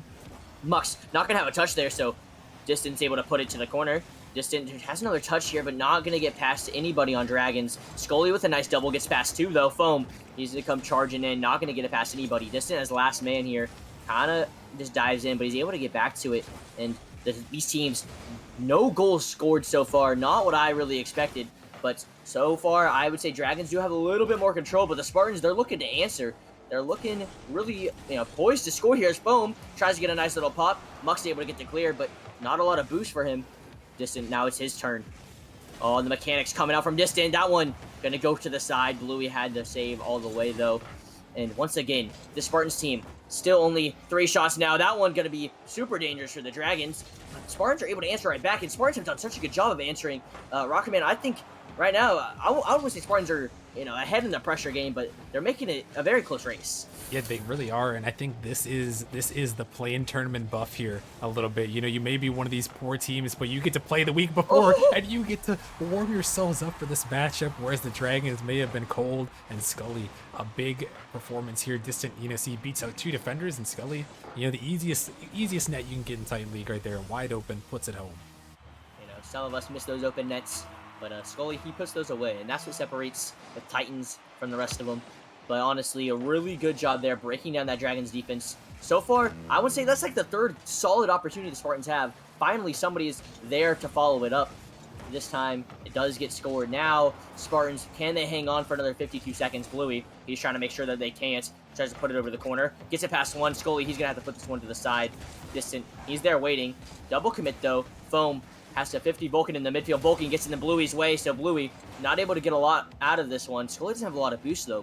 This one can be kind of dangerous here, but nobody from the Dragons is there. Oh, what a back pass. Vulcan wasn't expecting it, but Foam was. Foam, yeah, has a 50, but more time wasted. 25 seconds. Even more time wasted as that clear goes all the way down to the other corner. Bluey, he's trying to give Dragons one last hope. Foam's up early, but Bluey's there to react to it. Distant, he has to get a touch now. Distance touch goes to the corner. We're down to the final 10 seconds here. Distant, he pops it high. This one could be dangerous. Vulcan, he's there with the shot. Oh, my Foam with the epic save. And that one might just save Spartans this game. Foam, just let it die. Okay, good. He does. And Spartans take game 1. Dragons, they couldn't do anything. Yeah, and Foam letting it die there, bringing back some good old Season 1 memories of not letting it drop. Sorry, Foam. But this time he does, fortunately. And, Spartans flip. I mean, if you are gonna pull an upset against the number one seed in the Dragons, I mean, you're gonna do just that. And I mean, they come out and win game one. You need to win that one because you know that the Dragons, they might not have played too much Rocket League, in the last week or so. Titans, they don't always scrim together and play together as often as other leagues, but. For Spartans to come out strong, take the momentum from the play-in tournament, get that victory, that is a massive, massive start. Yeah, so far so good if you're the Spartans, but the Dragons, you know how scared they are. You know they can answer back, so we will have to see if they're able to do that. I mean, honestly, it didn't even look, other than Vulcan's last shot with like 6 seconds left, which Foam had, I'm gonna say relative ease saving, but like he was in the position for it. They didn't have a lot of shots. This one, that's gonna be a shot, that's gonna be a goal. Already, Dragons, they're done with the funny business. They're starting to score. Yeah, and it doesn't take long for a team like this to get heated up. Maybe they needed that game one to get back into things, but this is the Dragons we're talking about. They've got like we said, 3 of the best players in Titan League. I mean, Bluey he's leading the Titan League in player rating. Mux is out there in top 10, and Vulcan, he's top 20 as well. So I mean, honestly, they've got 3 insane caliber players, and you cannot let them get going if you're Spartans. You got to answer back and try to shut them down. Yes, Spartans are trying to do that right here. Distant, he can have a shot here. Goes for the double Bluey. Oh, he gets the block with 0 boost. What a save there from Bluey. Distant, I thought he could have just shot that ball, but no, Spartans, they just aren't able to convert on that opportunity. Distant trying to create another one, though, but Mox shuts that one down immediately. Foam, he's able to get it past him, but Bluey, he's there. Bluey with the shot. Vulcan able to get the secure, and Dragons, once again, they're able to answer, and they're getting heated here. Yeah, Demo opens up things on the back end there and just able to put a shot on net, and that's all it takes sometimes is the Dragons finding those demos and 2-goal lead. And now this is a little bit more about what we kind of would have expected it to see from game one here, Flip. But the Dragons able to get a good start and a good answer here. Yeah, Dragons, they are finally living up to what I know that they can perform. Honestly, we can honestly see a lot more goals, in my opinion, coming out of these Dragons boys. They are playing super well right now. The pressure continuing here as Bluey tries to find a pass mid. Scully has to try to get the clear, but Mux is already there. Mux can't get the double, though. Oh, but Vulcan's already there. That touch is going to go over to Scully, who's able to pop it up. Foam tries to play it to the corner where Mux is just waiting. And Distance, Distant tries to get a nice 50, but that one's just going to go all the way over to Vulcan, who is up, high flying, trying to get a pass mid. That one going to get sent away, but Foam, now it's his turn. He's trying to get a pass going here. Foam's not going to have the 50. Oh, yes, he does. He gets the dunk, but Vulcan, he's able to react so quickly. And this Dragons team, they're able to get up and recover so fast. And that's what they're doing right here. Oh, my gosh, Bluey able to instantly take a shot off that one mistake here. And the Spartans right now, they have to play mistake-free Rocket League if they want to get through this Dragons team, and that's one way to do it. Bluey with another epic save. That one was for sure a goal, I thought, but no, Bluey stands tall in the net once again. Oh my gosh, Bluey has just been insane on the defensive end. That is 2 just highlight reel saves. If you had one of those in a series, you'd be like, wow, I made that insane save. But he just had 2 of them right there, and it's in the playoffs here. Trying to battle back, and I mean, there's a reason he's the highest rated player in Titan League. Bluey out here, almost 500 points already. He is, if you add everybody else's score up in the lobby, I'm pretty sure he's like he'd still be like within 100. Like, he is absolutely performing. He is doing his job for his team, and the Dragons are definitely winning because of it, as he tries to find another one here, but Distant gets the demo, and a smart demo. Foam trying to do his best Zen impression, not able to do it, and Mux, he's able to get the clear because of it. Mux not going to have a lot of boost to go for the double. Scully, he goes for the flip reset. Bluey, he pounces on that immediately, and Foam has to get the clear. Foam trying to get it past one, but Mux able to get a nice 50 here, and all these 50s so far, Rocker Man, have gone straight back into the Spartans' half, it feels like, and sometimes they're even on target. And oh, that one's gonna be on target. Bluey, that one gonna get saved away. That was a great save there from Foam, and now this is the counterattack opportunity. Oh, Foam can't get the shot. He didn't have enough boost. Can they still score here? Scully not able to do it. In Distance, he's not able to score either. And Spartans, while they have these opportunities, Rockerman, they're just not able to put them away. Yeah, and that one, yeah, you mentioned it, Foam. He didn't really have the boost to put that one on net, so he tried to get it over his teammate. Is this one dropping? But Bluey, of course, on the goal line, making another save there for him. And Yeah, I mean, that's one of those ones that's so tough. It's an open net, but, you know, you don't have the boost and the power to put it on. And in the Titan League, they'll save that as here comes a shot, Bluey again, but he can only do so much. Foam puts it home. Foam puts it home. That's, you know, a good sign here again for the Spartans as Bluey, you know, he makes another fantastic save. His 5th one of the game, in fact. But the Spartans, they're finally able to chip away. But the Dragons kind of seem like a one-man show. Mux and Vulcan, they're getting nice 50s. They're getting nice, like, midfield play here. But it's been 5 saves for Bluey, 7 shots, and there's goose eggs for the rest of Dragons on both those categories. And I want to see these Dragons players get more involved with each other because I know they can. As Distance able to get the clear at Bluey. He puts this one off the sidewall, trying to maybe follow it up himself, but Foam's already there. Scully does get the respawn, but he does not go for that ball. He elects to take it slow, and he gets a 50 on Mux. Vulcan up. Vulcan gets another touch. A great touch there, able to put it on target. Distant has to go for the low 50. Bluey puts it mid. Now that one can be a counterattack opportunity. The net was open. Can't put it away. No. Oh my gosh! Once again, the Spartans have an open net and there's no punish is what it feels like. The Dragons aren't getting punished. Yeah, and that's one of those ones, Flip. You know, if you're the A seed here, you're playing against, you know, a team that doesn't make many mistakes. You have to capitalize. To pull this upset, you have to capitalize on every mistake that they make. It's tough to do, but that one they needed to get there, and now with 15 seconds left, gotta see a miracle. Gotta see a miracle. Is it gonna come through? Mux, he puts this one high. Vulcan's gonna be there for the shot. And they are the other 2 Dragons players getting involved right when they needed them most. And, wow. What turned out to be a lot closer of a game than I thought, where Spartans definitely had some chances. It looks like it's pretty much out of reach for them. There's 11 seconds left. I'm not saying it's completely over. But, Rocker Man, it seems like Dragons, they've had a nice answer back here in game number 2. Yeah, they did, and you know, Spartans, they gave it their best effort. You know, just two key goals, and you know that's the difference. You'll see mistakes in every league, but mistakes in Titan League, they are so magnified because these players are so good at the game here. Any mistake, it needs to be capitalized on if you're gonna want to win, especially a team that's, you know, 17-1 in the regular season. You know, if they make a mistake, you got to be on it. You got to put it in every single time if you're going to want to pull the upset. Unfortunately, Spartan's not able to do it in this one, but they're still in a tied series here, and with a lot of opportunities. Yeah, still tight series, still looking really solid too. Like, they definitely played fine. Like, I'm not saying they got blown out of the water, because honestly, they kept it close. It was a 1-goal game for a while there, and it looked like they had a chance to tie it. But I mean, this Dragons team, they're if you don't capitalize on their mistakes, they're gonna capitalize on yours, and that's what they did. Just great overall team play. Dragons, they looked really solid here, and honestly, it kind of felt like, you know, they figured out what they needed to do. Like you said, that the game 1 kind of felt like a warm up. This one definitely felt like the Dragons roster that we're used to seeing. And going into game number 3, I feel like they're only going to get better. Yeah, I mean, that's what you have to think, and I feel like that's why it was so crucial for the Spartans to come out and capitalize on those mistakes in game 2. If you are going to pull an upset against these higher seeded teams, you have to bring it to them early. I mean, the Spartans did, they threw the first punch, but the Dragons, they're able to answer back, and you know, if the Spartans have something to prove here in this series, if they can hang with the big dogs here and the Dragons here and pull this upset, it's got to happen here on game number 3. You got to get this win, and you got to put yourselves up in the series 2-1. Yeah, but already, wow, the Dragons looking to score. They ring the post twice. So the Spartans getting saved by the bar there, but now the Dragons are looking to score continuously. Oh, Bluey, his touch is going to go high. Vulcan's going to keep it in play, though. Vulcan's not going to have the touch off the ceiling.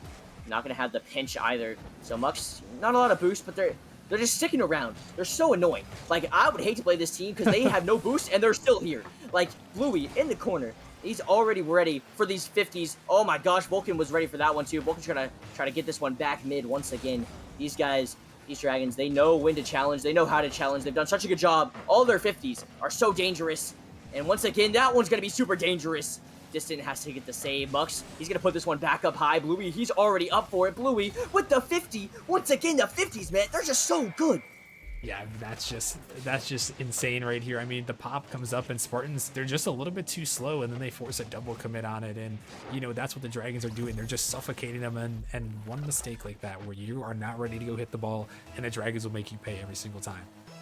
Man, the Dragons, they have just done such a good job of, you know, being on top of the Spartans. And on top of the ball, too. They are literally everywhere on the field, it seems like. Distant with no boost, tries to get it clear. was awkward enough, so Foam's able to take it, but Foam, his 50, goes all the way back to his own half, where the Dragons seem to just live pretty much. As Vulcan, he's trying to get a touch. That one's going to go straight down. Mux, he's going to be a little awkward here. Has to get the flip reset. Foam can't get up to it. Doesn't have enough boost. And Distant, he's going to clear this one to the corner. Distant trying to get past one, but not able to. Now, Scully, he leaves this one for Foam. Foam trying to find another touch here. He's not able to. It goes a little below him, but Bluey's able to get the clear. Bluey, this is super dangerous. Bluey's going to elect to just take the boost instead. He knows he couldn't get to that one in time, but he's just waiting. He's waiting, and now it's Mux's turn. Mux with the insane double touch off the ceiling, but not going to go in the net. Distant and Bluey kind of collide there, so Vulcan, he has a turn at the ball. Oh, that's not a great touch there. As Mux, he's able to take control and once again get another pass midfield where the Dragons, I feel like if they had a second man, like a consistent second man there, they would have so many more goals, but they just don't have enough boost. There's not enough in the tank so far, but it's going to come eventually because they are continuing this pressure. And Rockerman, the Spartans, they got to do something about it. And finally, we see a demo. And I think that's one way that they can really start opening things up. Yeah, and that's the thing with the Spartans, with the Dragons I want to talk about. Your point is they haven't had the second man there because they've been out of boost, but still they've been able to keep the pressure. And for the Spartans, you got to find these solid clears and find your teammates out here because the Dragons, we know that they are going to keep this pressure on. We know they're going to suffocate you, and we know that Distance going to put it in this open net. That was a insane play here from Scully. Scully, first off, gets that triple touch, so Bluey's completely thrown off, and then he gets the dunk. And a Distant there to put it away as well. Great job there for the counterattack. Finally, the Dragons were super close to each other, super pushed up the field, and finally it does, result in a counterattacking goal. And now Spartans, they tied this game all up where Dragons might have had a lot of pressure, but they only scored one time. Spartans are looking to score here. Foam, he's not going to have a shot. He plays it to the corner. It could have been risky if he did take that shot. A counterattack could have been imminent, but instead the Dragons have to take it slow. And that's not a good touch there from Bluey. Scully, he's gonna have a turn of the ball. Vulcan able to get up to it in time. Foam takes a touch to the sidewall. Vulcan gets it around him, though. Distant, he's gonna have a clear here. Mux does get a 50. Foam not able to get a touch, so Bluey's gonna take control. Bluey's gonna find Vulcan mid. Vulcan gets cut off by Scully. That one could have been a great team play, but Spartans stay alive. The defense from the Spartans has held strong so far. Now, can it continue to hold strong as Scully? He puts this one high. Gonna go for the low 50 here. Vulcan hits it around him, though. Distant, he is once again on the ball. Distant has been that guy. He's had the goal, but Scully so far has been the defensive man in my books. He has been the one making the difference. Bluey, he trying to make a difference there. That one went straight down. The Dragons, they're getting creative here, but so far, Rockerman, nothing's going through. Yeah, nothing's going through, but this one, Foam scared me a little bit there with that one. But yeah, the Dragons haven't been able to put one in besides that other, the earlier goal that they had is, oh my goodness, what a shot! Distant with that angle and the power. My goodness. You can't hit this ball any better. Like, genuinely, that is perfect. Like, that man lasered that ball right past Vulcan. And a 2-1 lead for the Spartans. Nobody saw it coming. I didn't see it coming. And they're here. Can they stick around, though? They were able to hang on last time. Are they able to do it here? Oh, that's not a great touch from Disney. He does send it over to the corner, though, but Bluey's waiting. Bluey's able to send it past mid. Oh, Scully.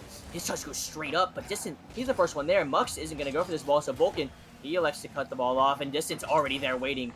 Spartans seem to be getting better and better at reacting to these cuts in the midfield from the Dragons, and they're able to keep up a little bit of pressure here. Only 30 seconds remaining. The more time that the Dragons waste in their own end, the less time, they have to score. But now they're here in the Spartans' half, trying to get one going. Bluey, he's not able to do it in Foam. He's trying to get a flick, but Mux is going to be there. Mux trying to beat out Distant, but Distant does get the touch first. Foam just trying to be a nuisance. Scully waiting on that back behind. Vulcan's hunting. Oh my! Ooh. Vulcan was hunting. He didn't find his prey, but he threw his prey off target enough, and Bluey gets the goal. Yeah, look at this Scully. He has to stop, and that kills his momentum, and Bluey's able to put it on net. And the counterattack from the Dragons, right when you thought the Spartans were going to hold on, they answer back, and now 2-2 ball game here. You gotta be a little concerned here if you're the Spartans here. The Dragons, it seems like an attack is just moments away. Yeah, but the Dragons, they are definitely, they got to be wary as well. Oh, maybe not. Wow, that one was an insane 50 from Mux. Absolutely hitting the gym. Distant, he's trying to make him worry. Distant, not able to get the touch. Neither was Scully. So we're going into overtime for the first time in this series. And Rockerman, I don't know who you got taking it, but I think the Spartans can definitely take this overtime. Oh, they for sure can take this overtime. It's going to be about who is going to perform the best here and who is going to get that demo. Oh my goodness. It's in the back of the net. Distant puts it home and return to sender. Wow, the pinch off of Mux, but man, the demo from Scully, that's the difference maker. And 11 seconds in, they score. I swear we had an 11-second overtime goal earlier. We did. I don't know why. I think you're right. Yeah, I don't know why I remember that. Like, that's crazy. It's both 11 seconds. Now we have Spartans up 2-1 in the series. Dragons, they were able to bounce back with a nice game in game 2. But in this one felt like more of an even fight where that playmaker Distant, he was able to make some plays. I mean, just look at this stat sheet right here. The Dragons, they led the shot department. They were putting on the shots 9-4, but they still end up losing here. Spartans able to capitalize on 3 of their 4 attempts, and I mean, man, Flip. I mean, we've got to be on upset alert right now. For sure here, 2-1 in favor of the Spartans. I mean, if the Dragons want to win, they got to do so right here. You cannot allow yourselves to go down 3-1 here. You may have been the better team in the regular season, but the regular season's over. This is playoff time. And right now, we've seen some huge performance led by Distant on that Spartan squad. Yeah, Distant. And hey, we cannot forget, Scully and Foam are doing their part for sure. Yeah, but definitely. man, Distant with the hat trick. Man, that one was impressive. Now, can they do it again? Can they take a 2-game lead? Foam trying to get a little mechanical. Foam with the 50. That one almost went in. Louis wasn't really ready for it, but it's still not enough. Distant, he can put a shot on target. No, he can't. But Foam maybe. No, Vulcan with the stop. Dragons seemed a little bit hectic there, but they were able to survive. The Spartans, they're seeming a little hectic on defense now. Scully's touch wasn't the best, but Distant cleans it up for him. Vulcan, his touch gonna go straight down. Tries to get another one. He does, but Bluey jumped as well. An open net here for Foam. Foam elects to go high, though. I feel like if they just shot that, maybe it could have been a goal, but maybe not. I'm not sure. Instead, the Dragons and Spartans remain 0-0, where the Spartans, they're taking a lot of early pressure here. Yeah, they really have. The pressure has been in the Dragon zone. There was a couple of close shots, and the Dragons just seem like they're caught off a little bit off guard. Maybe not expecting this type of performance from the Spartans, who got swept by diversion in the play-in tournament and then came back to win their second one. So maybe kind of discounting them a little bit, but really, it's just been a major performance from the Spartans thus far, and the Dragons, they haven't been able to play their game. No, not yet, but they're looking to play their game here with a little counterattack here. Muck's not able to get the shot on target. Vulcan's going to put this one back up high. Distant, his touch going to get read by Vulcan, but Vulcan gets his touch read by Distant. A little bit of game of chess right there. Scully, that one's going to go over his head. Muck just shot that ball. I don't think Scully was expecting it, so Foam has to answer. Foam trying to air dribble it over to Distant. Distant's not going to have a touch on it, so Scully, it's going to be his turn. He pops this one high. Foam going to take control of it. Going to try to get a double here. A nice double as well. Goes to the corner. Muck's kind of awkward. Foam pushes one high. That was going to go straight down. Vulcan, do you have the read? He doesn't, but Distance had a little bit of faith. Distant, he's going to try to put this one back up mid. Oh, Scully gets the beat. That was going straight down once again. More dangerous opportunities are here for the Spartans, but nobody willing to commit for them. I think the chances are there right now, Rockerman. Dragons, they got to be careful. Oh, but now Spartans got to be careful. Mux scores, though. No, Mux doesn't. Oh, I thought Mux had that for sure, but Spartans kind of saved there. That one wasn't open net, but it's still 0-0. And right now, it's looking like anybody can score this next goal. Yeah, I mean, the Spartans have really put on that pressure, and you thought for a second the Dragons were going to get one there with the bump attempt and then the double tap so close. And, that's the thing with these Dragons. They are so good players that we expect him to hit that. That is not an easy shot for Mux to hit. But, we just expect him to hit that because that's who he has been this entire season. But that one does not fall, and now we're still tied at 0-0 here with the Spartans. Really, they've been the one taking the pressure here, as this is a dangerous ball, but it's going to be sent away. And in man flip, if the Spartans can find a way to squeak a victory here. Oh, Scully with an insane save. If the Spartans, though, find a way to hold on and win this game, my goodness, we could be looking at the biggest upset we've ever seen. This would be absolutely insane, but they have to score, and they have to hang on. They are doing a good job of it so far. Distant trying to find something, but Foam, he's going to have to be the one to clean it up. Distance on the sidewall, though. Foam, he's waiting mid. Vulcan does get the clear.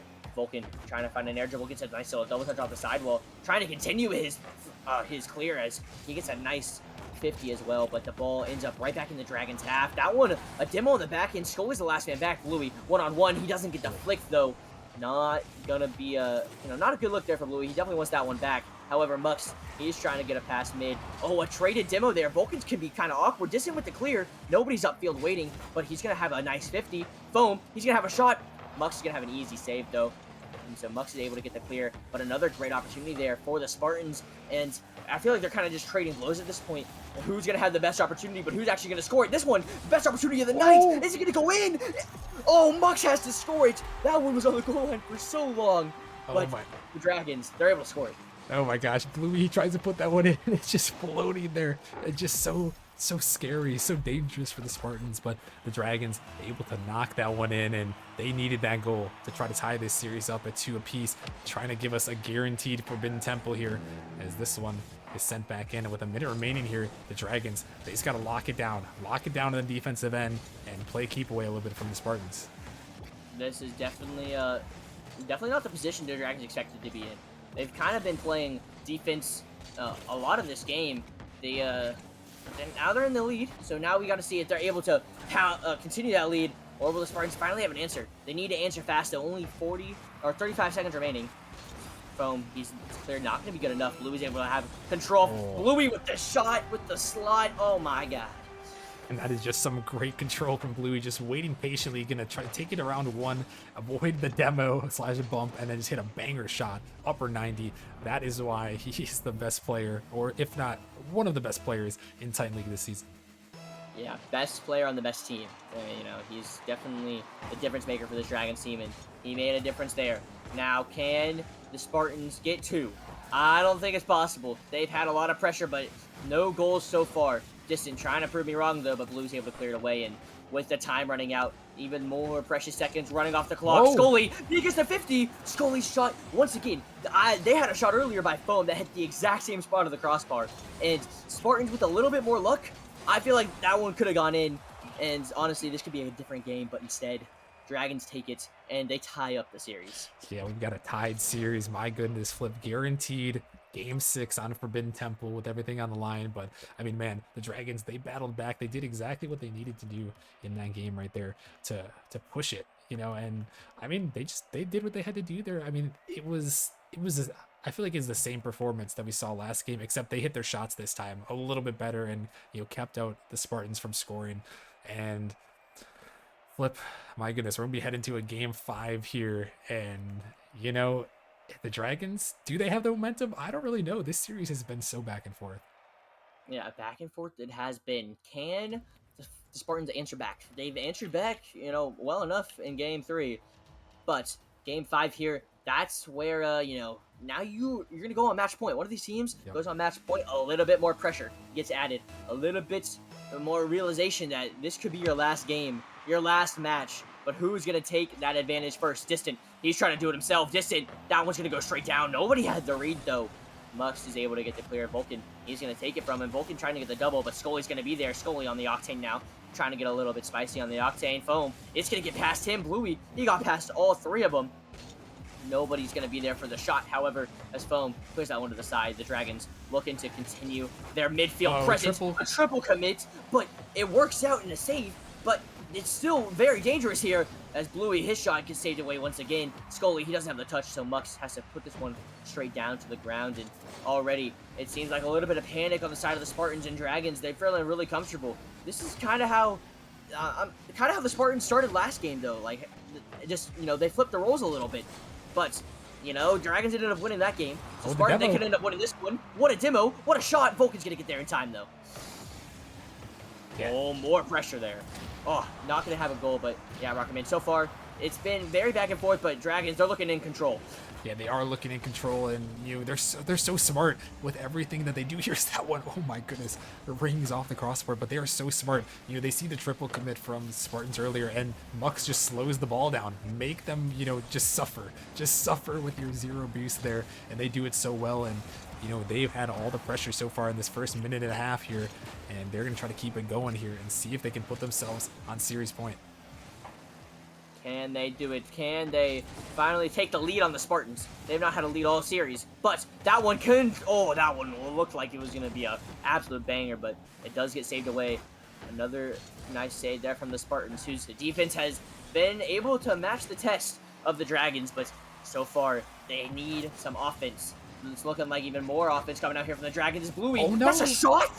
What? How does he hit that angle right there? We got to see this again because Bluey finds another touch. He comes off the wall and right over the top of Foam. And Scully just, there's not much he can do. He's not expecting to be on target. And a huge goal for Bluey there.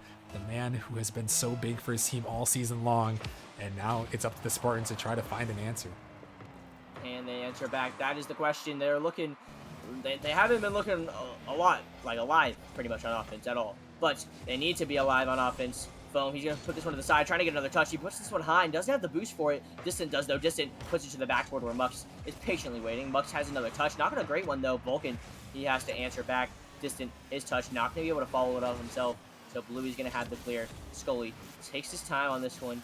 Takes some boost. Going to have a lot of time here, but Mux already up in the air for that one. And Vulcan, he's already there for the answer as well. All these 50s go in the way of the Dragons so far, and they're able to answer back.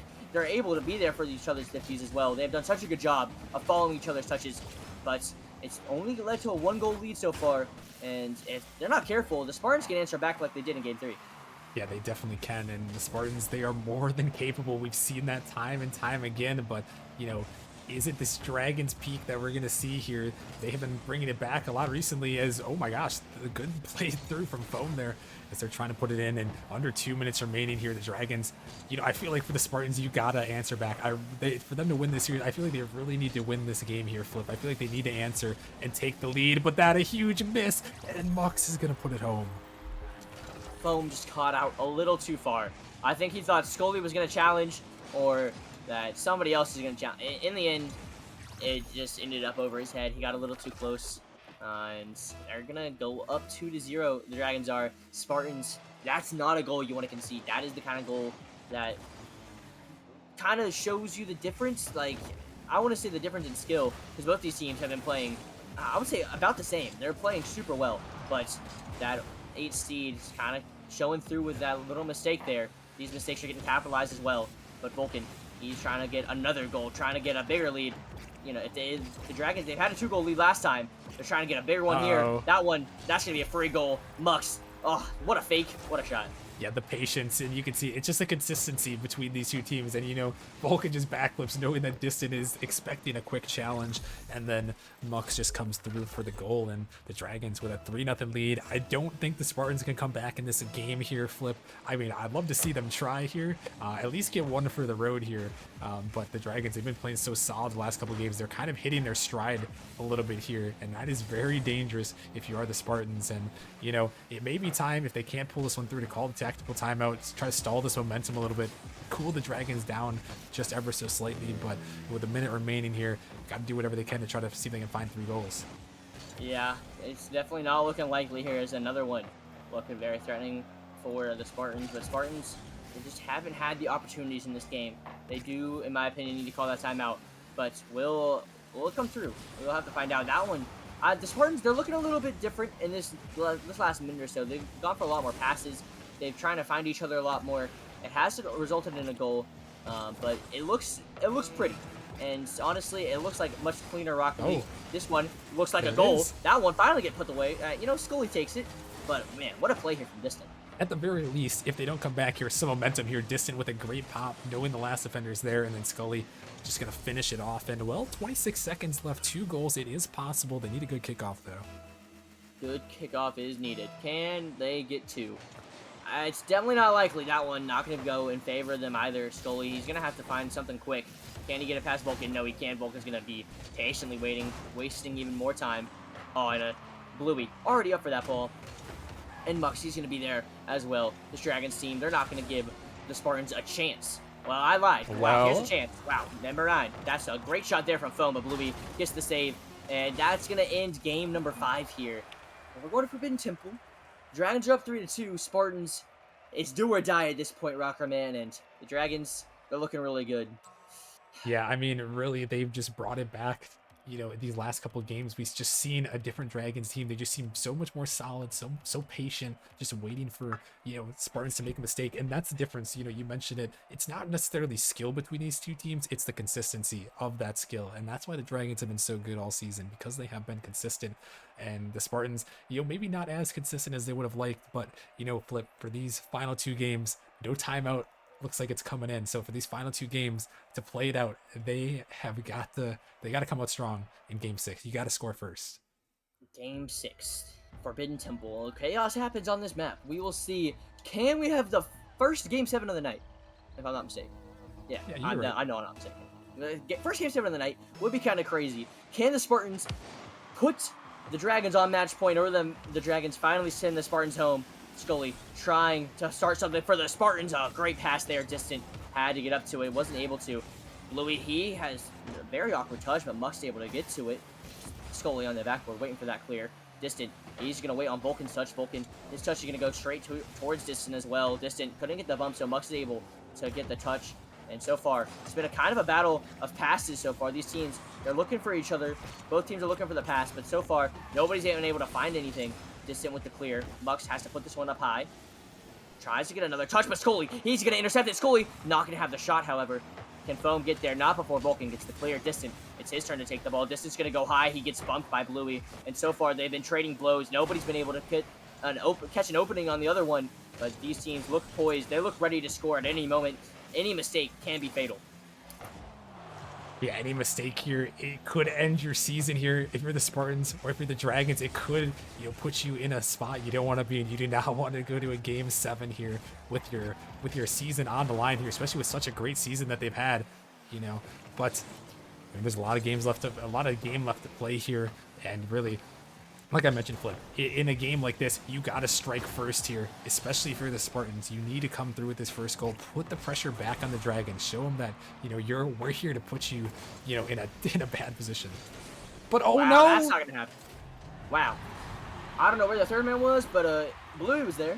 That's something. That's just an unfortunate 50. But man, the Dragons, they strike first on an unfortunate 50, but I feel like their 50s have been going that way the entire time, Rockerman, and now it resulted in a 1-goal lead for him. Yeah, and that's the Dragons 50s. You're exactly right. They have been going in their favor this entire series for the most part. And, another one, we're not surprised that it goes that way. We are surprised it does find the back of the net, but oh my gosh, Bluey is going crazy. What did he have in the tank? Oh my goodness, he's trying to take out the entire team and then some. But yeah, the Spartans, now, again, you got to answer here. The Dragons have really turned the momentum in your favor, but we need to see something. I want to see something, especially from Distant here. Maybe another highlight reel play. He's had a couple of attempts, but let's see something here from him.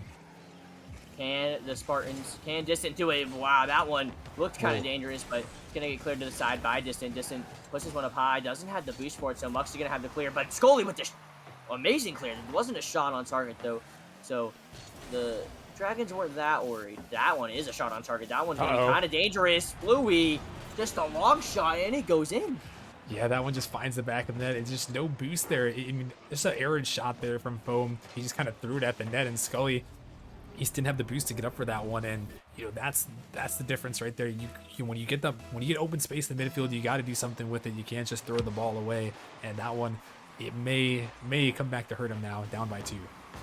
Down by 2. Nobody's come back from a 2-goal deficit so far in this series, and I'm not sure if the Spartans have it in them to do it, but we will find out. It's Forbidden Temple. Anything can happen in Forbidden Temple, and we will have to see if the Spartans have it in them.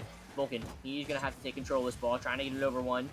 Foam's going to have the 50, though. That's going to go right off the backboard. Bluey, he does have the read, because of course he does. He's Bluey. Scully, he doesn't have the touch. Bluey's touch is going to go straight to Foam. Foam's kind of awkward, though. Has to just pop this one up high. Mux and Distant trying to race towards the ball. Mux has the beat, but Distant had the dunk. And Vulcan, he's going to have the beat that time, but Foam, he's already up. Foam, does he have the mechanics for this one? He's not able to get back to it. But the Dragons, they are not able to get to it either. Distant, his touch goes high. Vulcan, he has to clear. And each touch, wow. I said each touch goes high, but that one not even going to have a touch. Foam, he has to get that one 50'd, and Vulcan's already there in the corner waiting. He gets a double touch. He gets a triple touch. Anybody going to be there in the midfield? No. Bluey's waiting on the sidewall, though. Foam gets a dunk, however. But once again, the Dragons are just all over the ball, all over the field, and it feels like the Spartans, they're just not finding any holes. Yeah, no, they are really getting suffocated every time they're trying to make some space happen. It's been the Dragons, finding those touches and finding like a demo like that, which just can open up so much space. A shot on net, and that might be the dagger there. Bluey with the hat trick. Bluey, when you need him most, Bluey arrives. He answers the call. Scully spawns, and he just couldn't get back to it in time, and just didn't have boost either.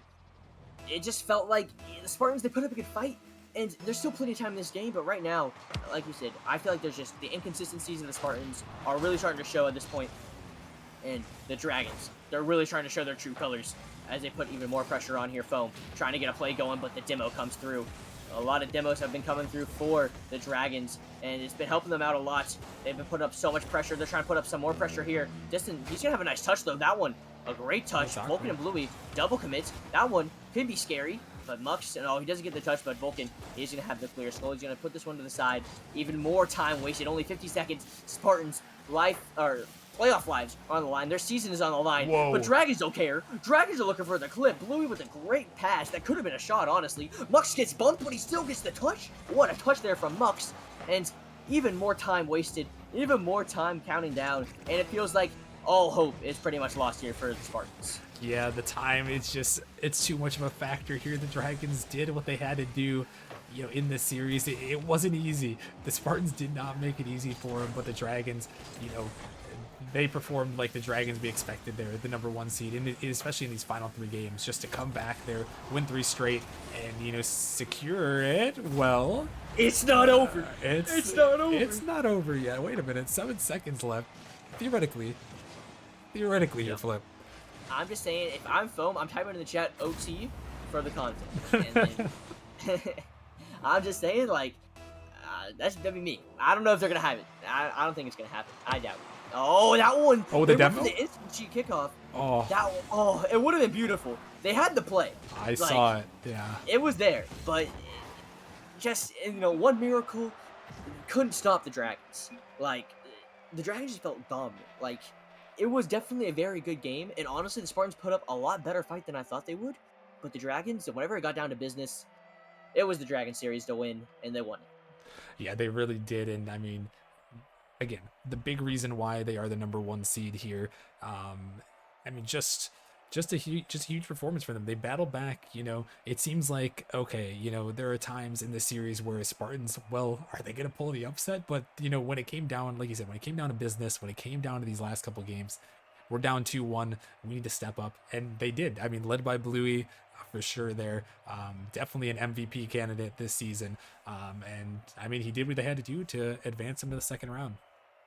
Yep, they did what they had to do, and that's all that matters. And Dragons, they're going to be going on, and honestly, Rocket Man, they're going to be looking even scarier for the rest of the playoffs, because I felt like that was kind of their warm-up, I would say. Like, they are looking very scary for the rest of the playoffs, so it's definitely going to be frightening for whoever they play next. Hold on, let me look at the bracket. I can tell you who to play next. We can pull up the One bracket here. There we go. Yeah. Bananas, Grandmasters. Wow.